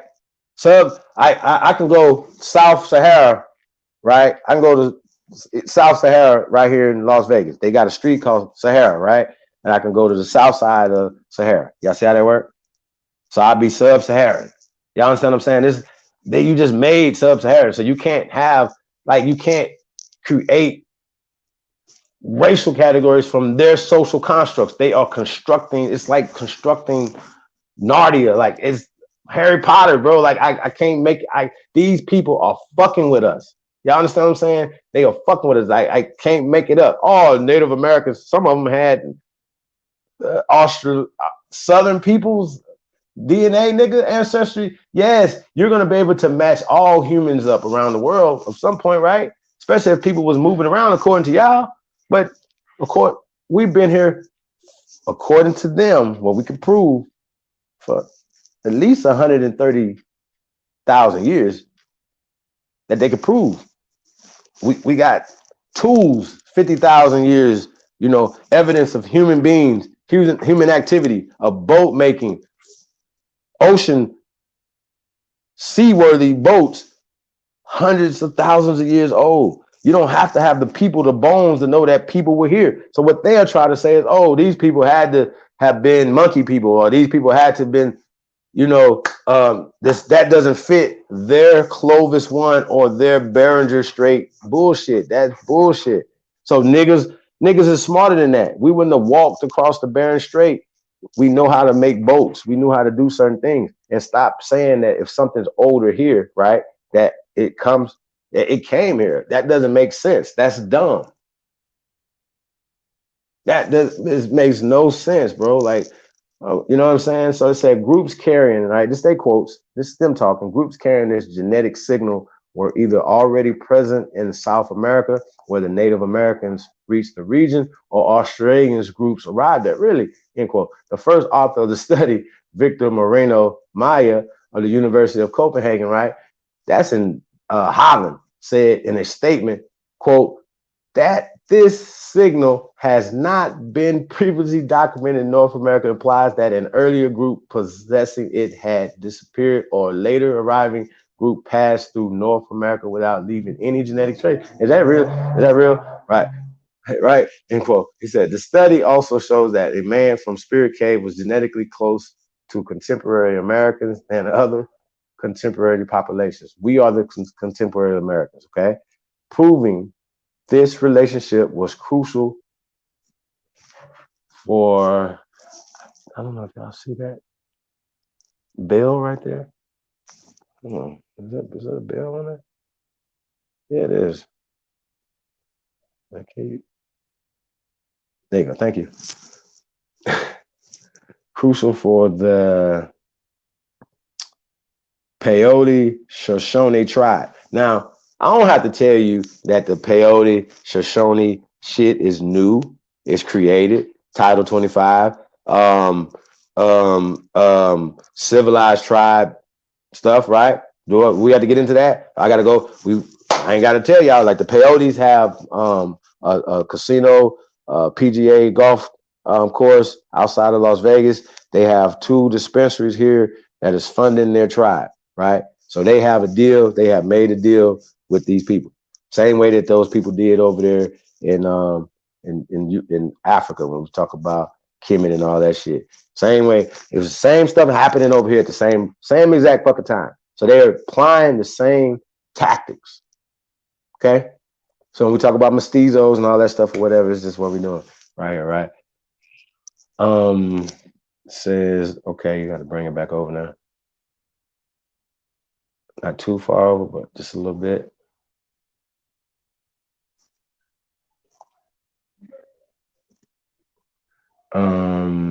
The study also showed man from Spirit Cave, American, other than contemporary populations. Okay. All right. So we're talking about the Fallon, Paoli, Shoshone tribe, right, who live near Spirit Cave to claim the man's remains as an ancestor and to finally rebury him under the U.S.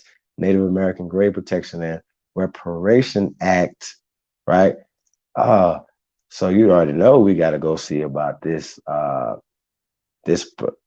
Native, what is this right here? U.S. Native American Graves Protection and what's that? Repatriation Act? Huh? What are we talking about? What is going on? Said the mummy had been found in 1940 and kept in a museum for years. The tribe's request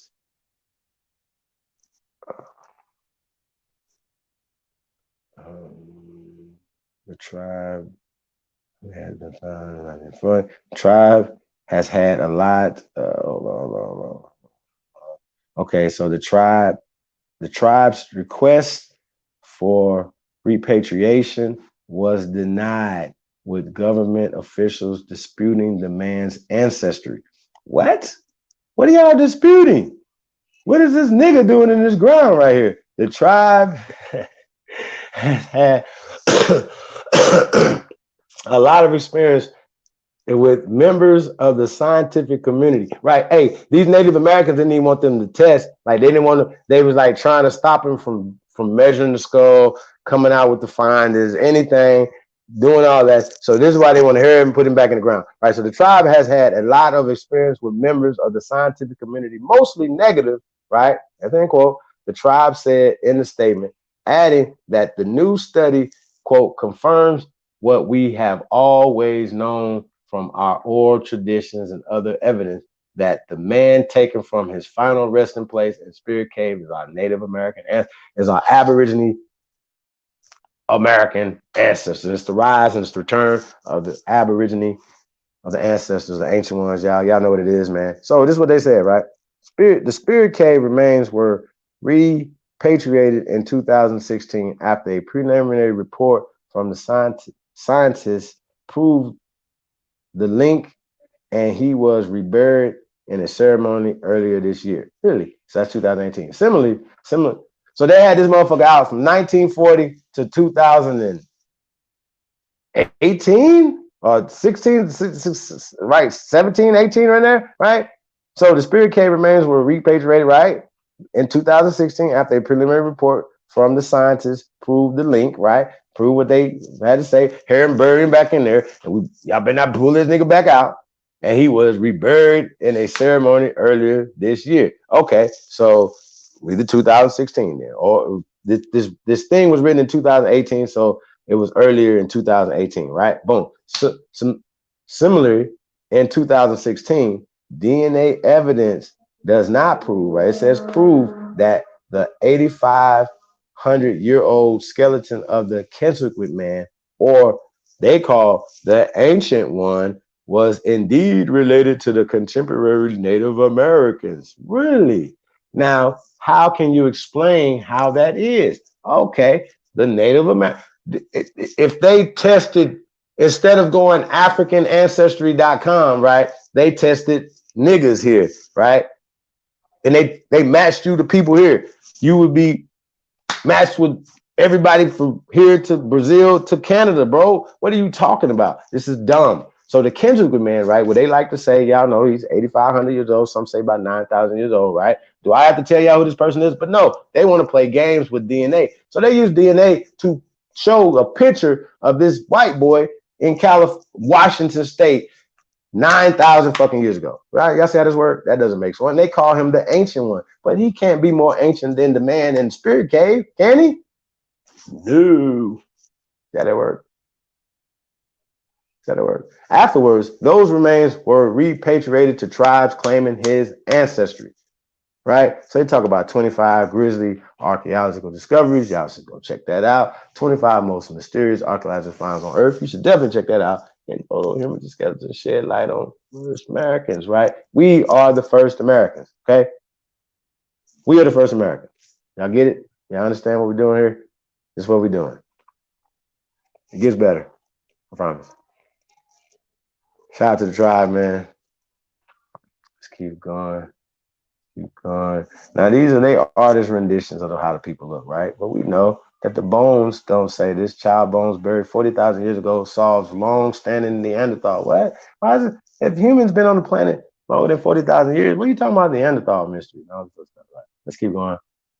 I don't think we're gonna get into the Neanderthal stuff. If that article's over, then we're good with that. We'll get back to the slide. I want to pull up the Anzic Naya. Like, I don't know, we got to talk about Luzia, but, you know, we can pull up the Anzic boy.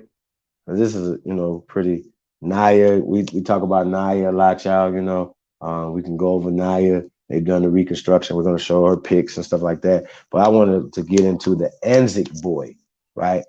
And he's named after these people that in Montana that found his, I call him the little Negro boy, right? Because he's a Negro. They said his skeleton size, right? Shape of his skull, right? Said he's a Negro in the time period he lived in 13,000 years ago, right? According to them, their little corridor, right? It was only Negroes on this planet.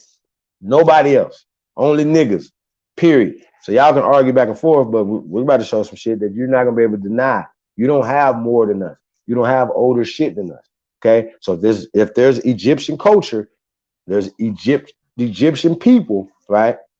Then they will be in America first. And that's what we're gonna prove tonight. That's how we're doing this. So they talk too much, and we're gonna get it in. So this is what we're doing, man. Stop all that blood clot, all the blood clot crying. Let's get it. So yeah.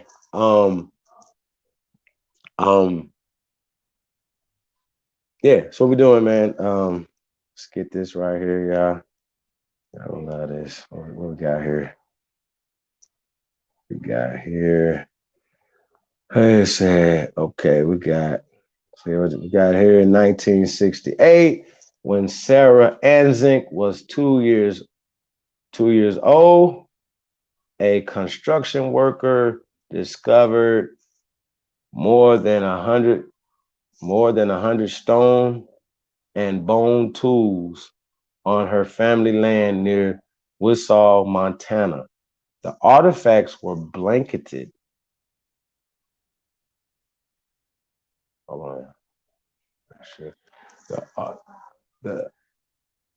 The artifacts were blanketed with red ochre, and with them also covered with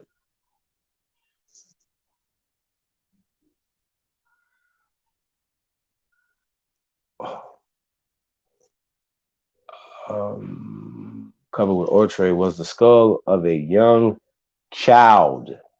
How they know he's a child? Because his brain hadn't developed that big, because they do what is called observations and craniology. They got baby skulls or whatever, and they got certain skulls or whatever, right? So here we go, right? So right there, right? Why is it important? Red orc chain, whatever, right? It's dating for dating purposes, whatever. If you're digging down and there's something is instead of, so now we're using not only the craniology, but we're using other curriculums to cross reference, right? So geology, right, with the craniometry, right, the craniograph, right, and these things, you mix that with archaeology. So we've been using archaeology. We are observing. We are archaeologists. Say, hey, you niggas go be vacationers or whatever. Tell me what y'all do when y'all go over there, Egypt and in the pyramids. Let me know what y'all do. You can't even go inside of them. So you definitely you can, or if you do, you got a guide telling you what's happening that looks like Manny Pacquiao or somebody. What the hell you talking about? Say, I don't know what the hell y'all talking about. That sound crazy as hell. Oh, you got to go to the pyramids. Well, I've been to the pyramids here in America, here in Nevada. How about that? So we standing on ancient land. This is our motherfucking land, right? So Montana too. I never want to go to fucking Montana. Now I want to go to Montana because guess what? Our people was up there. Here's this fucking skull right here. He had a mom and a daddy. Somebody, he didn't walk. This little boy was 1 to 2 years old, okay?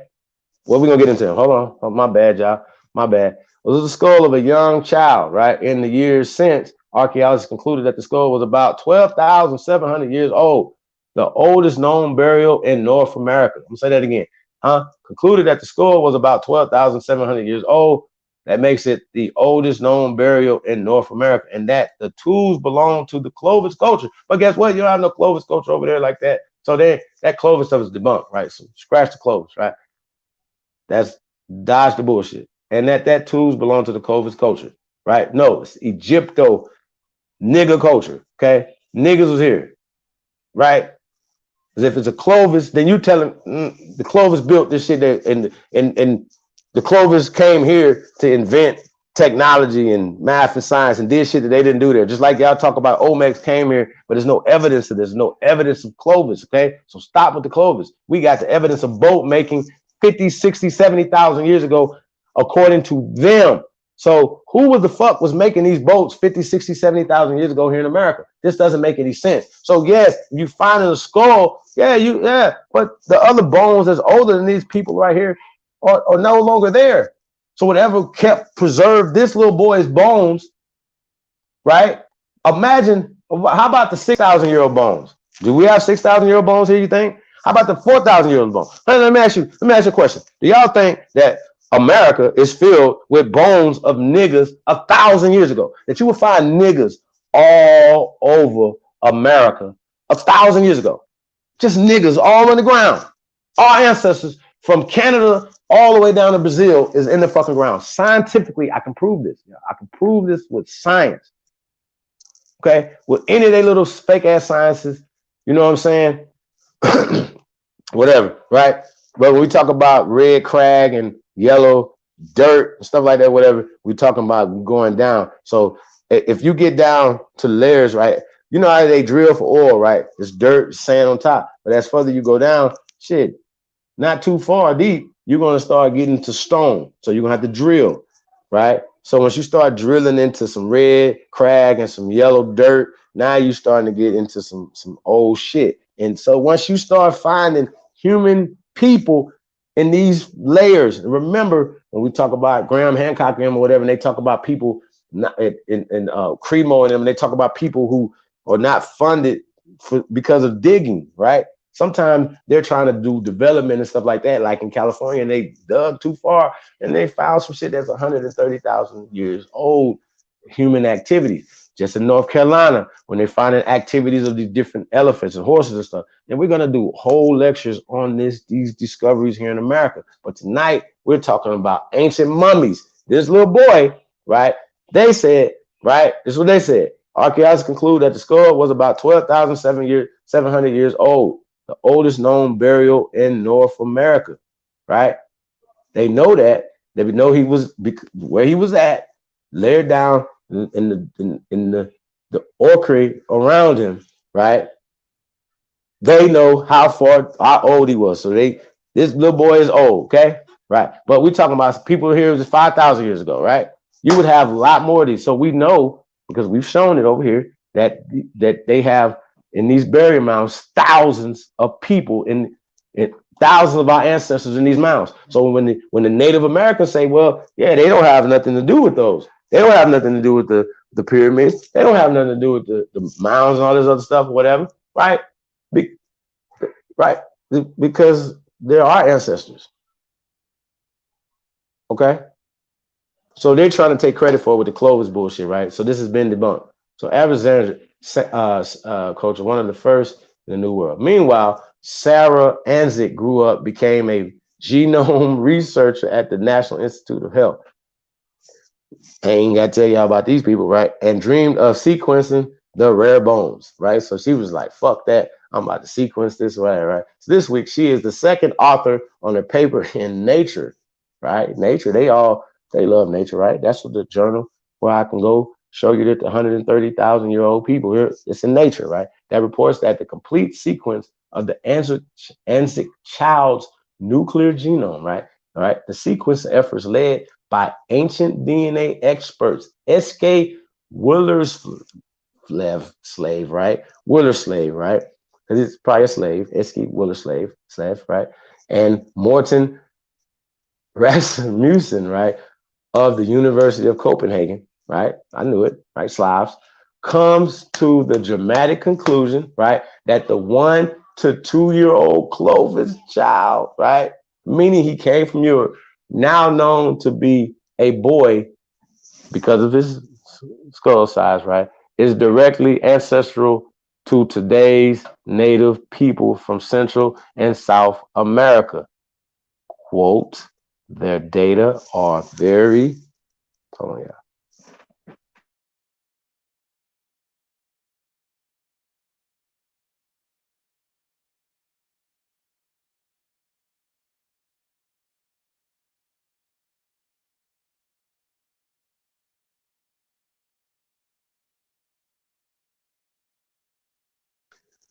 Their data is very convincing that the Clovis Anzic child was part of the population that gave rise to North, Central, and Southern American groups.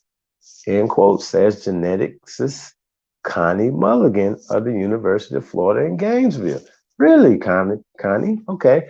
It said, if correct, now this is all guessing, as they're saying, if correct, the findings refute the Soultrine hypothesis. I'm scratching my head. Soultrine hypothesis. All right, y'all don't want to get past the Soultrine hypothesis. Can we click on that real fast?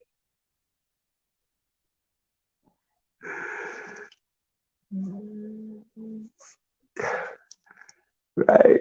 So from Western Europe founded the global culture, right? So, right. Let's get it. You gotta go to it.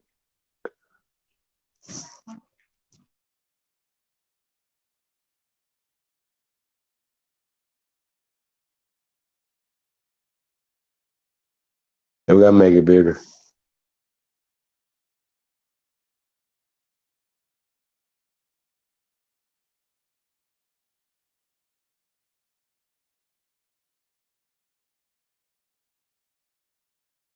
Okay, real quick, man. Citing, we're just gonna go back real fast. Citing similarities in the shapes and manufacture of stone tools found in both sides of the Atlantic. Right? See how they see it. If they see something, tools that are same over there and over here, they attributed it to coming here, right? Okay, let's examine that, right? Tools found on both sides.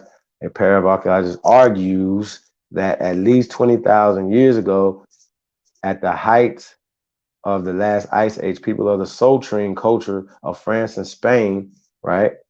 Now, I ain't got to tell you, Spain is 9 miles from Africa, okay? So the people 20,000 years ago in France and Spain are niggas, okay? Made their way by foot and by boat along the edge of the Atlantic ice sheets. Does that make any? Yo, hey man, y'all walk. We're gonna race y'all on the boats, right? Get the fuck. Eventually, they reached the east coast of North America. Now, if boating boats, right? We have to do a whole thing on navigation. According to them, navigation is 50 to 60,000 years old here in America. The indigenous people, our ancestors, carved out trees that and made boats that fit 50 to 60 niggas in it. Okay. So there's why even talk about these people making boats and coming here, right? So if you find stuff, it it's gonna come from them. If it's similar, right? If it's older, don't say it comes from somewhere else. That would be their rendition of the story. That doesn't make any sense. So eventually they reach the east coast of North America. What?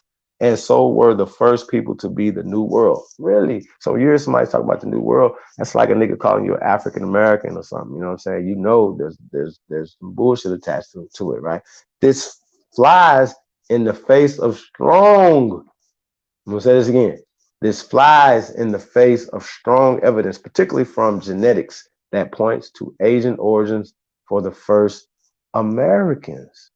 Really. So some researchers are outraged by the notion that the Soul Train hypothesis is just a guess, which has been a decidedly minority view for decades, is still taken seriously. Okay, let's go back. Let's go back. We don't need to get into this. Like they're talking about Clovis with this little boy in this little hypothesis, the Soul Train. See what they're doing is right. They could have just said the Clovis, but they said the Soul Train. They want to play these little games. They want to go back and forth. So the Clovis 1, 10, 15, whatever they're doing is fake. Okay, it's fake. So let's get back to this right here. So she was dreaming of sequence and shit. So in 1968, okay, this week and second. All right, let's keep going. Connie Mulligan, if correct. Okay, remember, fine, let's keep going. The Soul Train hypothesis, which postulates that the ancient migrants from Western Europe founded the Clovis culture, right? That don't make sense, right? The data also, right? If that is a hypothesis, right? The data, that has been debunked. The data also undermines contentions that today's, I want to say Native Americans because I want y'all to understand how ridiculous this is. Native Americans descend from later migrants to the Americas rather than from the earlier paleo. Remember paleo? Ancient niggas, ancient Indians, paleo Indians, paleo Indians, old ancient ones. That's us, Indians, Indus, dark people, right? And that could help tribes that want to claim and rebury what? They want to hurry up and bury niggas. Ancient American skeletons, such as that of the 9,400-year-old Kendrick man, right? From Washington State. Now he's 9,400 years old, right? They definitely want him to be as old as that. They might come back and be like, he's the oldest nigga out here, right? They might do that. So they want you to believe that the pale man was here. This is what they're doing. This is proof that Kendrick man was Native American, right? Says archaeologist Dennis Jenkins of the University of Oregon, Eugene. Sarah Anzik, whose family is in possession of the infant, says that it is likely to be reburied in May. God damn. She probably still got this nigga in her refrigerator and shit, yo. What the hell is going on around here, y'all? What the hell? Hey, look, and they found a little boy that was older than Naya, right? The little boy was older than Naya, right? They stole him. So some nigga got him playing pool or something with this nigga. Like, I don't know. Like, this shit crazy, yo. Why would you want to take our ancestors and do stuff with them, though? You know what I'm saying? Or hide who they are. This is what they're doing. And then, this is what he was. They were Native Americans, right? We know Native Americans is a social construct that is not 9,400 years old. It's not 100 years old, right? It's not shit. Is it 50 years old? It's not even 50 years old. So I don't understand these conversations. 100 years old was 100 years ago was no such thing as Native Americans, right? Remember, nobody was calling themselves Paleo or Indians, or we were the ancient ones, right? We wasn't calling ourselves ancient, but we have to tap into the right words to give us power. So we're going to be going through that. So if there's any words, hopefully we didn't attack the words before we get to this point, right? But if there's any words that we'll break them down as we go, right? So let's keep going. Y'all still with me? I know we going in, man. We might have to have a halftime break after this right here, y'all. Are we finished with this little Anzic boy? I don't know. I call him a little Negro boy. They do too. They said his skull size is of a 1 to 2 year old Negro child. Scientists, Negro de Terra, right? Researchers have long wanted to examine the DNA, which is fake, of the first Americans for clues to their origins, right? Well, no, that would go along with the Darwinians out of Africa hypotheses, or how y'all like to say it, the goddamn Soul Train, the Clovis 1 bullshit. But even after scientists developed tools to get DNA from poorly preserved bones, what? They lack the full cooperation of the today's Native Americans. Really, the Anzic child remained available for study in part because it was found on private land. So the U.S. Native American Graves Protection Recreation Act, NAGPRA, which gives Native people the right to claim and rebury many human remains, does not apply. Now, let's go to that now, right? Let's go to NAGPRA right now. This is going to blow y'all mind. If y'all have never heard of the U.S. Native American Graves Protection and Repatriation Act, right? NAGPRA for short. But this is your first time, right? Check this out, y'all. This shit is awesome. This is awesome. Hey man, appreciate the likes, y'all. I definitely appreciate everybody that tapped in, man, to the live stream, y'all. Appreciate all of you. Okay, 20 years ago, 20 years ago, the U.S. Congress passed the Native American Graves Protection and Repatriation Act. Wait a minute. I'm scratching my head over here. How many years? Hey, Libra, how many years they say? 20 years ago. 20. Nigga, I got shoes older than that. The Congress passed the Native American Graves Protection and Repatriation Act, which gives Indians, niggas, a chance, gives you and me a chance to reclaim their ancient dead. We want them all y'all shit out of the Smithsonian, everything. This summer, the Department of the Interior, you fuckers who renamed us to African Americans, from Negro, from colored, from Afro to Indian. You niggas did it, right? So we will be coming to your offices, the Department of Interior, that oversees, hey, they oversee NAGPRA, right? Came under fire from the U.S. Government Accountability Office for poor record. What? Wait a minute. What do they have? Poor record keeping, questionable decision making, and inadequate resources. Is that right? Now, new rules put into effect in May, right? This is 2016, extend the law to give tribes a way to recover even those ancient bones that cannot be linked to an existing people. Whew. Sheesh.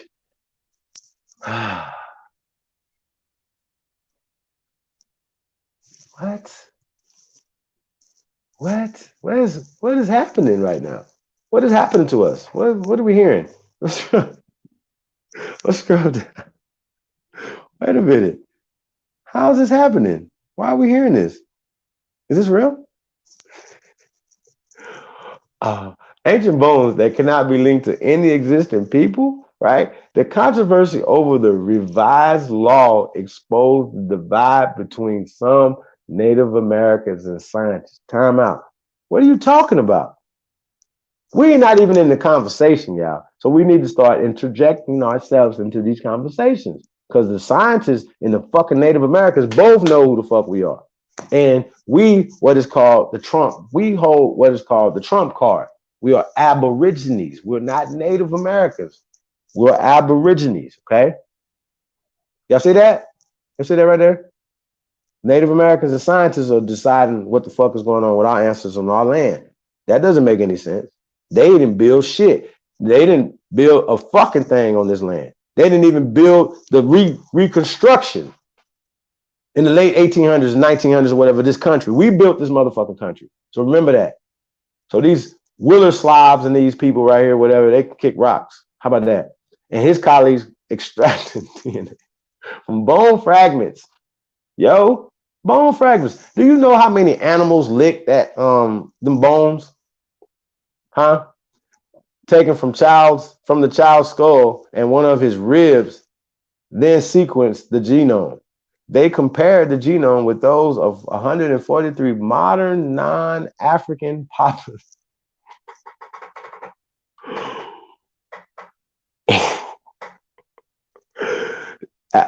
Y'all hear that? Hold on, I'm gonna go back. They compared the genome with those of 143 modern non-African populations, including 52 Native American ones. Oh, in a database compiled over several decades by geneticist David Third Wright of Harvard Medical School and others. Are y'all fucking serious? Really? Hold on.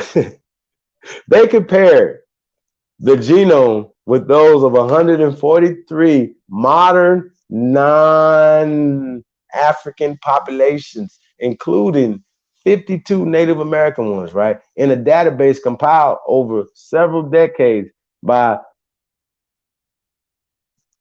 this guy right here that I can guarantee you we could go to this guy, David Wright, and oh God, this everything I just said, it'll be terrible, right? That database, right? That the database includes 45 DNA samples, 45 DNA samples from Central and South America, and 7 from Canada and the Arctic.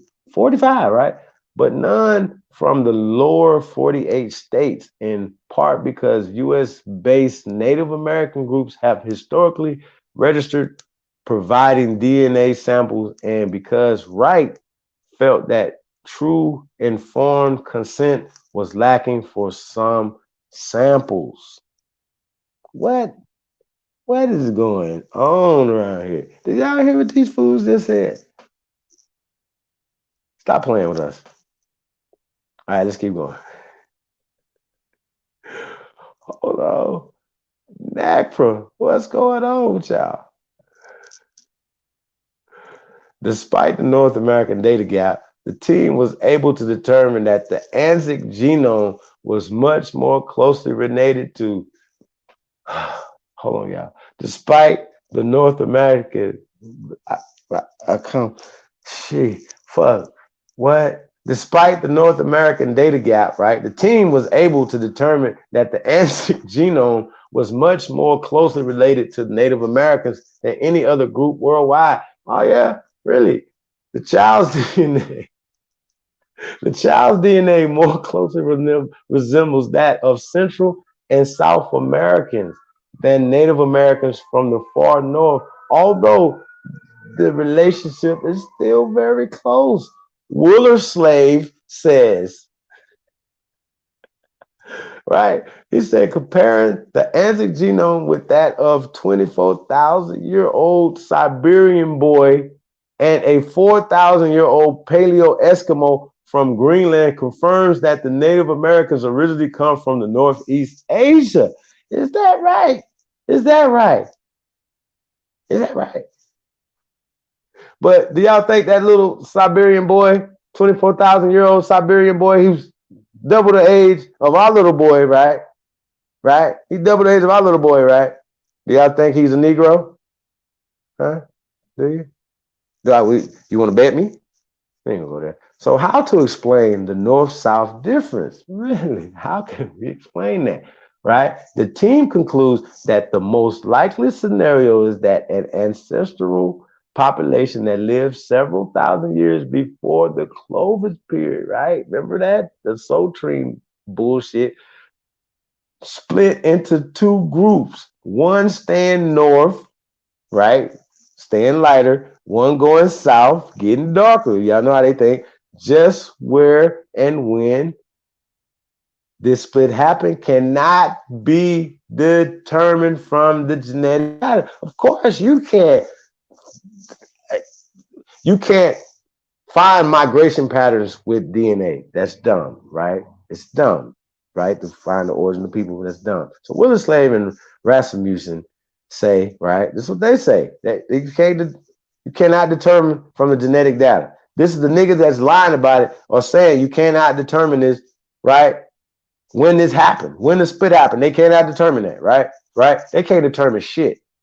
They don't know what was going on 20,000 years ago, right? So the Northern then likely mated with peoples who came in later from Asia and so became slightly more genetically distant from Isaac. Well, guess what? We know that people came through Asia through Pearl or Angel Island, right? We know that Pale people came through Ellis Island, and Asian and a lot of Hispanic people at that time period came through Angel Island and start classifying themselves after the 1912 fire of San Francisco. The courthouse miraculously burns down everywhere, right? And then these people who just came in as Asians went on and went in as natives. This is historical, right? We don't got to go back and forth. Right? We'll have to do a whole build on Angel Island. What the hell? How to explain the north-south difference, right? What they just said, right? They can't explain it.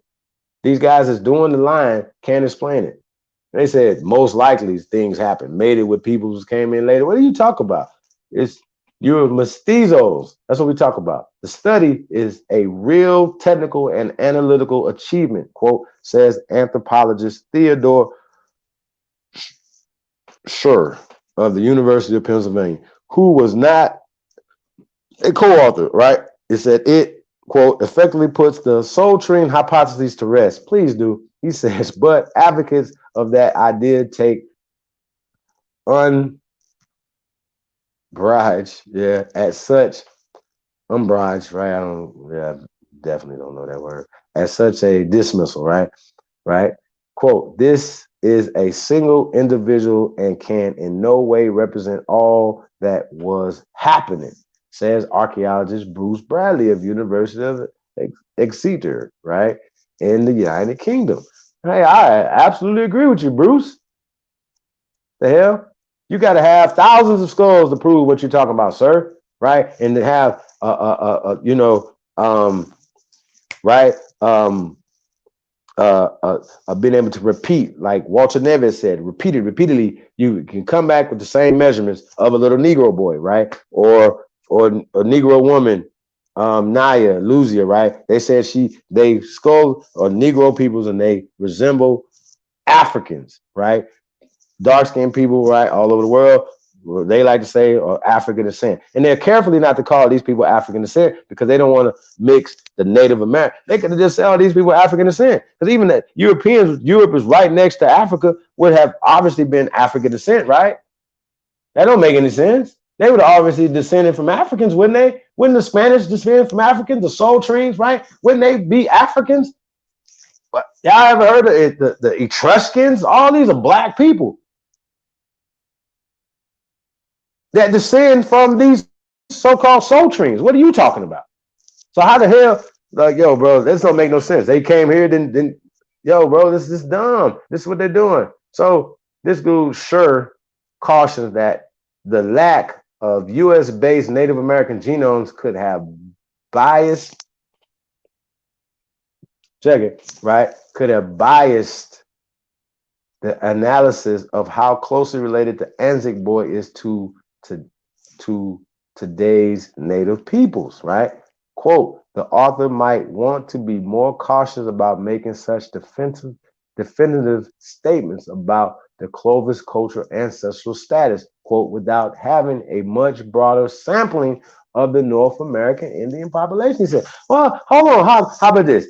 Look, play y'all game, right? Play y'all little game that y'all play, right? Do Native Americans have any nigga in them? Yes, they do, according to y'all. Stop playing. We're done here. So you know niggas is the oldest people on the planet, right? According to these bones, right? So that's what explains that. You're not gonna have no fucking DNA for social constructs, bro. Hey, we're gonna have some mixed DNA. Oh, hey, we're gonna have some Native American DNA. Hey, we're gonna have some African American DNA. Hey, we're gonna have some, come on, white DNA, black DNA, green DNA, purple DNA. That's dumb DNA, right? DNA is dumb. We know the accuracy of it. So, right, less than 0.001%. It's less than 0%, dude. So I don't even know why it's negative percent. I think it's dumb to have this conversation, y'all. So I had to put that out there, whatever, right? A lot of y'all already know that. But once again, this is for people that don't see this, right? Members of the team say they hope to get more U.S. data. Hold on, that's okay, yeah. Members of the team say they hope to get more U.S. data. Quote, we hope the continued dialogue with local populations and studies like this will entice Native peoples, right?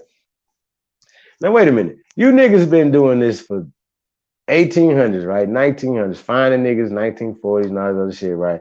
And so they just had the little act of 1920, right? Just had 1920. So you just started protecting these niggas' rights 20 years ago. So they don't know they didn't get we're talking about the Native Americans, right? I'm using this term for a reason, right? This is a new construct, right? Less than 50 years old. So why are we talking about this as you know, as a people? So when we talking about Native American, that has nothing to do with the United Nations Declaration of the Rights of Indigenous People, just like the Declaration of Reclamation, just like the age rip, you know what I'm saying? They don't have anything to do with no Native Americans. That is a social construct, just like it don't have nothing to do with black or white. These are social constructs. And so that's what they keep putting out there. It's social constructs. Shout out to Ancient Soul. Definitely appreciate you guys coming through, man. Let's go down a little bit more on this. Maybe we can hurry up and get out of this real fast, man. We're getting some of these picks out, kind of break some of the stuff down. Found some shit, man. I know I haven't seen some of these stuff, so you know I was digging for some of the old stuff. I lost a lot of picks, found a lot of stuff, man. So we got a lot of picks out. So bear with us. Let me see. We got anything else in here? Members of the team say that the hope to get more data, Native peoples to participate in the Jane study. Rasmussen says Shane Doyle, a professor of Native American Studies at the Montana State University, Bozeman, and a member of the Crow tribe, right? Really, Crow tribe shares that hope. Doyle is coordinating negotiations about reburying the child with the Anzac family, the researchers, and the members of the 11 local tribes groups. But he said he sees the value of such research for today's Native Americans. This is absolutely, quote, this is absolutely going to change the game about how we think about paleo old niggas, Indians, right?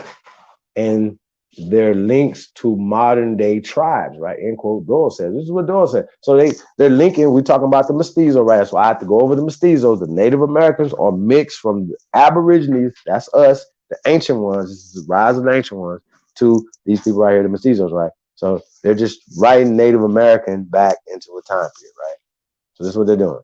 So both Doyle and Anzac, right?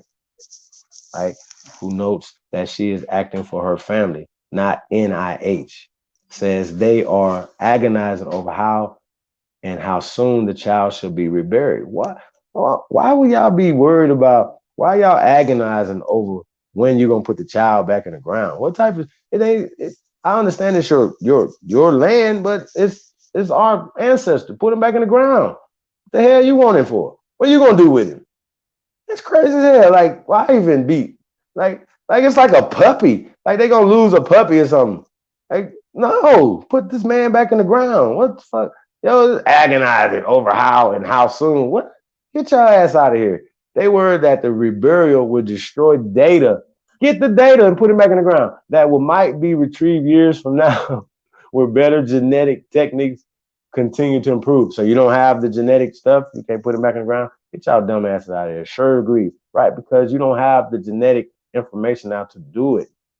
Quote, this is why scientists are fighting against NAGPRA, repatriation of Paleo Americans. Oh, there we go again. Old niggas, old Americans, old Aborigines, right? Americans, remains, right? As much can be learned from these ancient samples, end quote. But Doyle and Anzick insist that the child should be revered out of respect for his native Aborigine American descendants. Quote, the boy has given us an amazing gift, Doyle says. Quote, now we must repay that by putting him back where he belongs. Okay, whatever. I was agonizing. Listen, these people, yo. These people lie so much, yo. I just don't know what to say. I just wanted to point that out. They're just lying right now. So, yeah. Tell Michael Balter that, man. Let's say something crazy. I think that's over.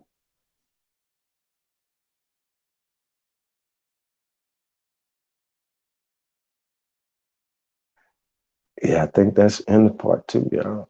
No, we got any slides for part two?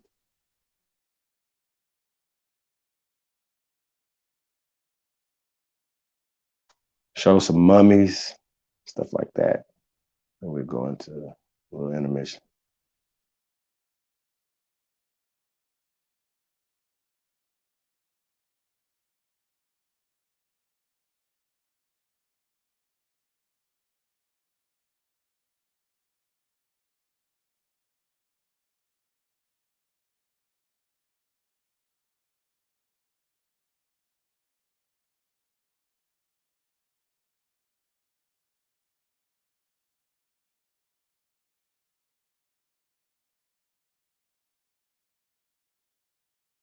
One second, y'all. I'm about to put this back up real fast. Here we go. No, that's it.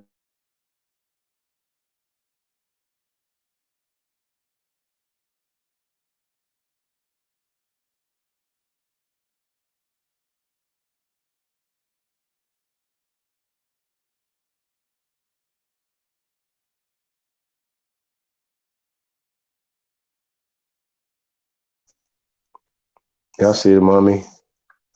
She got gold tips on her fingernails.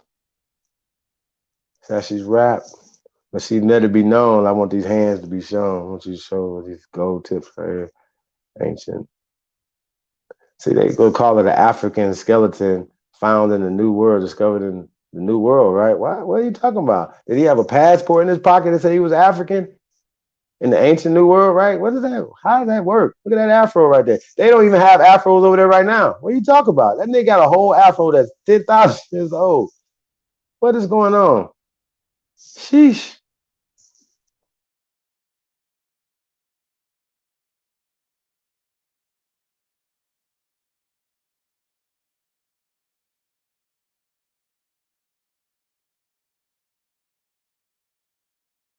Yeah, I think that would be false. All right. Hey, I think let's take a quick little break, little musical break before we get into chapter 3. We're gonna get into these mounds and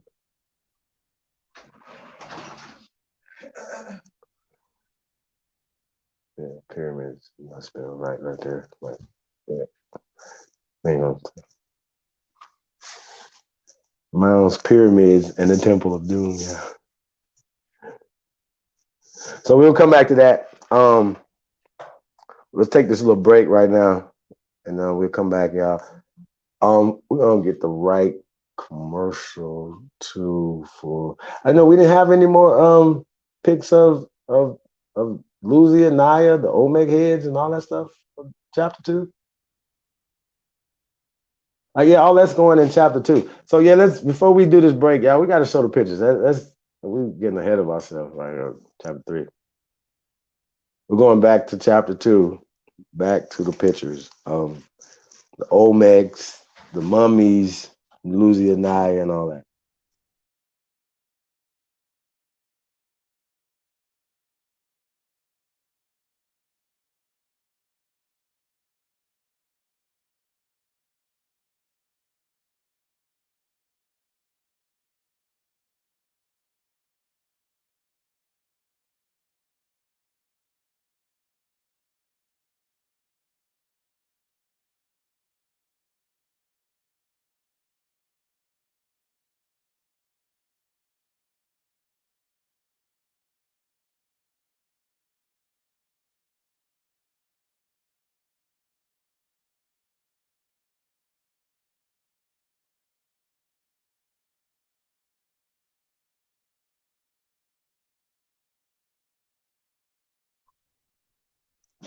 Oh yeah, we can get it together over here.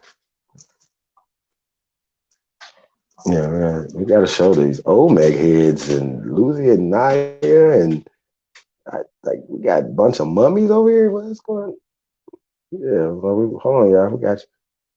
Thank you. We'll show you some more shit.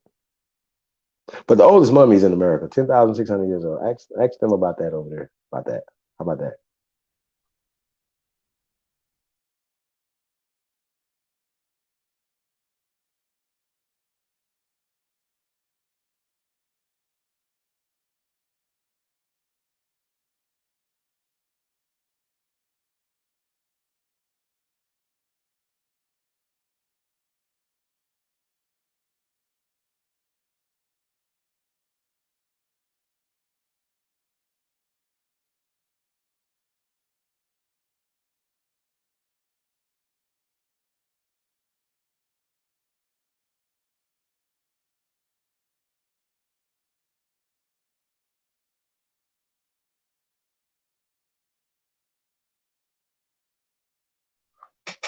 Oh, yeah, you all right? Bear with me for a second, man. We have to get this up.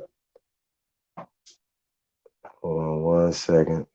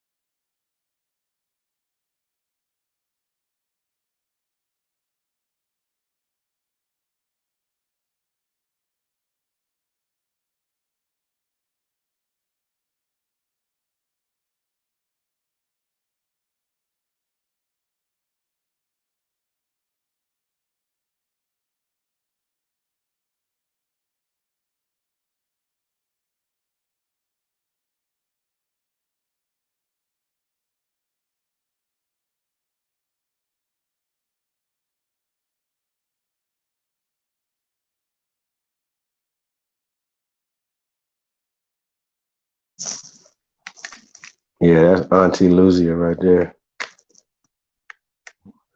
Let's keep, I don't know if that's the slide right there. It's gonna get to any other than her. Yeah, I think we're pretty cool on Lucia.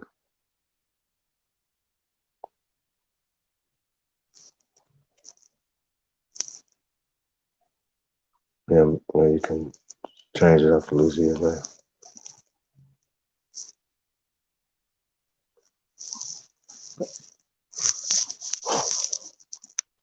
Okay, we good on Lucia.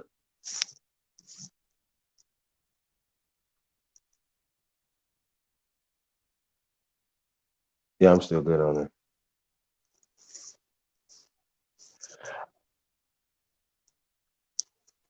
Uh, What?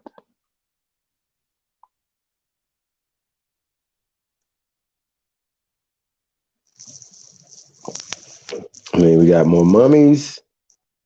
Naya.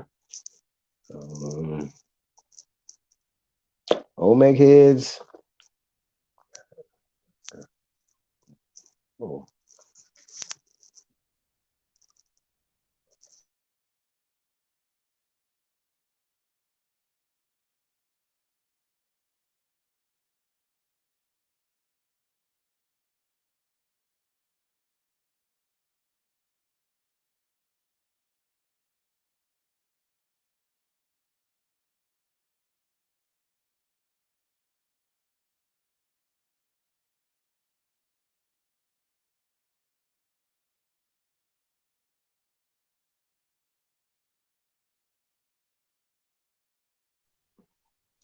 So I don't even have to tell y'all. That's the Negro face right there. Okay. These are what you call Olmecs, or what we call she people, right? Right? This is a Negro, right? This is a Negro. See that? That's a Afro right there. And the one in the middle right there. It's one of my favorite Olmec heads. That's an Afro. They took the time to carve that Gary Coleman ass haircut on this goddamn stone, bro. That they took the time for that. That's craftsmanship, precision. Right? Look at this head right here. Them lips, that nose. They was proud. The one on the right, proud of their lips, proud of their nose, proud of their heritage. You don't have that culture. You don't have those helmets. You don't have these heads in Africa, West Africa, Central, North, nowhere. You don't have this over there. So we took our time. Our ancestors took our time to represent the gods. The gods. That's why we say we the gods. We the we the gods. Meshi, black gods. Land of black gods. This is La Venta. This is Mexico. This is the Gulf of Mexico. This is the back of them heads. Look at that. Why? That's precision. They wanted, who got locks? Who got cornrows? Look. That's at the back of the head right there. Looking like Mr. Brooklyn.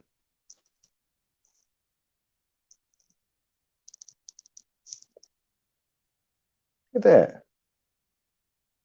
What are you talking about? That's a Negro face right there. When you pull out all these articles, I'm gonna pull out this face right here. I'm gonna pull out the cornrows right there. That's what I'm gonna do. What you gonna pull out? Look at that. Got to be kidding me.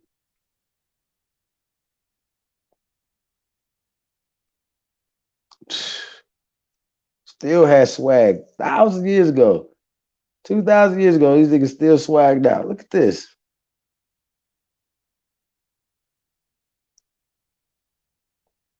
Are you serious? Stop it. No, we're still not ready to go here yet. Still not ready to get here yet.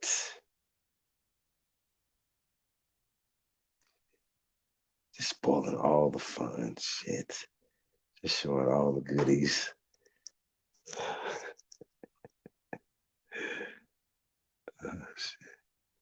Shout out to the CEOs in the building, y'all. Hold on, I'm about to pull up some more pics, y'all. Go through this. We'll get through this part 2, y'all. And get into. Got more mummies to show y'all, man. More Omex, got more stuff. We'll keep bringing it, man. Keep bringing the heat. Just real quick, when we talk about the Olmecs, once again, it's not Olmecs, she people. It's just rubber people, whatever. We're not going to let you guys keep naming us. You know what I'm saying? So we're going to go more towards the ancient terminologies and stuff like that. The terminologies that of the land. You know what I'm saying? The term, whatever. So we're talking about uncovering Egypto-America, right? We're just talking about of the culture, right? So we're going to get into the culture. Just wanted to show y'all our ancestors the rise of the Aboriginal ancestors, the greatness of our ancestors, and the things that they built here in America that the rest of the world is using around the world. You understand how this works? Stop giving credit to everybody else but your ancestors, man. Niggas give credit to monkey people, dinosaurs, aliens, frogs, midgets, humpback whales, everything. Instead of our ancestors, man. You know what I'm saying? You niggas ought to be ashamed of yourself. It's crazy as hell.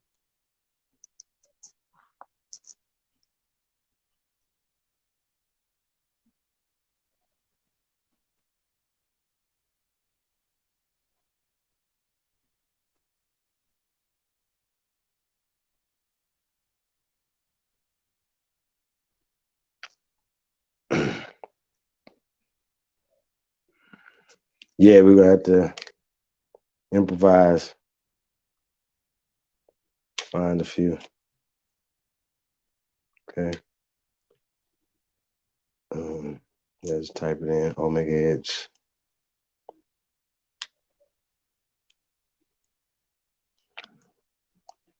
All right. Yeah, okay.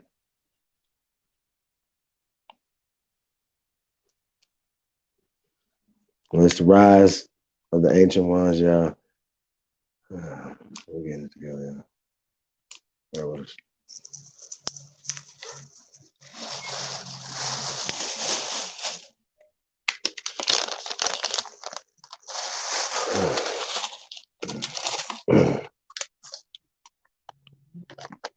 What up, though, man? How everybody doing? Hey, we're going kind of long right now. 5 hours in. Shit. Was not intending on doing that. What we got here?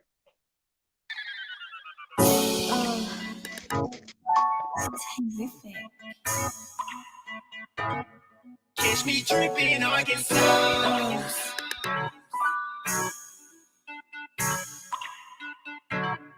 Catch me dripping. Step out the crib, look like a chick. I'm a band runner, what you expect? 14 carats and they right around my neck. Looking like licks, I'm about to flex. I be feeling like the man of the year. My saw gang killed some. I done up put too much drip on. Got your girl like damn who spilled some. Probably even got a hating that nigga all mad in the back all because he slipped on. Off top one, see what you 100. Hell no, ain't stun, yeah, I really go whipped on. Nigga saw game so damn cold, made another nigga hold down there, do a flip on. As I walk in, hoe go slip on. I smell like a nigga paid a grip on it. Add another 25 to the price of the feed. It smells just like that flipped on it. Shit so strong, look stiff on it. So damn strong, look ripped on it. Caught a stand, nigga all night long. I can tell she wanna fuck with LV.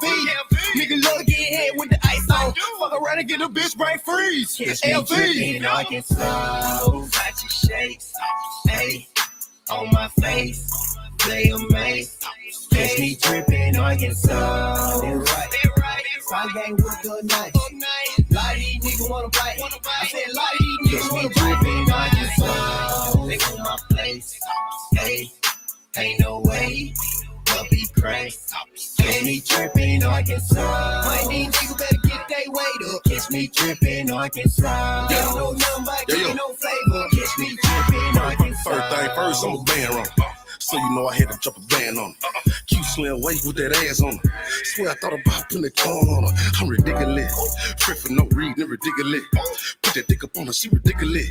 Yeah, drip sauce, you can see the shit. Make your bitch stop a bigger Instagram is. Just tenfold. Sauce drip so slow. Real dope boy, edit dope bit. Make a fly nigga change clothes. Drip so much sauce, you can buy that. And when they drink up in me, I be on the deck. Fuck a good real ready, don't text back. Teach a lame nigga how to tank cat. Money make him maintain that boss shit. The song that don't do the shit, caught bit. French and chubby nigga since dope beat. I swear the whole world gon' know me sauce.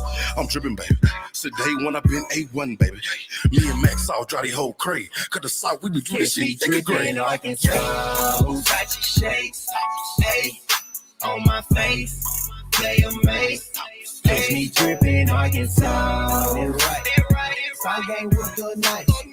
Lot of these niggas wanna bite. I said lot of these niggas wanna dripping, Arkansas. They on my place. Hey, ain't no way. They'll be crazy. Catch me dripping, Arkansas. My these niggas better get they weight up. Catch me dripping, Arkansas. They don't know nothing about kicking no flavor. Catch me dripping, And let me get it in, Arkansas. fella. You know the swag gon' kill him. And then feeling paralyzed on feeling. My money stacked to the ceiling. I'm hot sizzle with the dribble, got that sauce and it's dripping. You'll never catch me slipping. Cause I'm smooth when I'm tipping, never know what I'm gripping. I know you want me cause I'm tempting, but I'm scotted with the pippin', let's go now. I got so much sauce, it stick on me. Nigga better cuff his bitch on me. Not one, but I'm trying to get rich on me. Cause that's that shit that I'm supposed to do. I'm trying to count this money, get close to you. Make them stand at attention like the soldiers do. And give me head, you can move when the soldiers shoot. Find that kick, but I'm hip too. Sauce squad, baby, you can drip too. Aggravated money, while me flip through. Man, got that nigga sick, I'm talking crip blue. Tell DJ, turn my shit up. My money need a jack just to lift up. I need 2 styrofoam, the big cup, and a big Buddha bitch to get ripped up. I'm a fan, run a milk up. Touchy shakes, hey, on my face, they amazed. Catch me dripping, Arkansas. They're right. Side game with good night. Lie, these niggas wanna bite. I said, lie, these niggas wanna dripping, Arkansas. They want my place. Hey, ain't no way. Must be crazy. Catch me dripping, Arkansas. Why these niggas better get they weight up? Catch me dripping, Arkansas. They don't know nothing about kicking no flavor. Catch me dripping, Arkansas.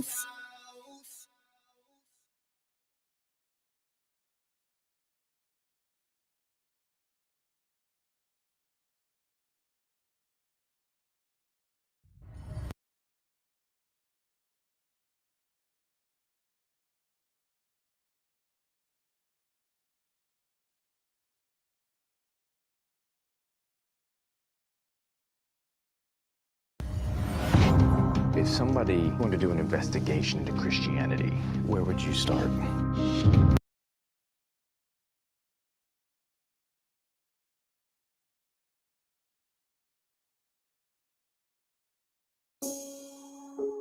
Yo, kids, this beat hit hard.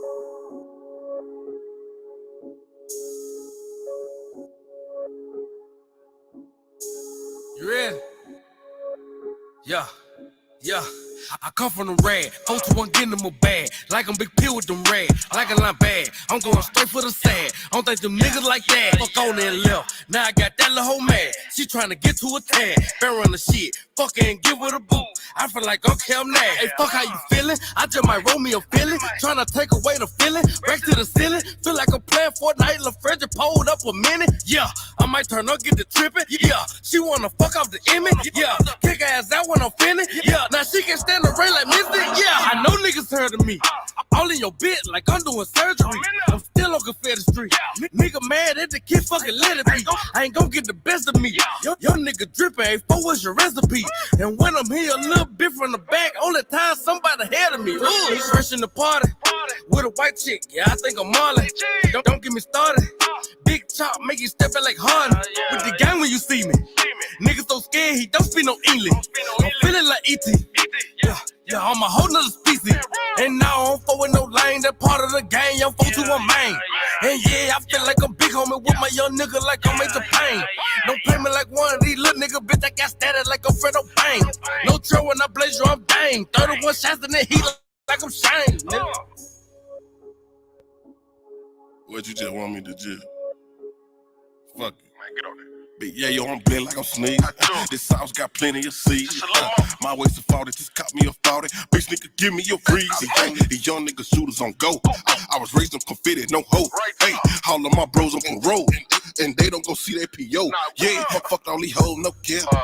They ain't go fuck on their friends. Hey, might fuck on no bitch and no mama. And now I do it again. Hey, trust me, this fat nigga pressure. Hey, I got the juices, ain't good luck. Hey, was down on my ass for a minute. Now young nigga eat, pile up. Big drip, I need a bucket. Just counting some racks in the bucket. I catch up this bitch to lift out it. Hey, she want some dick and some nuggets. Hey, the food stamp baby from nothing. Hey, I really lived it, you bitch. Hey, get on the mic and drop 60. I'm really the beat in this bitch. I'm a tick on the scale. I'm a brick, nigga. Big and be cured. Before he be clay. I'm Dre running this bitch, nigga. I'm yay money, the switch, nigga. I'm on this bitch, nigga, popping my shit. Hop on Snapchat, just take me a pic. Hey, might slide up on your bitch. Bite the bait, then I got me a fish fillet with dick. We brought them hoes out. The bear on the show, they was sold out. Lil' hoe get like 600 likes. Man, fuck all them lights in the hood, that bitch hold out. Hey, bigger the belly, bigger the bag, nigga. Hey, I'm here to brag, nigga. We bought the sauce, y'all some swag, niggas. Yeah, I'm here to brag, nigga. Yay.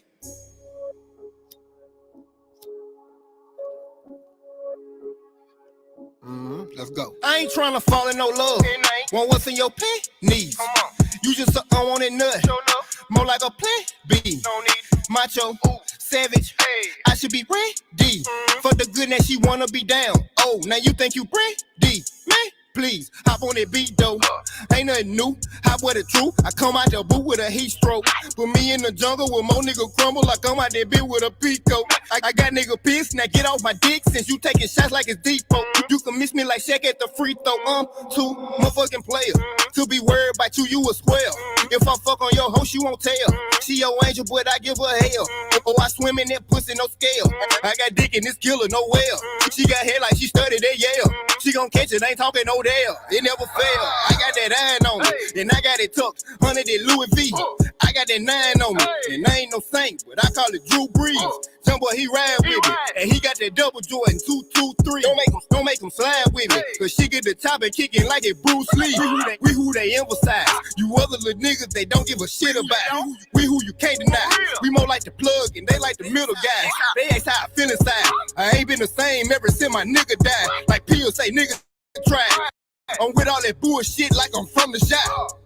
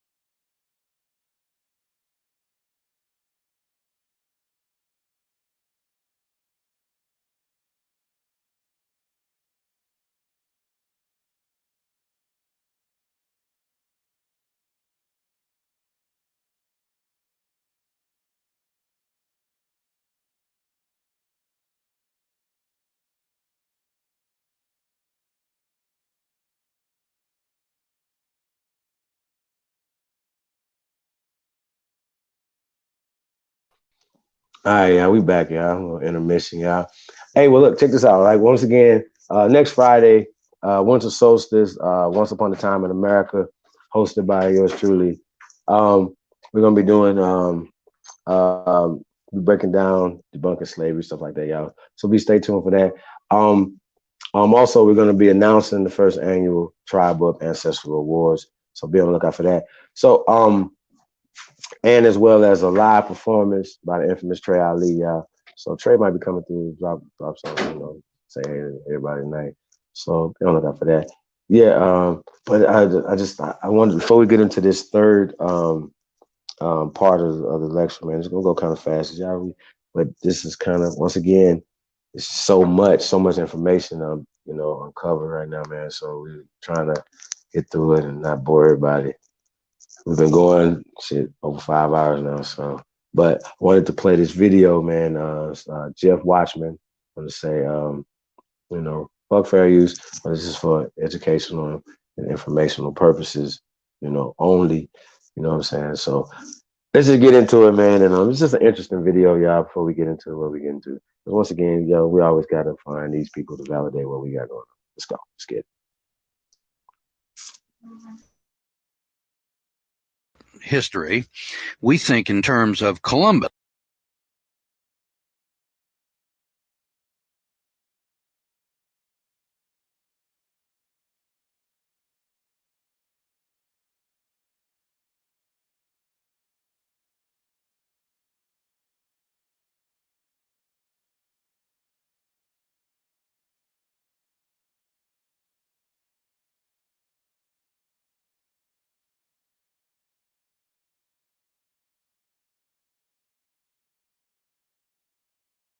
Discovering America. If you're like I was when I was a little kid growing up, why, Columbus discovered America, and we have a holiday on October the 12th every year that we celebrate the discovery of America. Hey, can we rewind I this? was traveling with my wife in Illinois. And Okay, she there we go. looked over at me and she, you know, when we talk about history, we think in terms of Columbus discovering America. If you're like I was when I was a little kid growing up, why, Columbus discovered America, and we have a holiday on October the 12th every year that we celebrate the discovery of America. One day, I was traveling with my wife in Illinois, and she looked over at me and she said, well, would you like to visit one of the pyramids here in Illinois? And I said, pyramids? And she said, yes, there's about 7 or 8 of them here. And not far from here, just a few miles, is one of those big pyramids. And I said, well, who built it? And she said, well, nobody seems to know. And I said, well, how big is it? And she said, well, it's several hundred feet high and it covers several acres. It's as big as the Great Pyramid of Egypt. And I was amazed. I'd never heard of such a thing. I said, here in Illinois, there's a pyramid? And she said, yes, not just one, but 7 or 8. And I said, yeah, I got to see this. And so we drove off the main highway and we drove a little while. And pretty soon here out in the middle of the flat lands of Illinois, rising on the horizon was this big hill. We drove over to the big hill. It was covered by brush and trees. And we went into the park. It's a state park. And paid our fee, and we walked in. I stood at the bottom of it, and I looked at this, and I said, why is it that I have been educated in America, went to the public school system, and here is a monument 400 feet high, sitting in the middle of a cornfield, covering about 15 or 20 acres of ground, a humongous mound of earth. And I never heard about it. And I'm 42 years old. Never heard about it. Well, it's not the only thing that I haven't heard about. It's not the only thing that you probably hadn't heard about. But have you ever heard about Egyptian hieroglyphics here in America?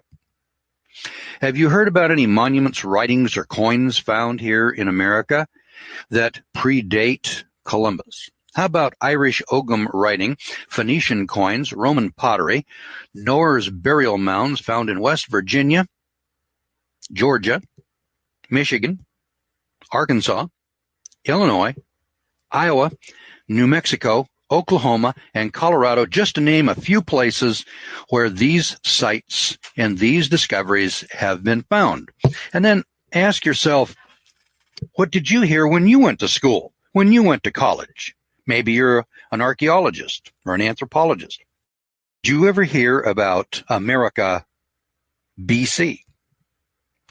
Well, we've heard about the Indians, and we ascribe these monuments and these strange phenomena to these Indians who deny them.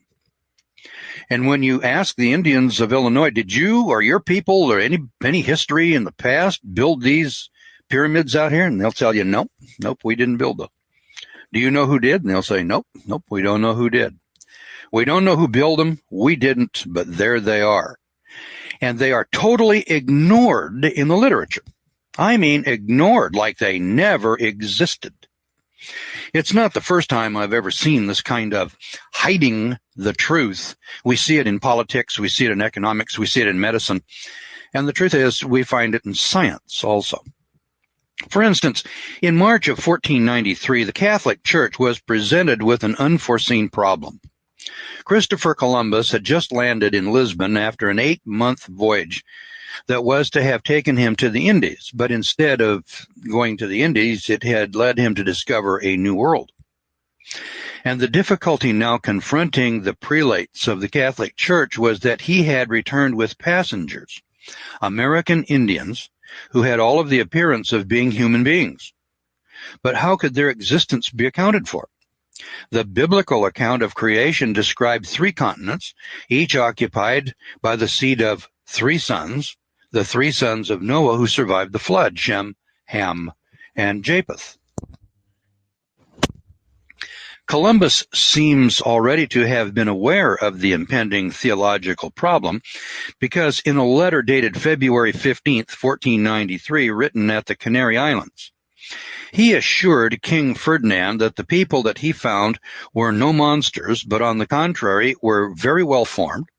Neither were they Negroes, And when he put ashore in Lisbon on March 6th, his journal records, many people came to see the Indians, and it was a great marvel. As the second and third and later voyages produced ever-mounting evidence of large numbers of man-like creatures inhabiting the Americas, a cold wind of skepticism began to blow through the monasteries to ruffle the equanimity of those who so boldly preached the absolute truth of Genesis. And for a time, Rome disregarded the matter, as Pope Alexander VI was otherwise engaged, save only when he found time to draw a line of demarcation between the Spanish and the Portuguese portions of the New World. But in 1512, a new pope summoned the Fifth Lateran Council and issued an official declaration certifying that American Indians are true descendants of Adam and Eve, and hence they are human beings. The failure of the Bible to account for them and to account for their continent was made good by the inference that American Indians are the descendants of Babylonians expelled from the Old World on account of sins of their ancestors. Now, backed by this new authority, it was now safe for speculative churchmen to ponder the route from the Garden of Eden to America.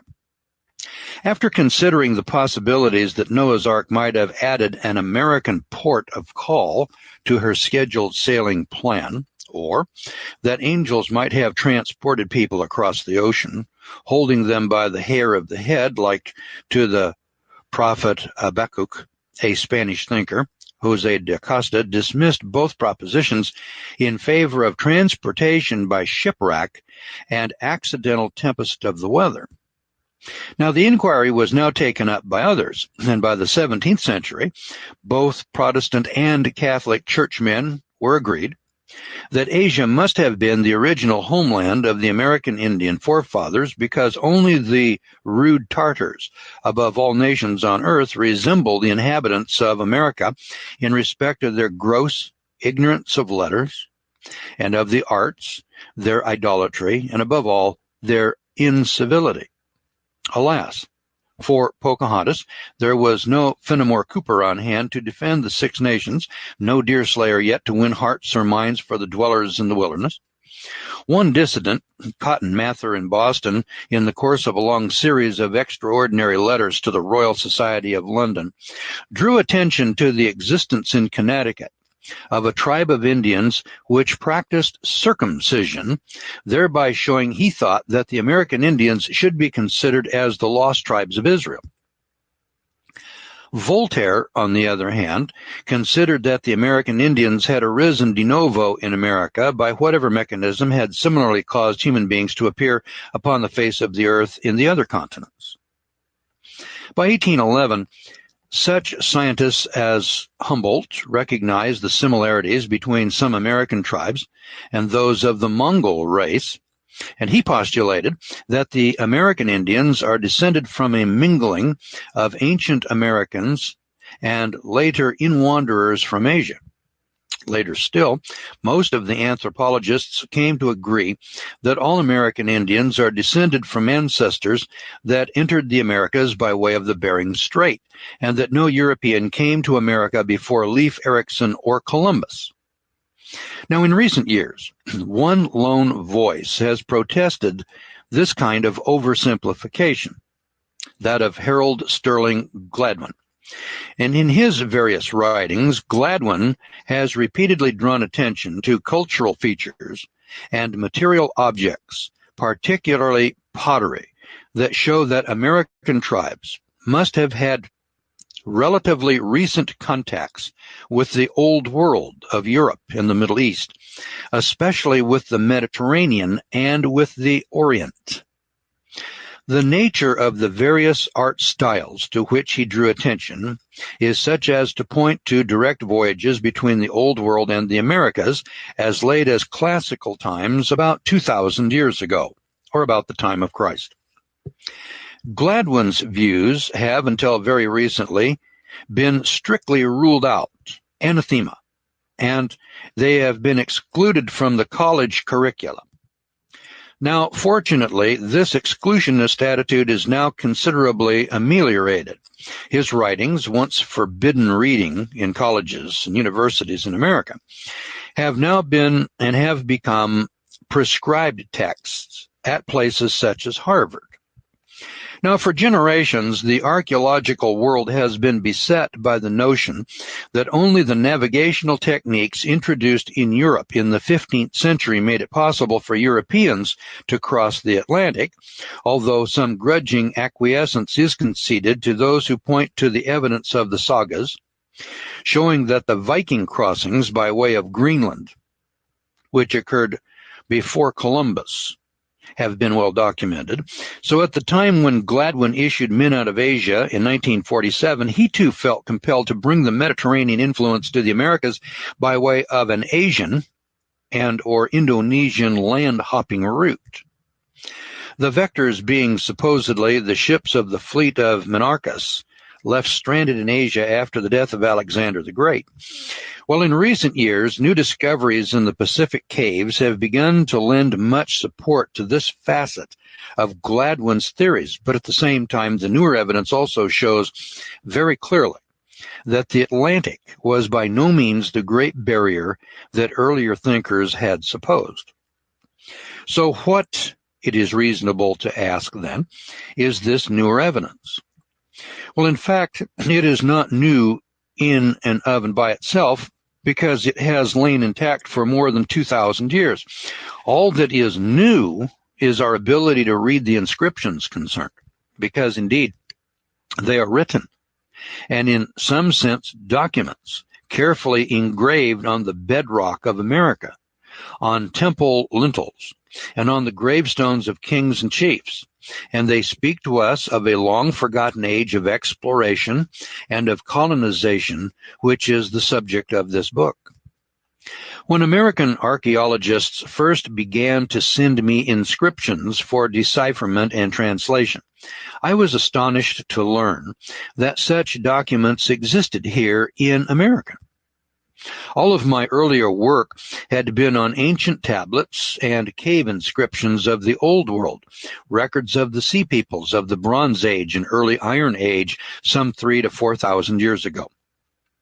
But what I now began to receive from unimpeachable sources here in North America were essentially the same types of documents, engraved in stone, and they were either excavated from some archaeological site, or they were recorded from cliff faces or photographed on massive rocks discovered by the early colonists. And I'd never seen such materials mentioned or illustrated in any books on archaeology of the Americas, and indeed, I was totally oblivious to their existence. How is it, I asked my friend and colleague, Professor George Carter of Texas, that you are sending me all of these materials? Has no one studied them before? Well, his answer was, for 75 years, I have been knocking on the study doors of professors of Greek and Latin. And each time I have been told that the objects that I had in my hand look like writing, but that it is not Greek and that it is not Latin, nor is it any script known to my consultants. So I emerged no wiser than before.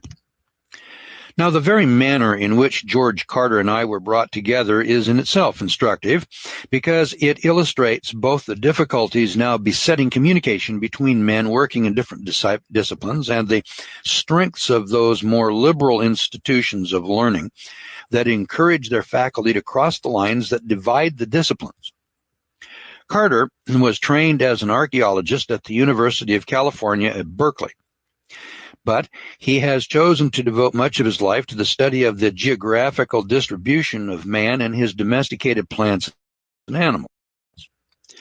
Through his research at Johns Hopkins and then later at Texas A&M, his work became well known to biologists at Harvard, especially to botanists working on the evolution and distribution of plants cultivated by man around the world.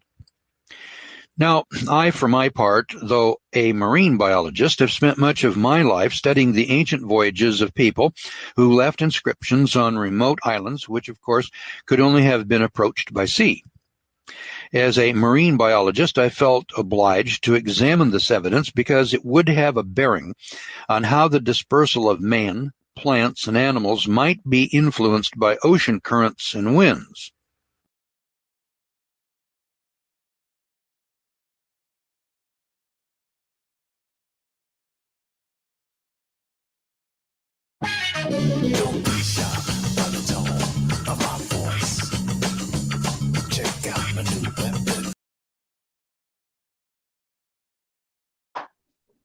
Yeah, man, I just wanted to play that real fast. Get into this third part right here. Yeah. I just want to say, when we talk about, like, he showed Cahokia a lot, right? He showed the Pyramid of the Sun, right, for instance, right? But Cahokia in East St. Louis, Illinois, was what they call it, East St. Louis, Illinois. She said it was 7 to 8 pyramids. It was hundreds out there, hundreds. And what they're calling mounds now, right? Well, as you could tell that somebody has done something to Cahokia. They took the stones off, right? Okay. And built, say, a structure like the St. Louis Cathedral is stones from the Cahokia Pyramid, right? So you could see that somebody just leveled, like it had to be a machine that took like whole slabs off of that thing. You know what I'm saying? Even after they took the stones off, they were looking for stuff. They took stuff out of that pyramid, y'all. You understand what I'm saying? So there's a progression of pyramid building, right? I think that's a term we're going to pull up too in this section right here, pyramid, right? Because a lot of times people think pyramids are only in Giza or the Luxor over here, or the pyramid. Like, okay, well, no, those are modern pyramids. Okay, there's a progression of pyramid making. You know what I'm saying? And so if you ask any Egyptologist, they'll say, oh yeah, okay, well, step pyramids predate smooth pyramids, right? And it's a level of practice. You can see the progression of pyramid building, right? So in certain places they don't have that. They just went straight to a more modern technology. So those are newer pyramids, right? So before we were had certain technologies, we would use more simple techniques, right? Basket weaving techniques, right? And conveyor, we would conveyor, say somebody's dead, right? We would put stones or dirt, conveyor belt, the basket weaving technique, the dirt, and we would put it on top of our ancestors, right? To build these mounds, massive size mounds. You see how big these mounds are, right? There's different size mounds. Some mounds are smaller, some mounds are bigger, depending on the person, right? Let's get into it, right? Let's get into it. Talk about pyramids, y'all. Just talk about it. Let's be about it. Got Wikipedia. Comes from the Greek. Y'all see that right there. Y'all can't pronounce that, right? It's been Romanized. Somewhere is a structure whose outer surface are triangular and converge to a single step. Now we know that they have things called box pyramids, right? So we know that there's different types of pyramids or whatever. But we're gonna get into that in a minute, yeah. Let's keep going.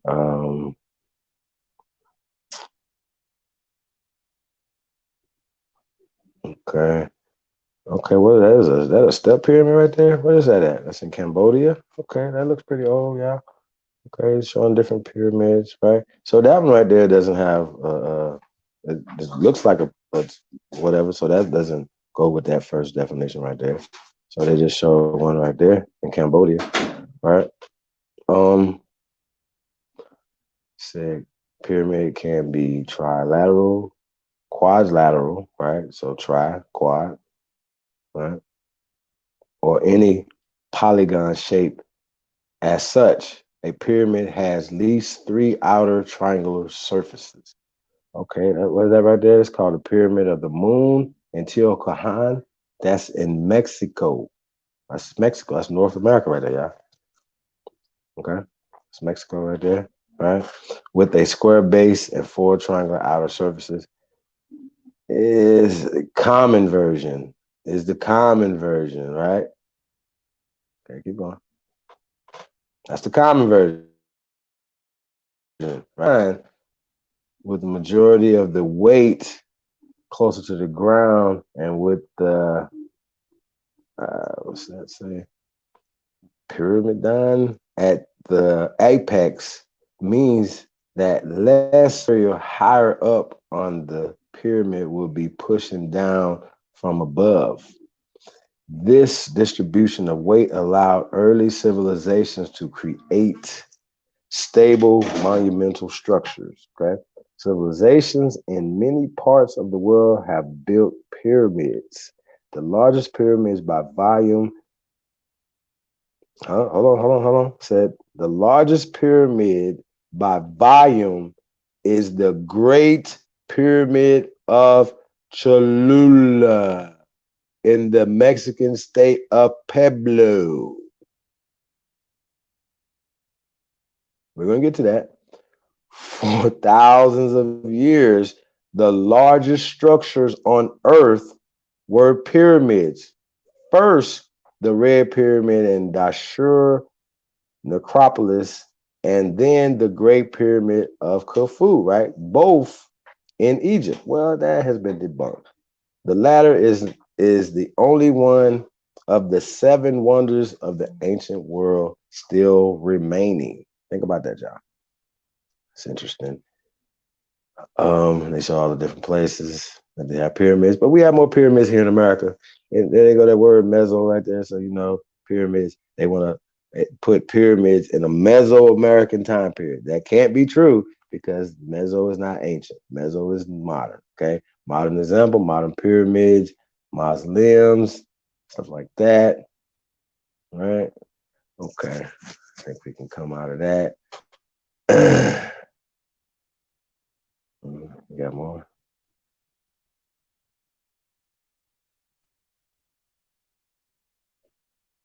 Mhm.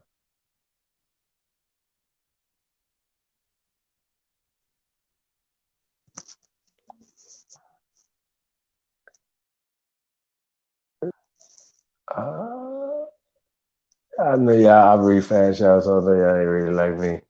Uh,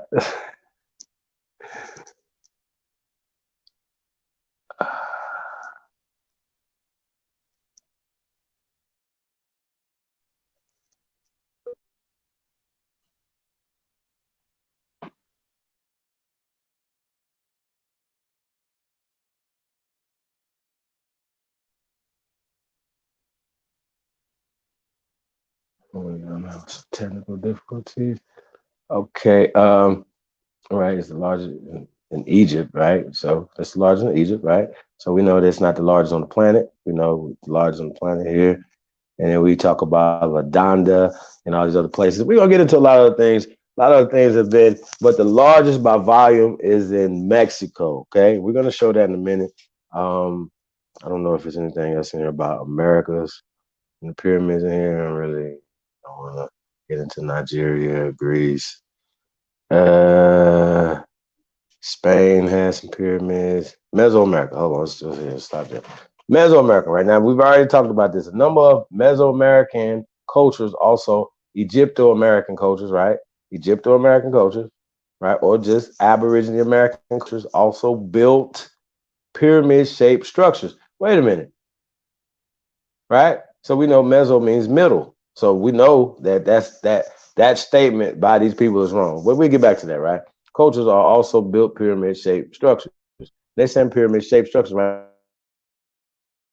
Because what happened was, right, when new generations would come, right, and they would have certain technologies, hundreds of miles, and bring back stones and do certain things, right, or to dig or to carve to be able to do things they needed to do, they would put on top stone on top of the mounds, okay, and then descendants of those people will come with new technology and put on top of that. So you have in America, you will have a progression of pyramidal building here in America. Okay, so from mounds predate stone pyramids. Okay, so we have not only mounds here, but we have stonework as well. So we got to talk about that. Okay.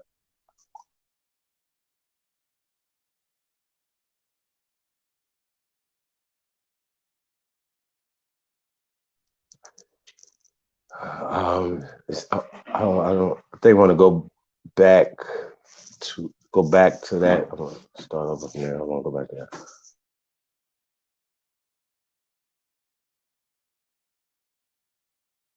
Yeah, let's go back to the top of Mesoamerican pyramid.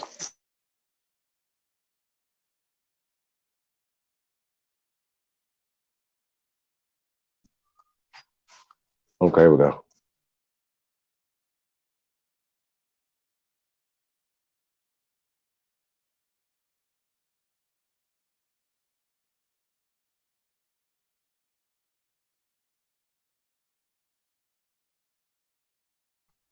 Uh, so they said Mesoamerican pyramids were usually steep with temples on top, more similar to the Mesopotamian ziggurat than the Egyptian pyramid, right?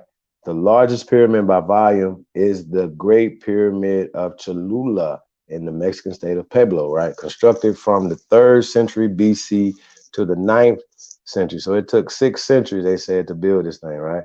Think about that. This pyramid is considered the largest monument ever constructed anywhere in the world and is still being excavated.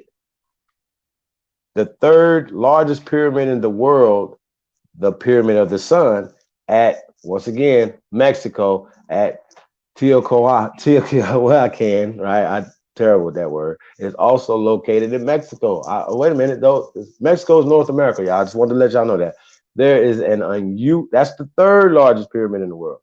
There is an unusual pyramid with a circular plan at the site okay, I'm not gonna even try that. Cuculco, right? Nope. Cuicuilco. Now inside Mexico City. What? And mostly covered with lava from an eruption of the Xitle volcano in the 1st century BC. Okay, well, that means it had to be built before the 1st century BC, then, right? There are several circular steep pyramids called, I'm definitely not going to try that one, Guachimontone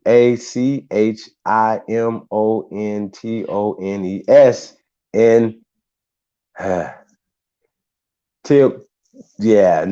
Jalisco as well, okay? Pyramids in Mexico were often used as places of human sacrifice, according to them, for the consecration of the Great Pyramid of Tenochtitlan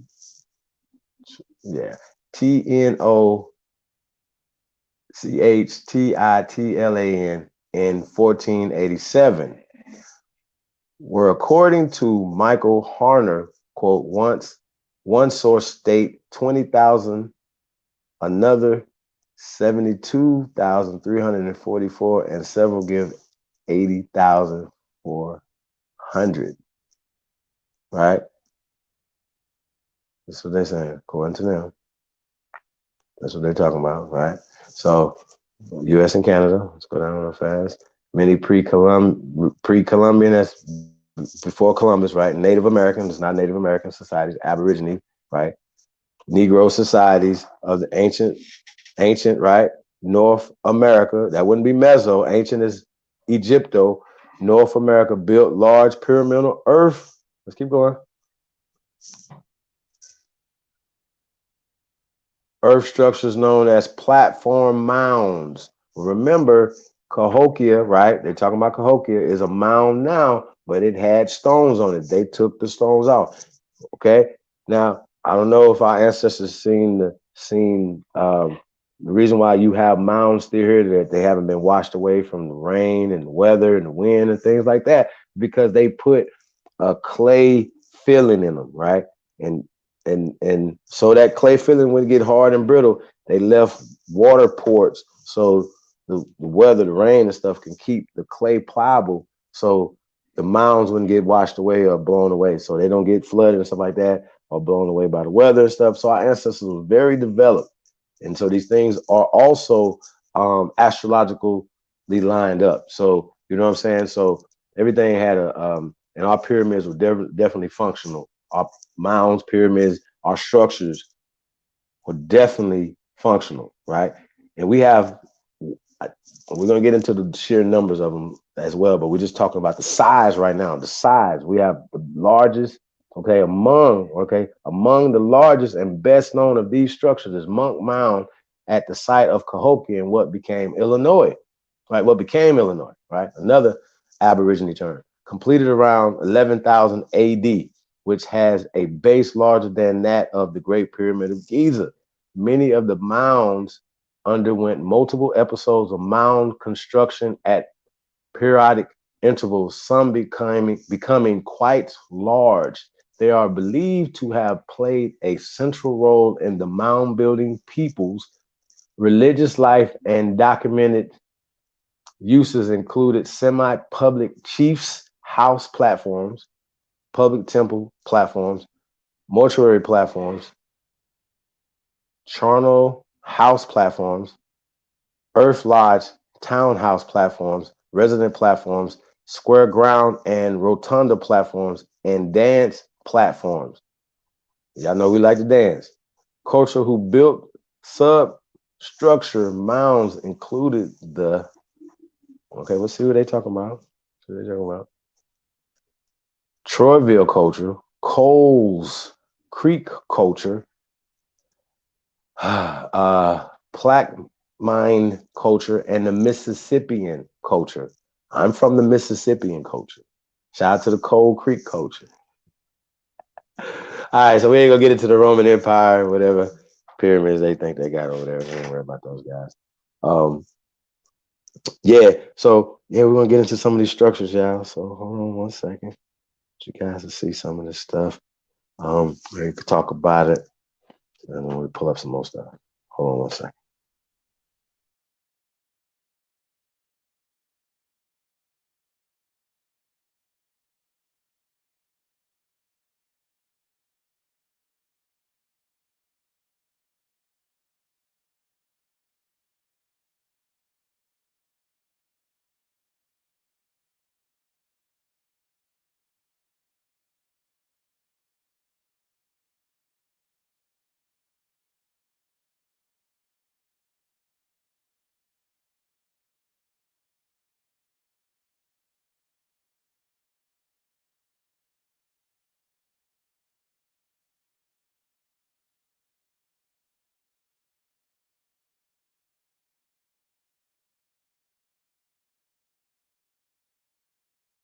The Great Pyramid of Cholula in Mexico. This is the largest pyramid on the planet.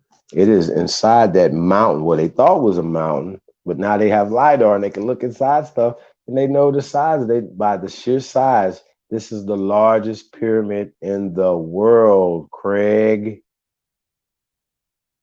You heard that? See how that go? Largest. It's right there, Mexico.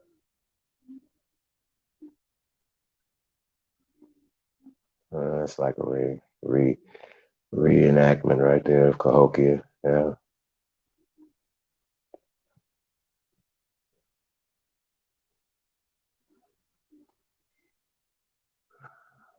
It's in Mexico as well. I can't see. Okay. Okay. Can we make it bigger? Like that screen that's in, that's not as big as it get. Okay. This Cahokia, right? Another side of it.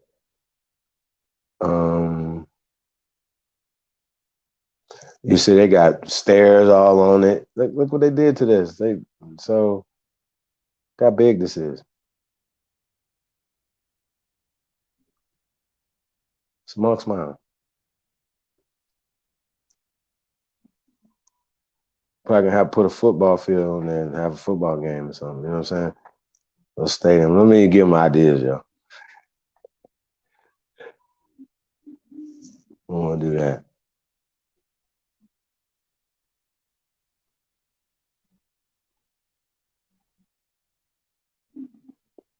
This is Mexico as well.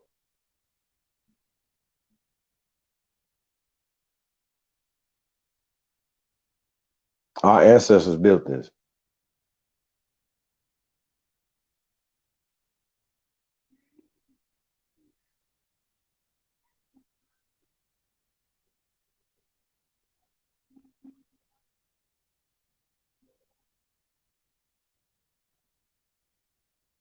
And by the way, the elephant is like a sacred animal to the Mexican people. You're like, why is that? Because the elephant is sacred to our people here in North America, in the Americas. We had different species of elephants. So they are older than so-called African elephants or Chinese elephants or whatever. Our elephants are extinct, to be exact. You know what I'm saying? So, yes. So the actual artifacts are in the ground here, that they excavate stuff like that. So they find these different elephant species here, in America. So I just wanted to point that out. That was also in Mexico too, by the way, y'all. We're in North American pyramids right now. We're gonna keep going. It's a map of pyramids. Another reenactment. East St. Louis. That's their rendition of what's inside the Great Pyramid of Cholula. Right. That's Pyramid of the Sun, Mexico. We're still in North America, by the way, y'all. Just wanted to point that out. We're gonna keep going. It's a map of North America where different pyramids are at. Oh, look at that. That's beautiful. Once again, that's Cahokia. But there's hundreds of pyramids in this area. Hundreds. Mexico again. Mexico.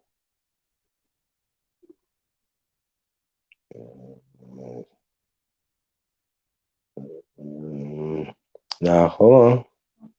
Now, this right here is East Kentucky,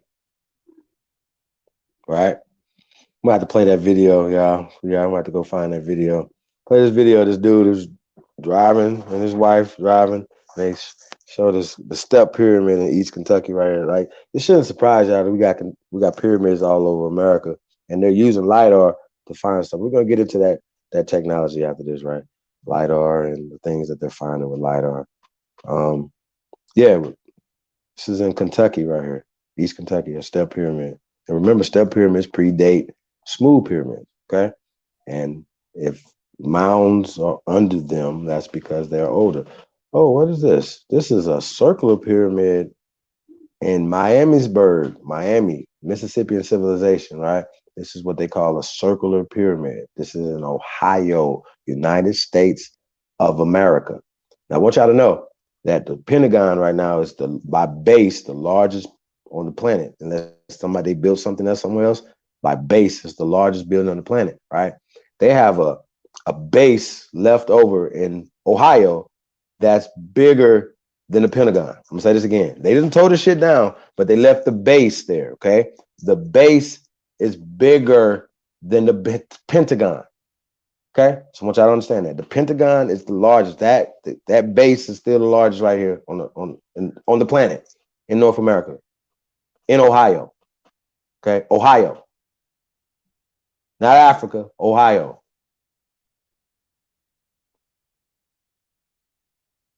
North America is ancient Egypt. We got more here. It's older. Why would it be there? That doesn't make any sense. I already showed you the oldest mummies are here, right? I ain't gonna tell you no more. Hey, we're still in North America. I want to get past North America right now. We're gonna stay in North America. Right? I know y'all might think, because they got a line in the sand where they made Texas, whatever, California, America. Now it's all still connected. It's still our land. Still our people. Look how old. Look how old they look. If you were just a scientist, you just by observation, right? That's what science is. Observing. We're scientists. We're observing stuff. Look how old this look. This looks old, right? You didn't see UNESCO over there building this up. You see them tearing shit down over here. You see them hiding stuff in America. They're building it up over there. Okay? This is America is the ancient world. They're like the new world. That's your way you think. That's not the way science thinks. Science says this is the ancient world. This is the ancient world, y'all. Okay? That's some Mormon shit right there. Mormons built pyramids. Hey, they got if you go to Mormons, go look up Mormons burial. That's the Mormon pyramid right there. But y'all better get y'all one. More mounds. Them look like them in Wisconsin, right there somewhere. I might be. Hold on, let me see. Nah, don't say where they at. Let's keep going. Oh yeah, they got pyramids everywhere, all over America, yo.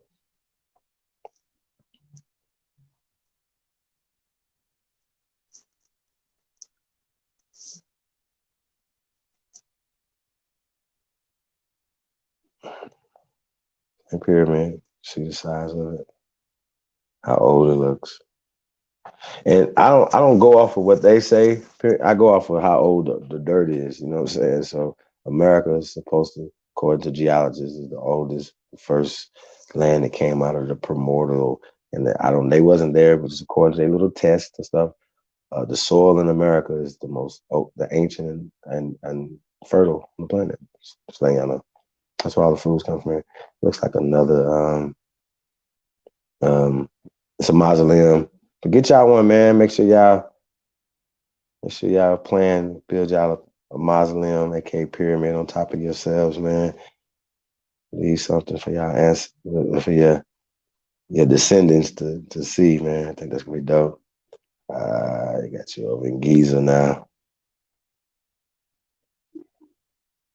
Ancient village discovered in Canada 10,000 years ago, but they found one actually about 15,000 years old. A village. So if it's a village, it was people there, right? So that village would predate the so-called ice age coming through, whatever. So yeah, they found a village in Canada that's 15,000 years old. Sorry, stop all that mess. I go Cahokia again. Look at that. So they got that in West Africa. Them niggas got slave dungeons. Look at this. Our ancestors built this. This is North America.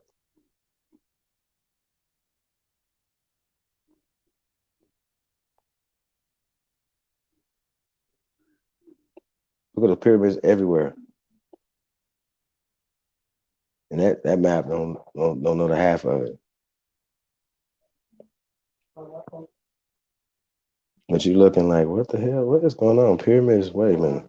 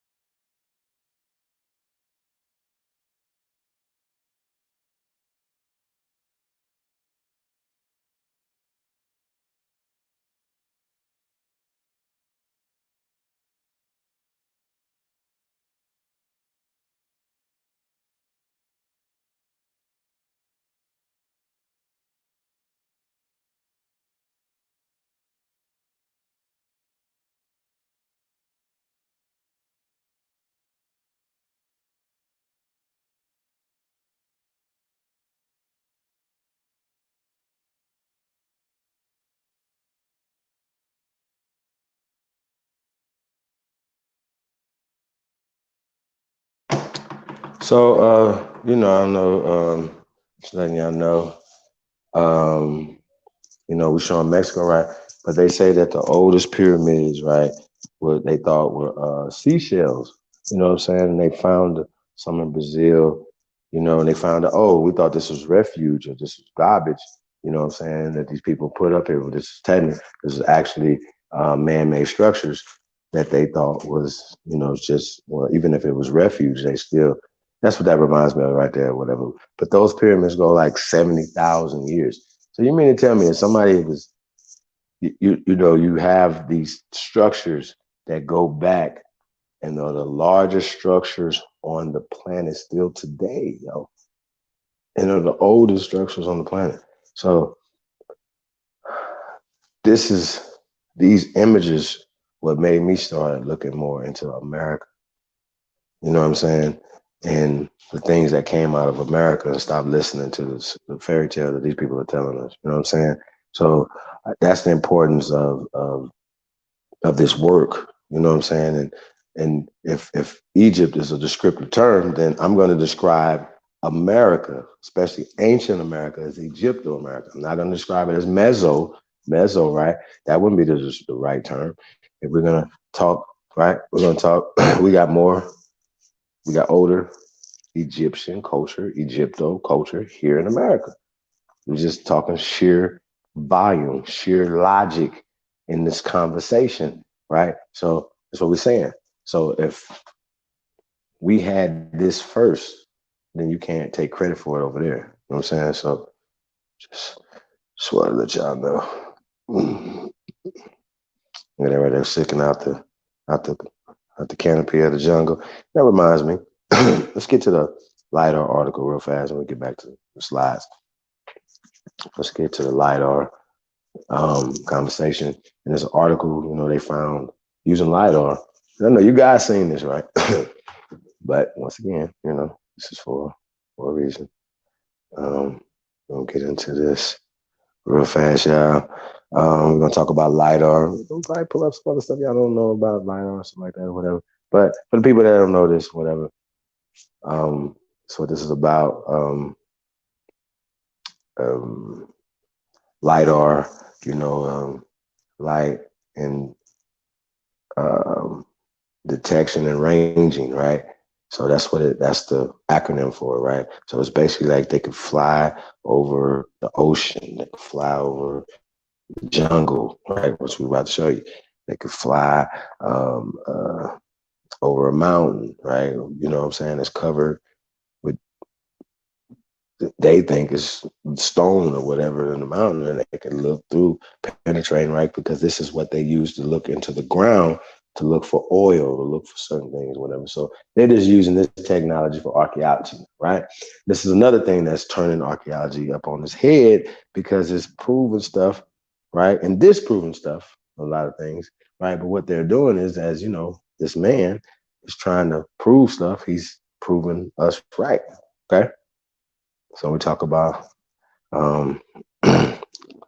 LiDAR and the science of pyramid building, and what is a pyramid and all that stuff, whatever, that's their terms. We didn't call it no pyramids, you know what I mean? So let's get into this LiDAR article right here. Oh, what? It just says what? What does that say right there? Hold on. LiDAR reveals what? The oldest and biggest Maya structure yet found. Now they're saying yet found because we got to say that yet found. I don't know if y'all know they found a pyramid off in the Atlantic Ocean off the coast of Portugal. You know what I'm saying? So our ancestors are some fantastic people. We already know about the pyramids in Bermuda, the coast of Bermuda, Florida. You know what I'm saying? That's underwater now. So stop playing with us. Y'all be talking y'all dumbness. Okay, it's dumb. Ancient Maya, right? And we've already broke down Maya once again. They're writing. That's like saying ancient Native American, right? It's not ancient. Maya is not ancient. Societies got off to a monumental fast start around 3,000 years ago. Really? Excavations and airborne mapping at the previous unknown site in Mexico called Aguada Phoenix have uncovered, right? The oldest and largest known structure built by Aborigine people, says archaeologist Takashi 69 Imata of the University of Arizona in Tucson and his colleagues, right? This raised ceremonial area made of clay, remember the clay to keep it there, and earth was constructed from around 1000 to 800 BC, according to these dummies. The scientists report June 3rd, right, in Nature. Remember Nature. Okay, we're going to use Nature. Y'all like Nature, right? The new discovery adds to the recent evidence that from its very beginnings, around 3,000 years ago, the Aborigine civilization built monumental structures, right? And so they give a little source right there, or whatever. It says a similar but smaller ritual area previously discovered, right, by Enmata's team at a Maya site in Guatemala called, okay, Cibal, dates to 950 BC, right? The find run counter to the idea that Mayan society developed gradually from small villages to urban centers with pyramids and other massive buildings, as some scientists have suggested, right?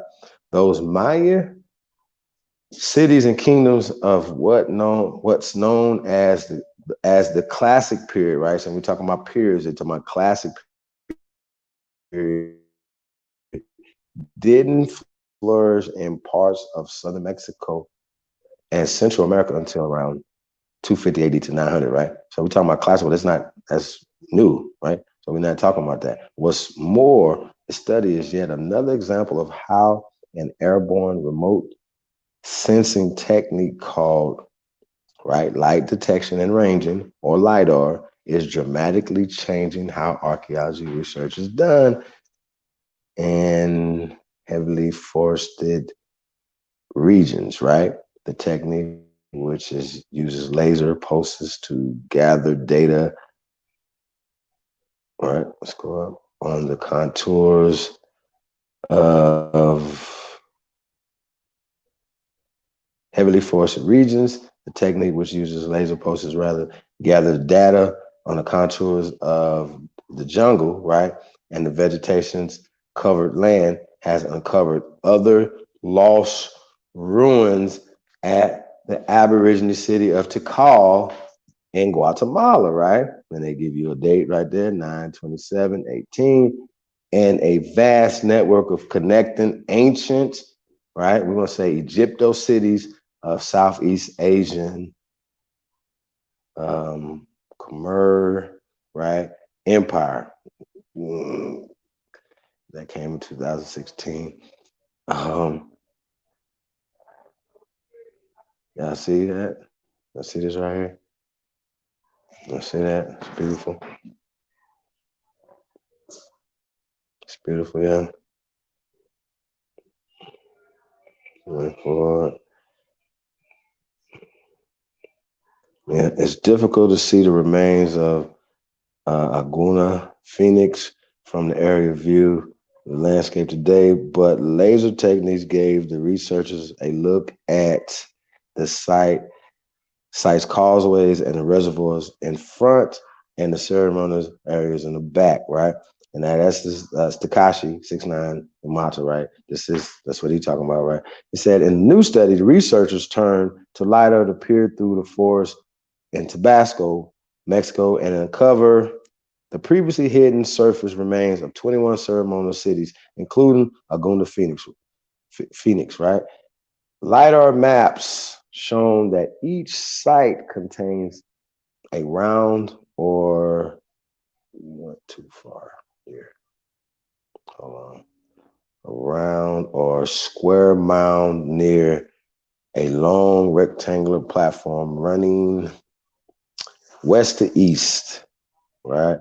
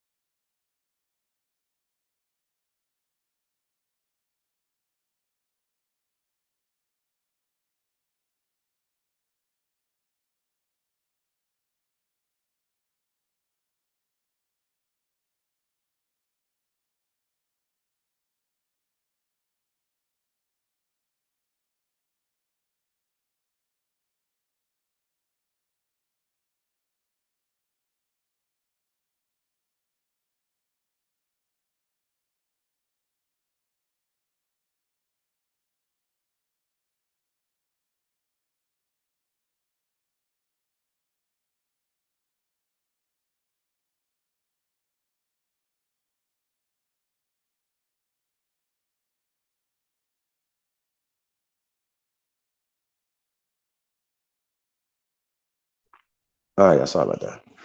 One second, man. I'm having technical difficulties over here, right? Okay, so it says show that each site contained a round or square mound near a long rectangular platform running west to east. The layout characterized similar structures in areas where public rituals were held. Many later held in many later Mayan cities. Okay, Mayan cities or Aboriginal cities, right? The Modest team then used the LiDAR maps to focus on, right? Now, here's the thing about them. They use the data that they got from the pictures that they took over the jungles, right? And they made maps, right? Because once they got in there, they had to walk in there. You can't drive in there. You can't fly in there. You got to walk in there, right? So you're going to have to use the maps. So from the maps that they use from this, right? Once again, this is the accuracy of LiDAR, right? So if LiDAR says something's there, oh, it's a tomb there. Hey, okay, we're going to dig there, whatever, and find that tomb. We're going to dig there, whatever. If they say that there's something under that mountain, like the largest pyramid so far by volume is in Mexico, Cholula, right? The Great Pyramid of Cholula. So let's talk about that. Let's keep it real, right? So, all right, let's see. He's talking about some measurements. You know, you guys can see this. Okay, so it's length more than 4 American football fields, right? You know, we talked about that. That they could, on top of these platforms, we can have a whole stadiums and do some stuff. You know what I'm saying? On top of that, you know what I mean? So, could you imagine though? You know, you coming to America and seeing all this stuff though, it's just crazy, yo. Could you imagine how what you would be thinking? Like, godly, like the science and stuff that these, you know, you don't have none of this science, right? Right? So how are they doing all this stuff when you don't have this science over there, right? So we're doing this in America. We're building massive things all through America. We're about to show you some more stuff, right? So they're using LiDAR, right? As you guys know, in Guatemala, right, this site, they have found over 60,000 pyramid causeways and temples. Like, how long? Then another 20,000 on top of that. Like, under the jungle. What are we talking about? I know we can. I can show you guys the documentaries. We can break this stuff down all the way to the ground. But the facts are that the sheer numbers, the mass size of these things are. You would say, okay, well, it took, you know, let's throw the dates away, right? It took us longer. It took more people to do the things to build this stuff here in America. Period. Right? And so it took organization. It took order. We couldn't have done this without peace, right? So, and working together. So the people who had to grow the food, right, and people that protected people, and people that everybody had a job to do in this society, whatever, and they were proud. We were proud craftsmen, we were proud people, right? And it's ancient. So we have ancient science, and you guys know about the encyclopedia, 103 facts. You know, they talk about 15,000 years, man, but we're ancient people. This stuff took longer than 15,000 years to make. Like, come on, bro. Like, think about what I'm saying. So these dates and this stuff that these guys are saying is really ridiculous. You know, just the sheer size of this stuff without no cranes and stuff that, you know, modern technology. It took a lot of food and calories, right? And we had that in America. You don't have that on the continent of Africa and those other places until we started to bring it there and trading and do certain stuff. But all of that stuff takes energy, takes technology, right? You understand what I'm saying? So to build the stuff that we built here in America, right? It took energy, it took food, it took like can y'all think? Look, we can't even get together and build a doghouse, yo. Okay? So speaking of that, we get into this next thing, I want to pull up that pic of the building project. We talk about building, y'all. So you guys, I'm let you guys in on a little secret. We're building over here. And like once again, this is my community where I come from in Mississippi, my grandfather's land. It's our ancestral land. You know what I'm saying? And we're talking about generational wealth and stuff like that or whatever. So we're talking about giving back. Obviously, you give back to the community that you come from. That's what we do this for. You know what I'm saying? So I know I live in Las Vegas, but I still, my land, my business and stuff like that is in Mississippi, right? I'm from Mississippi. That's where my roots are, right? That's where my people are. My mama's at. Shout out to my mama. You know what I'm saying? So, yeah, I just want to show you guys what we're doing. Just a little sneak peek. Put this pic up real fast. So all my friends in the chat room, our loved ones, man, let y'all know it's real over here, man. And we definitely appreciate everything. People say, "What do you guys?" Because that question is asked. You know what I'm saying? And we want to be transparent with it, and we're putting everything back into the community, right? So, not taking YouTube money and building houses and building strip malls, and you're not doing unless you're doing a bunch of views and stuff like that. I don't know. I'm not that guy. I don't know. I don't know how this. I don't count YouTube guys' money and stuff like that. So just letting you guys know. We're not waiting on that. We're not waiting on YouTube to save us. Yeah, we are builders, and we're gonna get to building. So so I don't know if you guys know what me and my family built something in 2019. You know what I'm saying? And this was supposed to go up 2020, but COVID and other things going on. So, here we are. Yeah. I want to put this up real fast. You don't mind? Yeah. Hold on, y'all.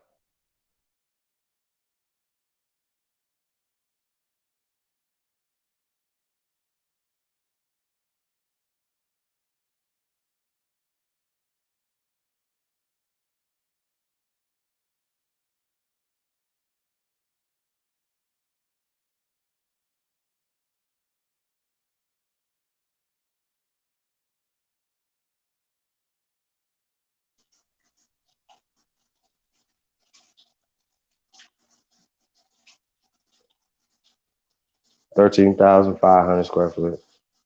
All right. You guys, it's already commercial properties. It's already up in business. Been in business before me, but for me, 40 plus years. Okay. So we're gonna build this up for our people, for the people of this community, whatever. And it's right off I-10. Y'all, so wherever y'all get a chance or whatever, we're gonna have to definitely have a meetup, something, man, with the tribe, you know what I'm saying, out there, man. So just wanted to let y'all know, man, we really building over here. And I can show y'all a lot more, you know what I'm saying, but I don't want it, we all family over here. We ain't this ain't for everybody. Well, we are master builders over here. So we're building over here, okay? So support the real, support. And I'm glad, once again, salute to all the real, everybody that came in and supported us in this, man. Hope y'all got some information that you never heard before. But apparently y'all didn't know what the oldest mummy was in America. So, and here out here in Nevada. So that's at least one thing that y'all know. And right there, the Sahab is on right here. I just wanted to point that out. And want to say once again, thank you guys for supporting, you know what I'm saying, this pay-per-view. Like I said, next week we're going to upgrade everything we're doing, man. We're doing this for y'all, man, take this thing to the next level. And once again, Christmas, aka Winter Solstice night, we're going to be doing Once Upon a Time America. We're going to have special live performances by the infamous Trey Ali. Once again, we're going to be dropping more information. This is the warm-up tonight, y'all, so we're going to look out for that, man. We're going to be doing sweepstakes trip to Vegas, American Aboriginal Shoes, dropping some links. Hey, Lighten, you definitely won a giveaway tonight. And also, we got a couple more giveaways. A couple other businesses we want to and promote. If you guys haven't went to weare2am.com, go check us out at weare2am.com. Yeah, man, we getting it out. We're getting it in. It's a massive fun, man. Man, these things, these pyramids are huge, man. These structures are huge. So it took a lot of energy from our ancestors, and it meant something to them to do it. So we be goddamn if you know what I'm saying. We're gonna let these fools come in talking about some monkey people, some aliens, some dogs, some cats, and everybody else made this our stuff. This is our land. This is our ancestral stuff. You know what I'm saying? So, shame on anybody that's talking crazy to us, you know what I'm saying? But our burial land is here. So we're gonna definitely be on at NAGPRA and whatever their name is and the Department of Interior. We're gonna be really on their bumper, y'all. We're not over here playing, talking about the side of our necks, you know what I'm saying, or whatever. And a lot of stuff is not televised, you know what I'm saying? It's real work going on. So let's get it. All right, that's it right there. Chapter 3, Miles Pyramids, right? Shout out to Rudy. And the Temples of Doom. Y'all see it, man. Y'all see it. That right there.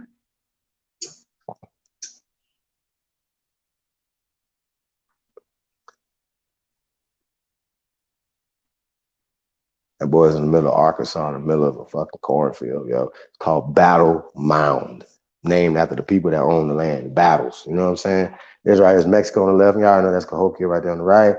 TLTL, no, I want to get, I'm terrible with Mexico. North America, right? We're showing North American pyramids right now. I'll let y'all know when we go out of North America. Oh, once again, I like this one right here, y'all. This is a new one. Let's see. Spiral Pyramid. I seen the Circle Pyramid in Ohio, right? Y'all remember that?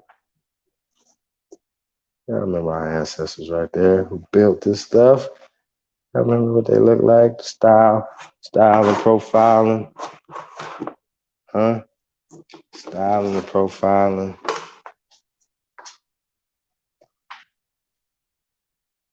Y'all see it?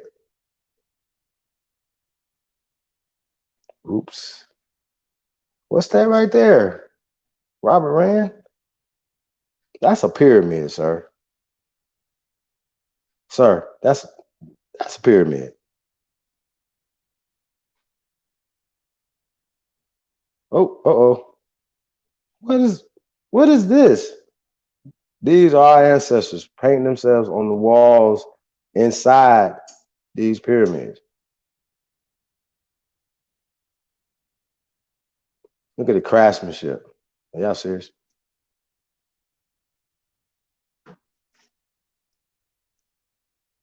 Hey, the sun and the moon. Hey, sun and the moon right there. Hey, how y'all doing? That's Mexico, y'all. Hey, it's Mexico. It's North America.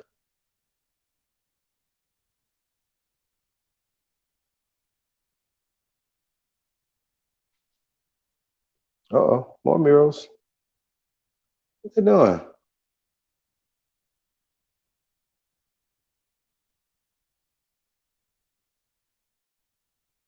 Now they playing ball right here. You already know who the ball players are.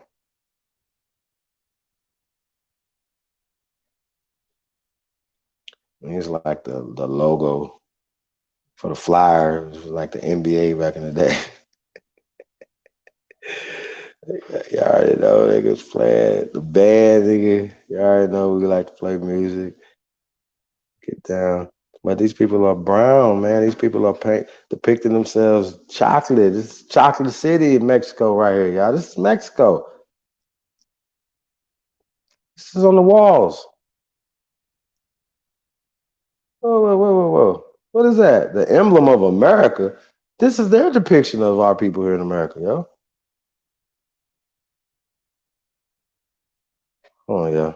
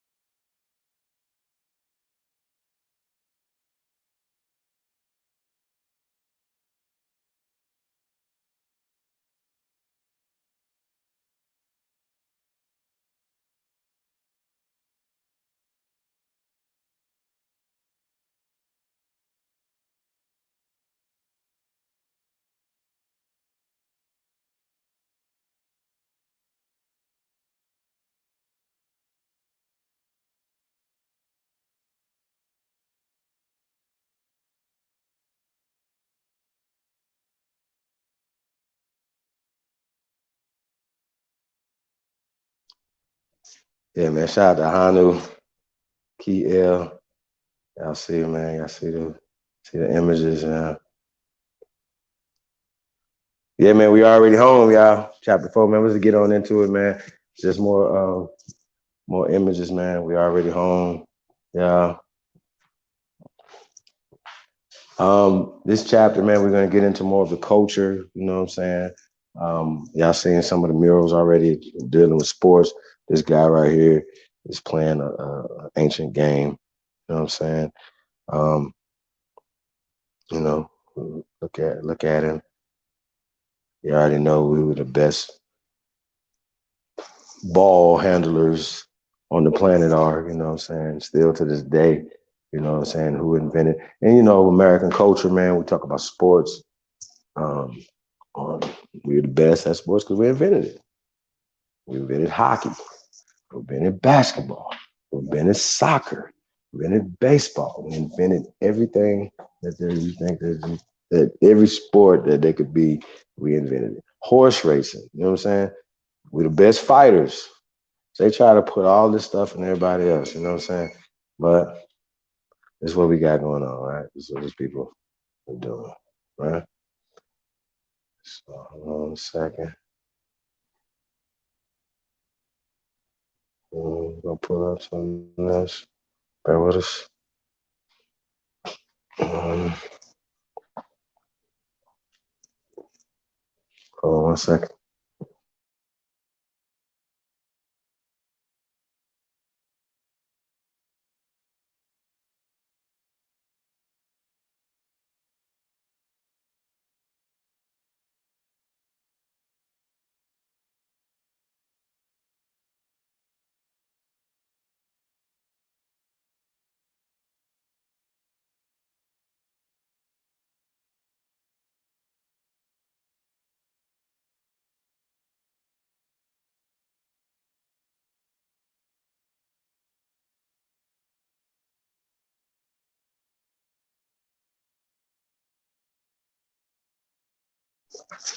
All right, yeah. We got ancient ball course here. Let's get into this real fast. Yo, we talk about it said a mountainside in Mexico. Wait a minute, Mexico. These niggas is doing a whole bunch of shit in Mexico. Suggests an ancient ball game didn't originate in coastal lowlands. Really? Who cares where it originated at, my nigga? We just have ancient ball courts here because right? They just took the NBA to Africa like 2 years ago. You know what I'm saying? Suck. Look at some artifacts right here. What does that say? Um, Partial ball player figurines such as this shown from the front and the side were unearthed at a mountainside in southern Mexico that also contained a ball court from around 3,400 years ago. Okay? Right? So this is by Bruce Bauer. Hold on.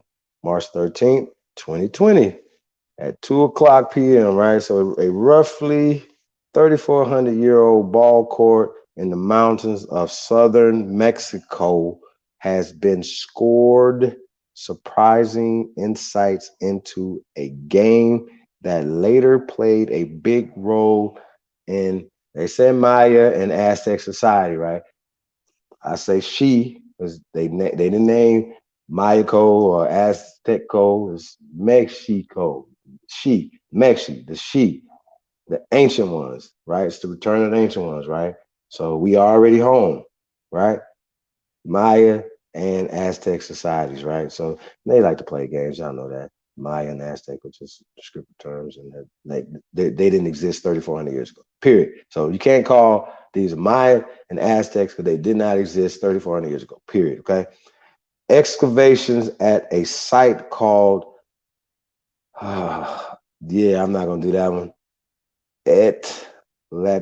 Tango, right, revealed the ancient ball court, the second oldest found to date. The discovery shows that at time when societies in Mexico and Central America were growing larger and more politically complex, population centers in the mountains contributed to ball court design and possibly to early rules of the game. Researchers report March 13th in Science Advances. Okay. Till now, most evidence pointed to coastal settlements in southern Mexico's Gulf and Pacific lowlands as the developers of ball game that assumed ritual and political importance throughout the region, right? So instead of people having to go to war, right? So how we can keep peace. We would play games. So of course, if you would develop your skill set or whatever, you know what I'm saying? Because one, you representing your people, your nation of people, stuff like that or whatever. And that took a lot of political. Your people could be up under people or all type of stuff. You know what I'm saying? So I think a lot of stuff came with these. Why how important sports and entertainment is. You know what I'm saying? Because even today, even in so-called Roman time periods or whatever, sports was an important thing far as politics, right? Same thing today. Sports and entertainment dictates our politics. Period. I don't care what you say, right? Multiple regions and societies were involved in developing a blueprint for the ball court used in a formal ball game across. So it wasn't Mesoamerica 3,400 years ago or beyond, right? Even 1,000 years ago. It wouldn't be called Mesoamerica, right? Okay, quote says anthropological archaeologist Jeffrey Blomster of George Washington University in Washington, D.C. Egypto-America, they got Meso. Egypto-America was an ancient cultural region running from central Mexico through much of Central America. Running from central Mexico through much of Central America. Okay. More than 2,300 probable ball courts. Whoa. What did you say? I'm going to say that again, Chief. More than 2,300 probable ball courts have been found at Egypto-American sites. Many come from centers that date to between 1,800 and 1,100 years ago during the classic period of the Maya Empire. I never knew the Maya had an empire, right? I never heard of that before, right? But that's what they try to say the bullshit. As well as from the Aztec Empire, right? Which lasted from about 675 to 500 years ago. Wait a minute.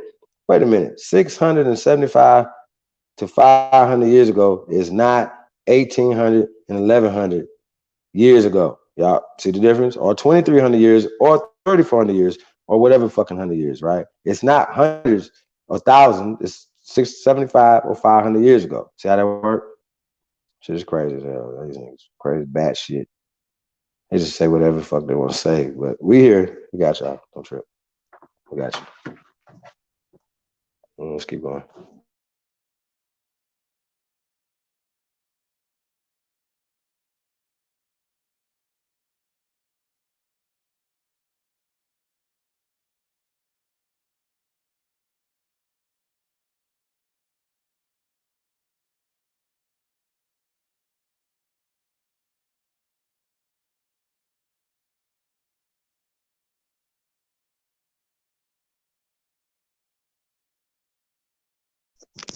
Yeah. Oh, man, we can bring it on home, down the home stretch, yeah. Okay, so excavations at Etolango in southern Mexico probed beneath surface remains of a Spanish hacienda's threshing floor shown to reveal, right, that's that picture, two ancient ball courts built atop each other, right? Right. So that's what they're talking about right there, right? So the discovery of a former ball court at Etilango, right, shows that some of the earliest villages and towns in Highland Mexico were playing a game comparative to most prestigious versions of the sport known as that shit look like Illuminati some shit.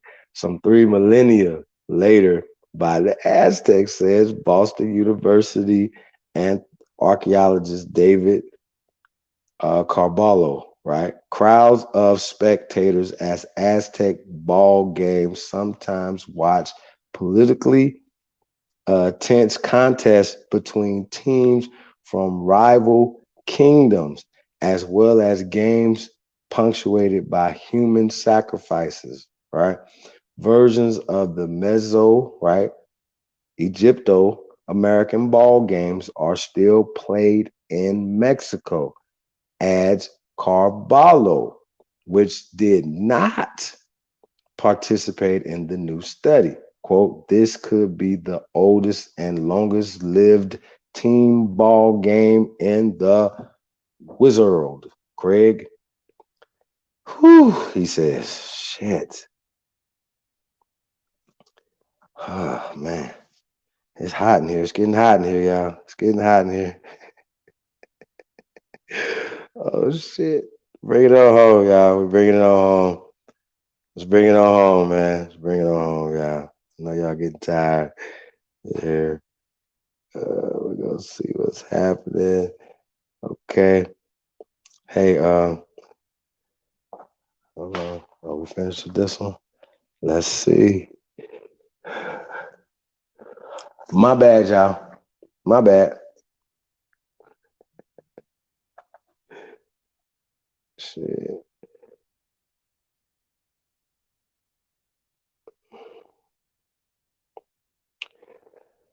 Bloomster and study co-author Victor Salazar Chavez, also of George Washington University, expected to find public structures, not ball courts, when they began excavating and raised open area at Etilango, right, in 2015.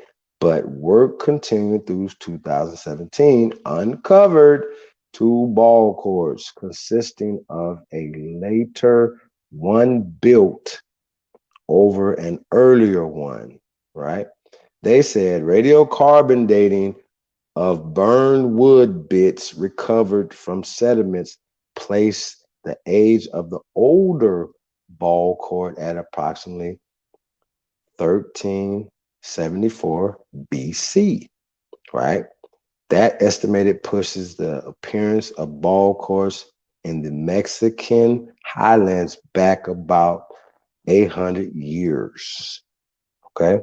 The older Interlongo ball courts, stone covered walls adjoining stone covered benches running along the walls, bases, and playing spaces covered between 1,150 and 1,300 square meters.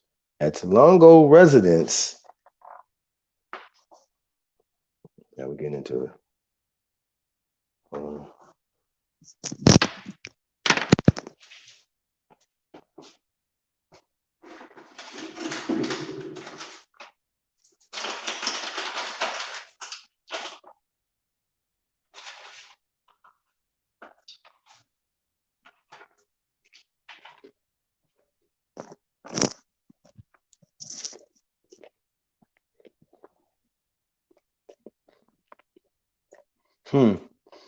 So think about this though.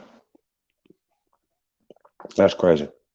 So the older ball court, stone covered walls. Okay, I'm off mute. Okay. Okay, hold on. Okay, they said Etilango residents built a second larger ball court over the first one around 1200 BC. right? The scientists say, right, rules and nuances of how the ball game was played at the time and earlier are unknown. Now, were they playing in these ball games anywhere else on the planet? You know, y'all got to ask yourself that. You know what I'm saying? Both ball courts were used over a period about 175 years. And I think that's a long ass time. That's like, imagine how long that is, right? That's like the NBA, right? And the NFL combined, right? NFL is 100 years old, right? What, last year, this year, whatever, right? 100 years old. And like the NBA is like 70, 80 years, some shit. Like both of those, right? So how do you think they was able to build the things off the currents and the energy, whatever? You know what I'm saying? So look at that. Between 1174 BC and 1102 BC, right? That's what they're saying. That's their dates. That's fine.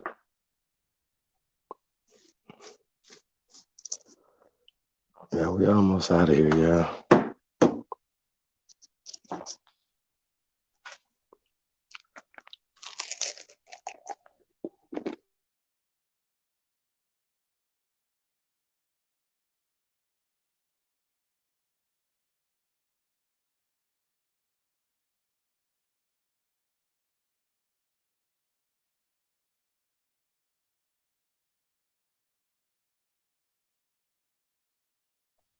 A ceremony was held in which the second ball court was burned and taken out of use, Bloomster says. Excavated remnants of that event included non-human animal bones, charred plant remains, scattered human bones, and pieces of at least 14 ceramic ball player figurines, right? Those figurines included Olmec style attire. Olmecs, right? Right? Olmecs during this time period, right? Such as thick belts above a loincloth and sometimes a chest plate. Okay. More than 3,000-year-old art from the Olmec, aka the She, a regionally influential Gulf Coast society. Well, according to these guys, all tribes come from the She, aka the Olmec people, right? Who are they called the Olmec because they made the rubber balls.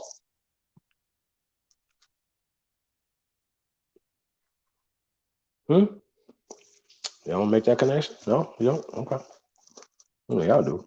Well, they might not. Okay.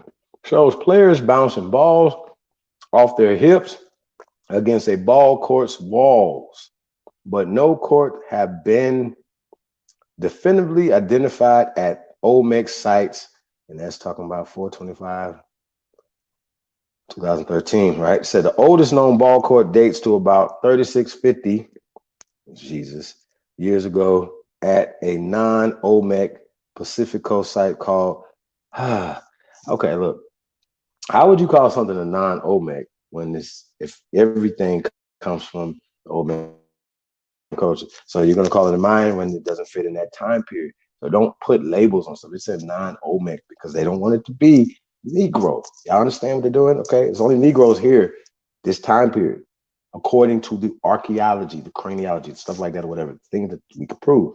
You can't prove that you got Tonto running around this motherfucker or Iron Eyes Cody or anybody 3,000 years ago. You don't have a proof of that, okay? You don't.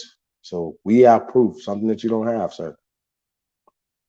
While the Olmecs may have influenced how ball players were portrayed at Etolango, ball courts originated outside that Gulf Coast, Bloomster suspects.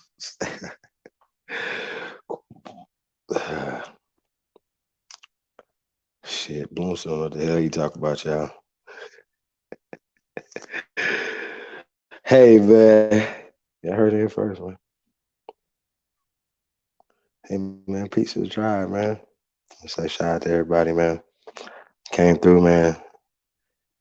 Y'all been holding us down. We've been going a while, man. We 7 hours. Goddamn. In 30 minutes. Oh, shit, y'all. Hey, man, we're going to hurry up and we're going to go ahead and get up out of here, man. That's crazy. I'm gonna show some more pics though. We could talk about this culture, as far as sports, right now the entertainment, you know. I think we got to figure out the importance of it and how we can use it to our betterment. I think ownership of our culture, right, which is the biggest export of America, is our culture. Okay. So we got to talk about it, man. Let's be about it.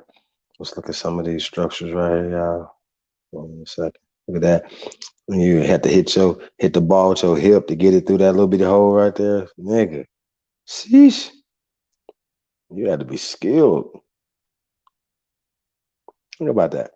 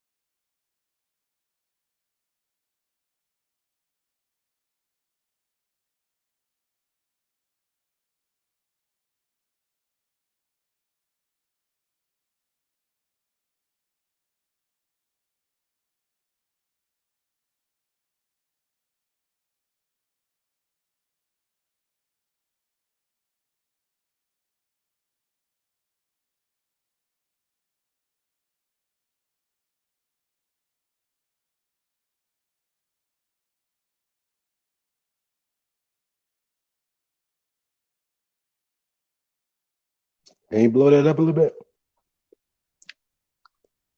I can see a little bit. The products, right? We just go a couple on, let that sink in. They got black inventors, y'all know, but we're not playing the black part. Dodge that part, bullshit. But air conditioning unit, right?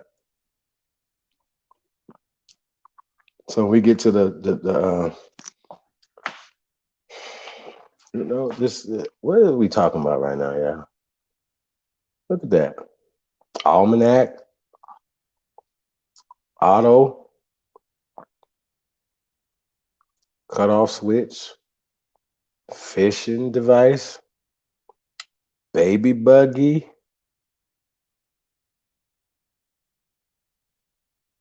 What is that? Some center. Okay. Biscuit.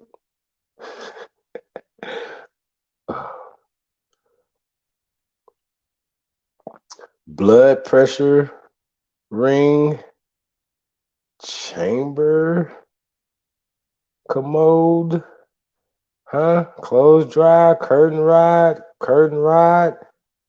I mean, elevator, egg beater, door stopper, doorknob, elevator, eye protector, fire escape ladder, fire extinguisher, folding bed, folding chair. And that gives you the people's names right there, right? So let's look at some of the names, right? Let's go down some names right here. You got Mr. Frederick Jones, right? Benjamin. Look at Benjamin right there. Mr. Woods, Cook, Richardson. You see any those names? Grant, Dorsey, Jackson, Latimer, Miles, Johnson, Winters, Marshall, Bailey, Alexander. Right? And they give you the dates right there. Avengers and the dates.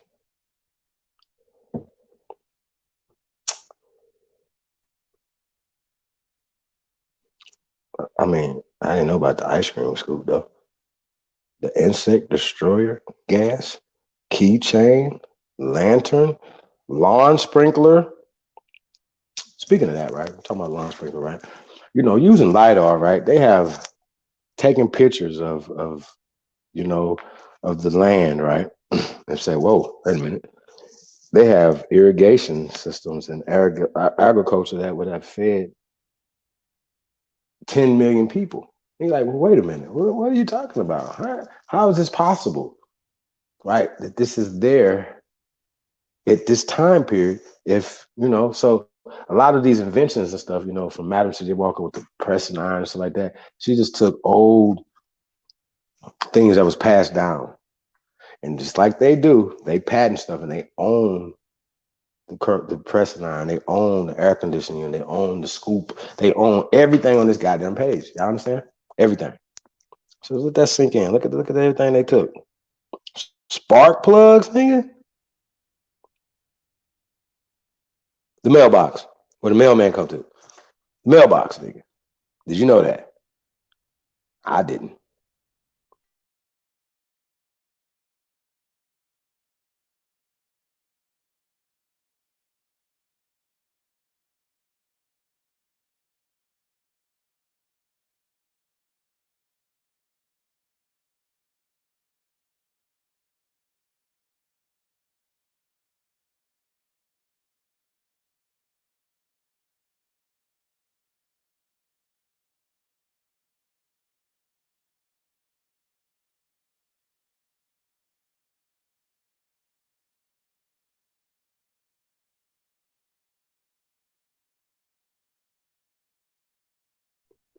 Yeah, man, let that sink in for a minute.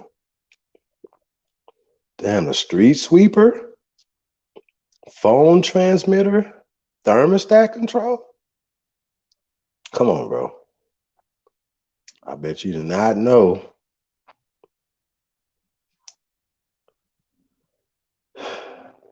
The map? Who showed y'all maps etched in stone over here? Who showed y'all that? Burroughs Cave and stuff. Oh, I guess we're gonna get into that, huh? Let's go. We're gonna go ahead and get up out of here. Yeah, I see Madam C.J. Walker right there, straightening comb.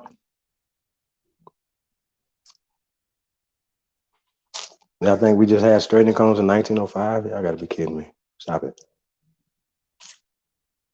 That's how they take over stuff.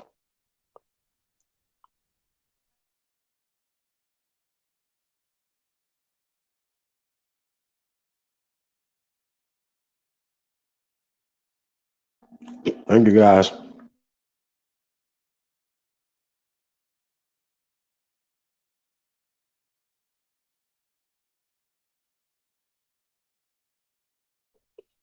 Yeah, man. So, yeah, man, we're gonna get ready to close this thing out. Well, at least this part of it. We'll get into the question and answer part. If there's any questions, so far, man, it's a lot. So much information, y'all, man. Just going through this and to get 8 hours to it's fucking crazy. We was talking about 4 hours have been too long. Sheesh. Hey man, y'all know it's what we do, man. It's all love, man. We're gonna keep doing this. Gotta know next Friday, winter solstice, aka Christmas night. It's going down. We got the infamous Trey Ali. Yeah, man. We got a live performances by the infamous Trey Ali, man, live and direct. We're gonna be in Texas, putting it down, y'all. So be on the lookout for that, man. It's going down. We're gonna be tearing into these Slavs and this whole slave narrative and roots and the whole CIA. We're gonna continue to, put these pan boo boos on trial. But yeah, man. And also first annual Tribe Up Ancestral Awards. Okay, we're gonna be announcing the people who are gonna be receiving the award in May. So be on the lookout for that Friday. So shout out to everybody that got the email already. We definitely appreciate y'all, man. Hey, y'all see it right there? What's this? What we got here? Got ancient artifacts found in Burroughs Cave. That guy got locks right there. Yeah. Okay, let's see. Let's go through them.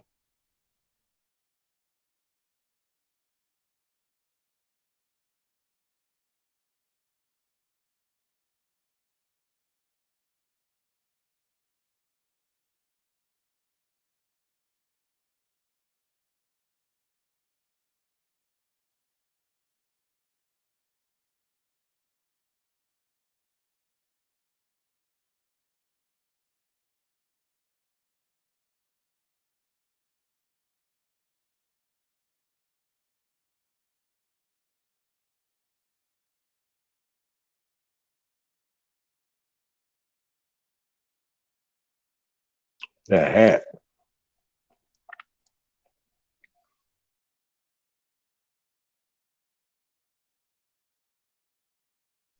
Is that Anubis?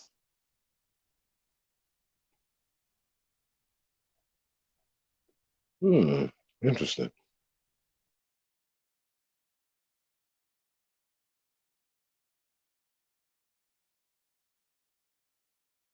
They'll see that and be, oh yeah, there's Egyptians. Some Egyptians brought that over here, but okay. Why they didn't drop none off in West Africa? East Africa, Central Africa, they didn't drop none off over there. Just way over here, right? Really? That makes sense to you? They ain't mind stop to build nothing Central Africa, West Africa, East Africa. No. Interesting.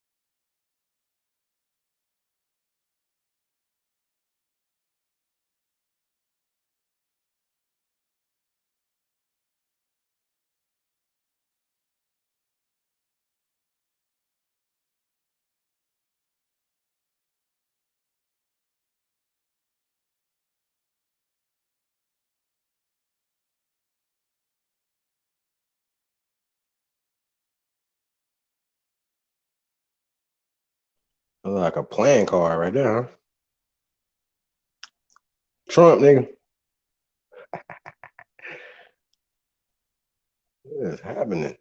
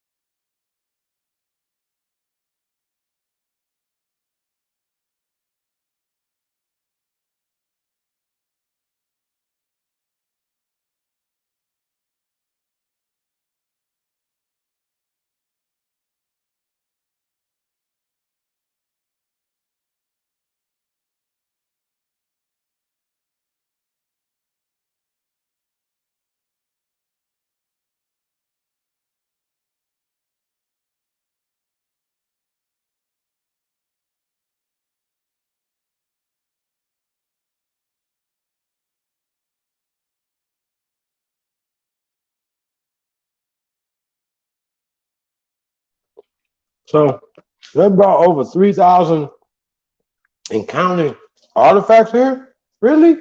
Stop it, man.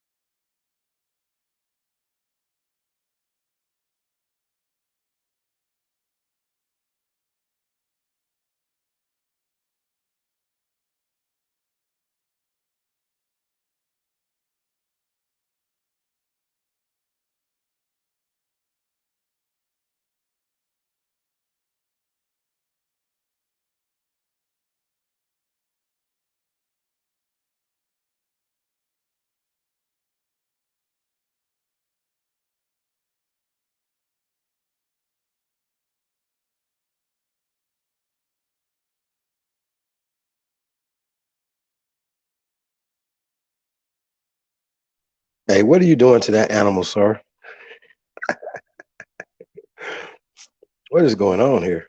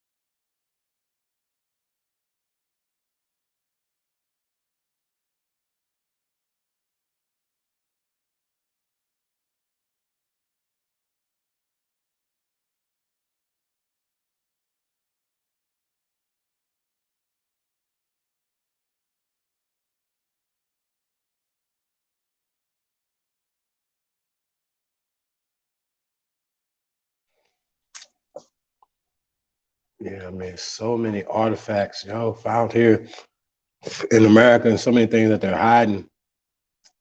Uh, Come on, bro. Like, look at the hair. Like, come on, this is specific, etched in stone. Niggas, to go through a lot to carve that into some stone to last as long as it's lasted, yo. You know what I'm saying? Get that picture right there. That's crazy.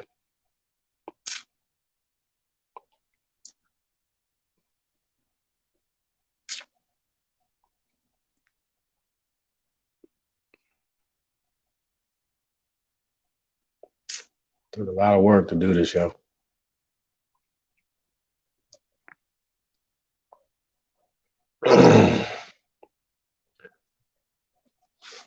So, they found what they're calling Olmec culture, right? And uh,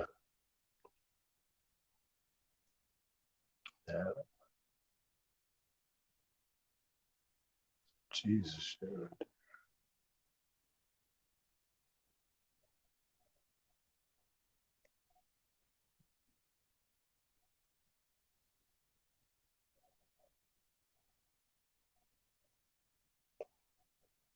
Mm-hmm. Mm-hmm.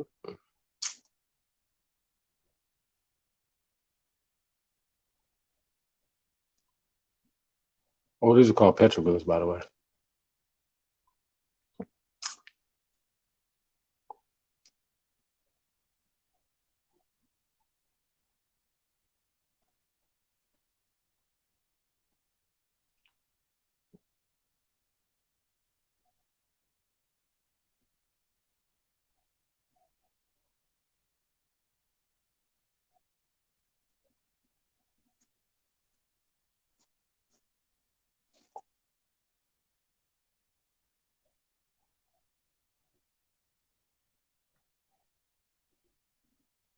Yeah, man, we could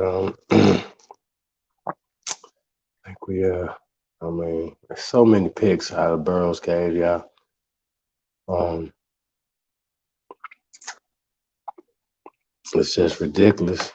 Um, man, like I said, there's so much that we could present this evening. I know we got kind of bogged down in that first one. Man, it's been a long lecture, y'all. But um, y'all already know how we get down anyway. When it comes to this stuff. Um, yo, it's been a lot going on, y'all. Tonight. So we'll definitely appreciate everybody that came through, held us down. Um, yeah, it's pretty dope, man. I definitely appreciate it. Like I said, we're gonna keep building.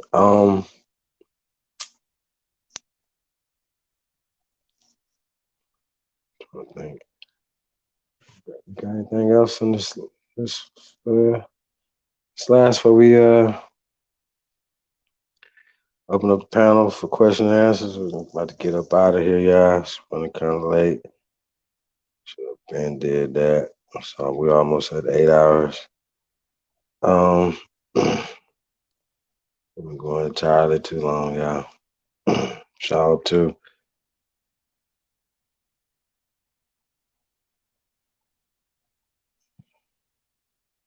definitely appreciate everybody that came through. 1 second, let me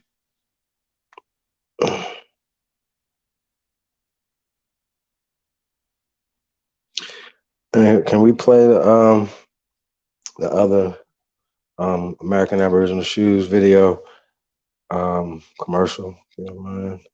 Get that in. We're gonna start. I'm gonna put this link in the chat room, y'all. And we're gonna get ready to get up out of here, man. Y'all tired? I'm tired.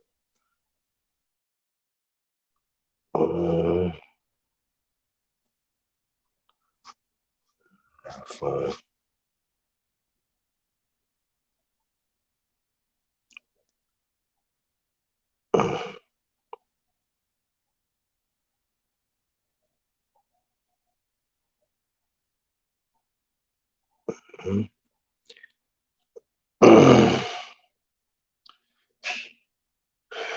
Yeah, man.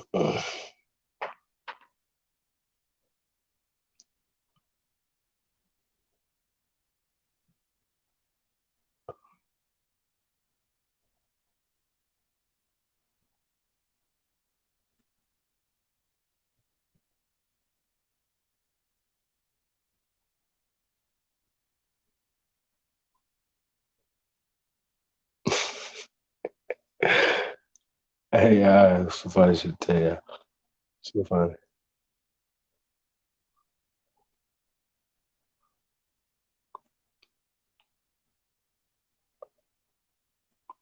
Look, man,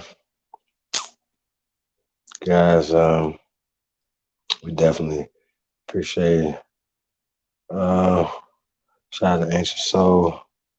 Definitely appreciate you. Enlightened Aboriginal, Chickahominy Roots, Lil Yos Rios, Libra Sun, Miss Gretchen Helm,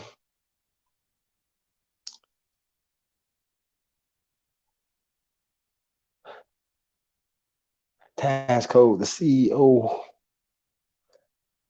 Magic Mac, Enlightened Aboriginal. What's up, man? Definitely appreciate you guys, man. Coming through, Miss Lyrical Neville, Immortal, Amarian, Navi, Reese was in the building, Dave was in the building. Definitely appreciate you guys, man, coming through. Man, I definitely appreciate it. Y'all got any questions, man? Anything y'all seen? Like I said, we got more information. We got a lot more stuff coming, man. Like I said, it's just a warm up for Christmas. There we go. Let's get it.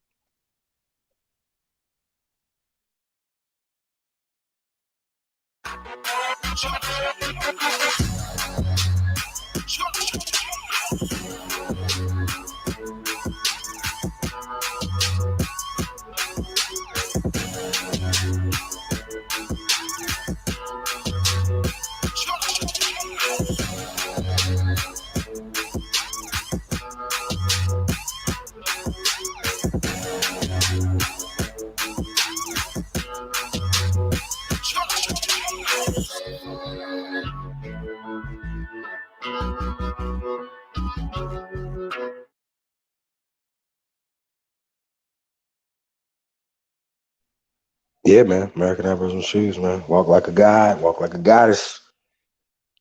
You already know what it is, man. Hey, can we get a 2 a.m. wake up call real fast? Can we get that? Well, you might have to go on the channel to snatch that boy off of there real fast. Y'all know what it is, man. Wake up, wake up, wake up. It's 2 a.m. It's time. It's 2 a.m. We are 2am.com. Well, check us out at weare2am.com, y'all. Like I said, we building over here, building infrastructure. You already know. Like I said, we got the the first annual Tribe Up Ancestral Awards, man. We're gonna be announcing a lot of people that we're gonna be recognizing in May. But we're gonna be recognizing them in this event next Friday, y'all. So this is just a warm up for that. So we wanted to present, more information, y'all. You know what I'm saying? We're gonna be dropping that once upon a time. America Joint, man, it's gonna be crazy. With live performances by Trey Ali. Some other bells and whistles, man. Y'all, you never know what we're gonna be dropping up in there. But sweepstakes, trip for two to Vegas. Also, American Aboriginal Shoes.com. We're gonna be also somebody's gonna be a part of that. Get a pair of shoes from American Aboriginal Shoes.com. And, obviously we are 2am.com. We got original tribal wear. We got Sister Chicken Harmony Roots. It says you can put your link in the chat room. Like I said, we are always here to help each other. You know what I'm saying? Support each other. Sister Crystal. I can't think of her company's name right now. Hold on, I'm trying to put the stuff up, y'all. Sheesh, a lot going on. But yeah, man, we definitely appreciate y'all, man. But it's definitely time. It's 2 a.m. It's time. We are 2am.com. Like I said, man, if somebody's gonna come through, we're gonna definitely. Hey, man, once again, I'd like to thank the great minds over there at 2 a.m. They say salute to Miss Rudy. She probably knocked out right now. Our producer tonight, our executive producer, Tasco, the CEO. I want to send a special thanks. There's just a lot of stressful stuff going on behind the scenes, y'all, So I want to say thank you to Miss Gretchen Helm always as well. Always holding the tribe down, y'all, behind the scenes, whatever. So it's like, so yeah, shout out to Miss Gretchen Helm, y'all. And once again, next Friday is the Winter Solstice Symposium, right? Hold on, what we got here? Let's get it. Right, Once Upon a Time in America. Let's go. Wake up.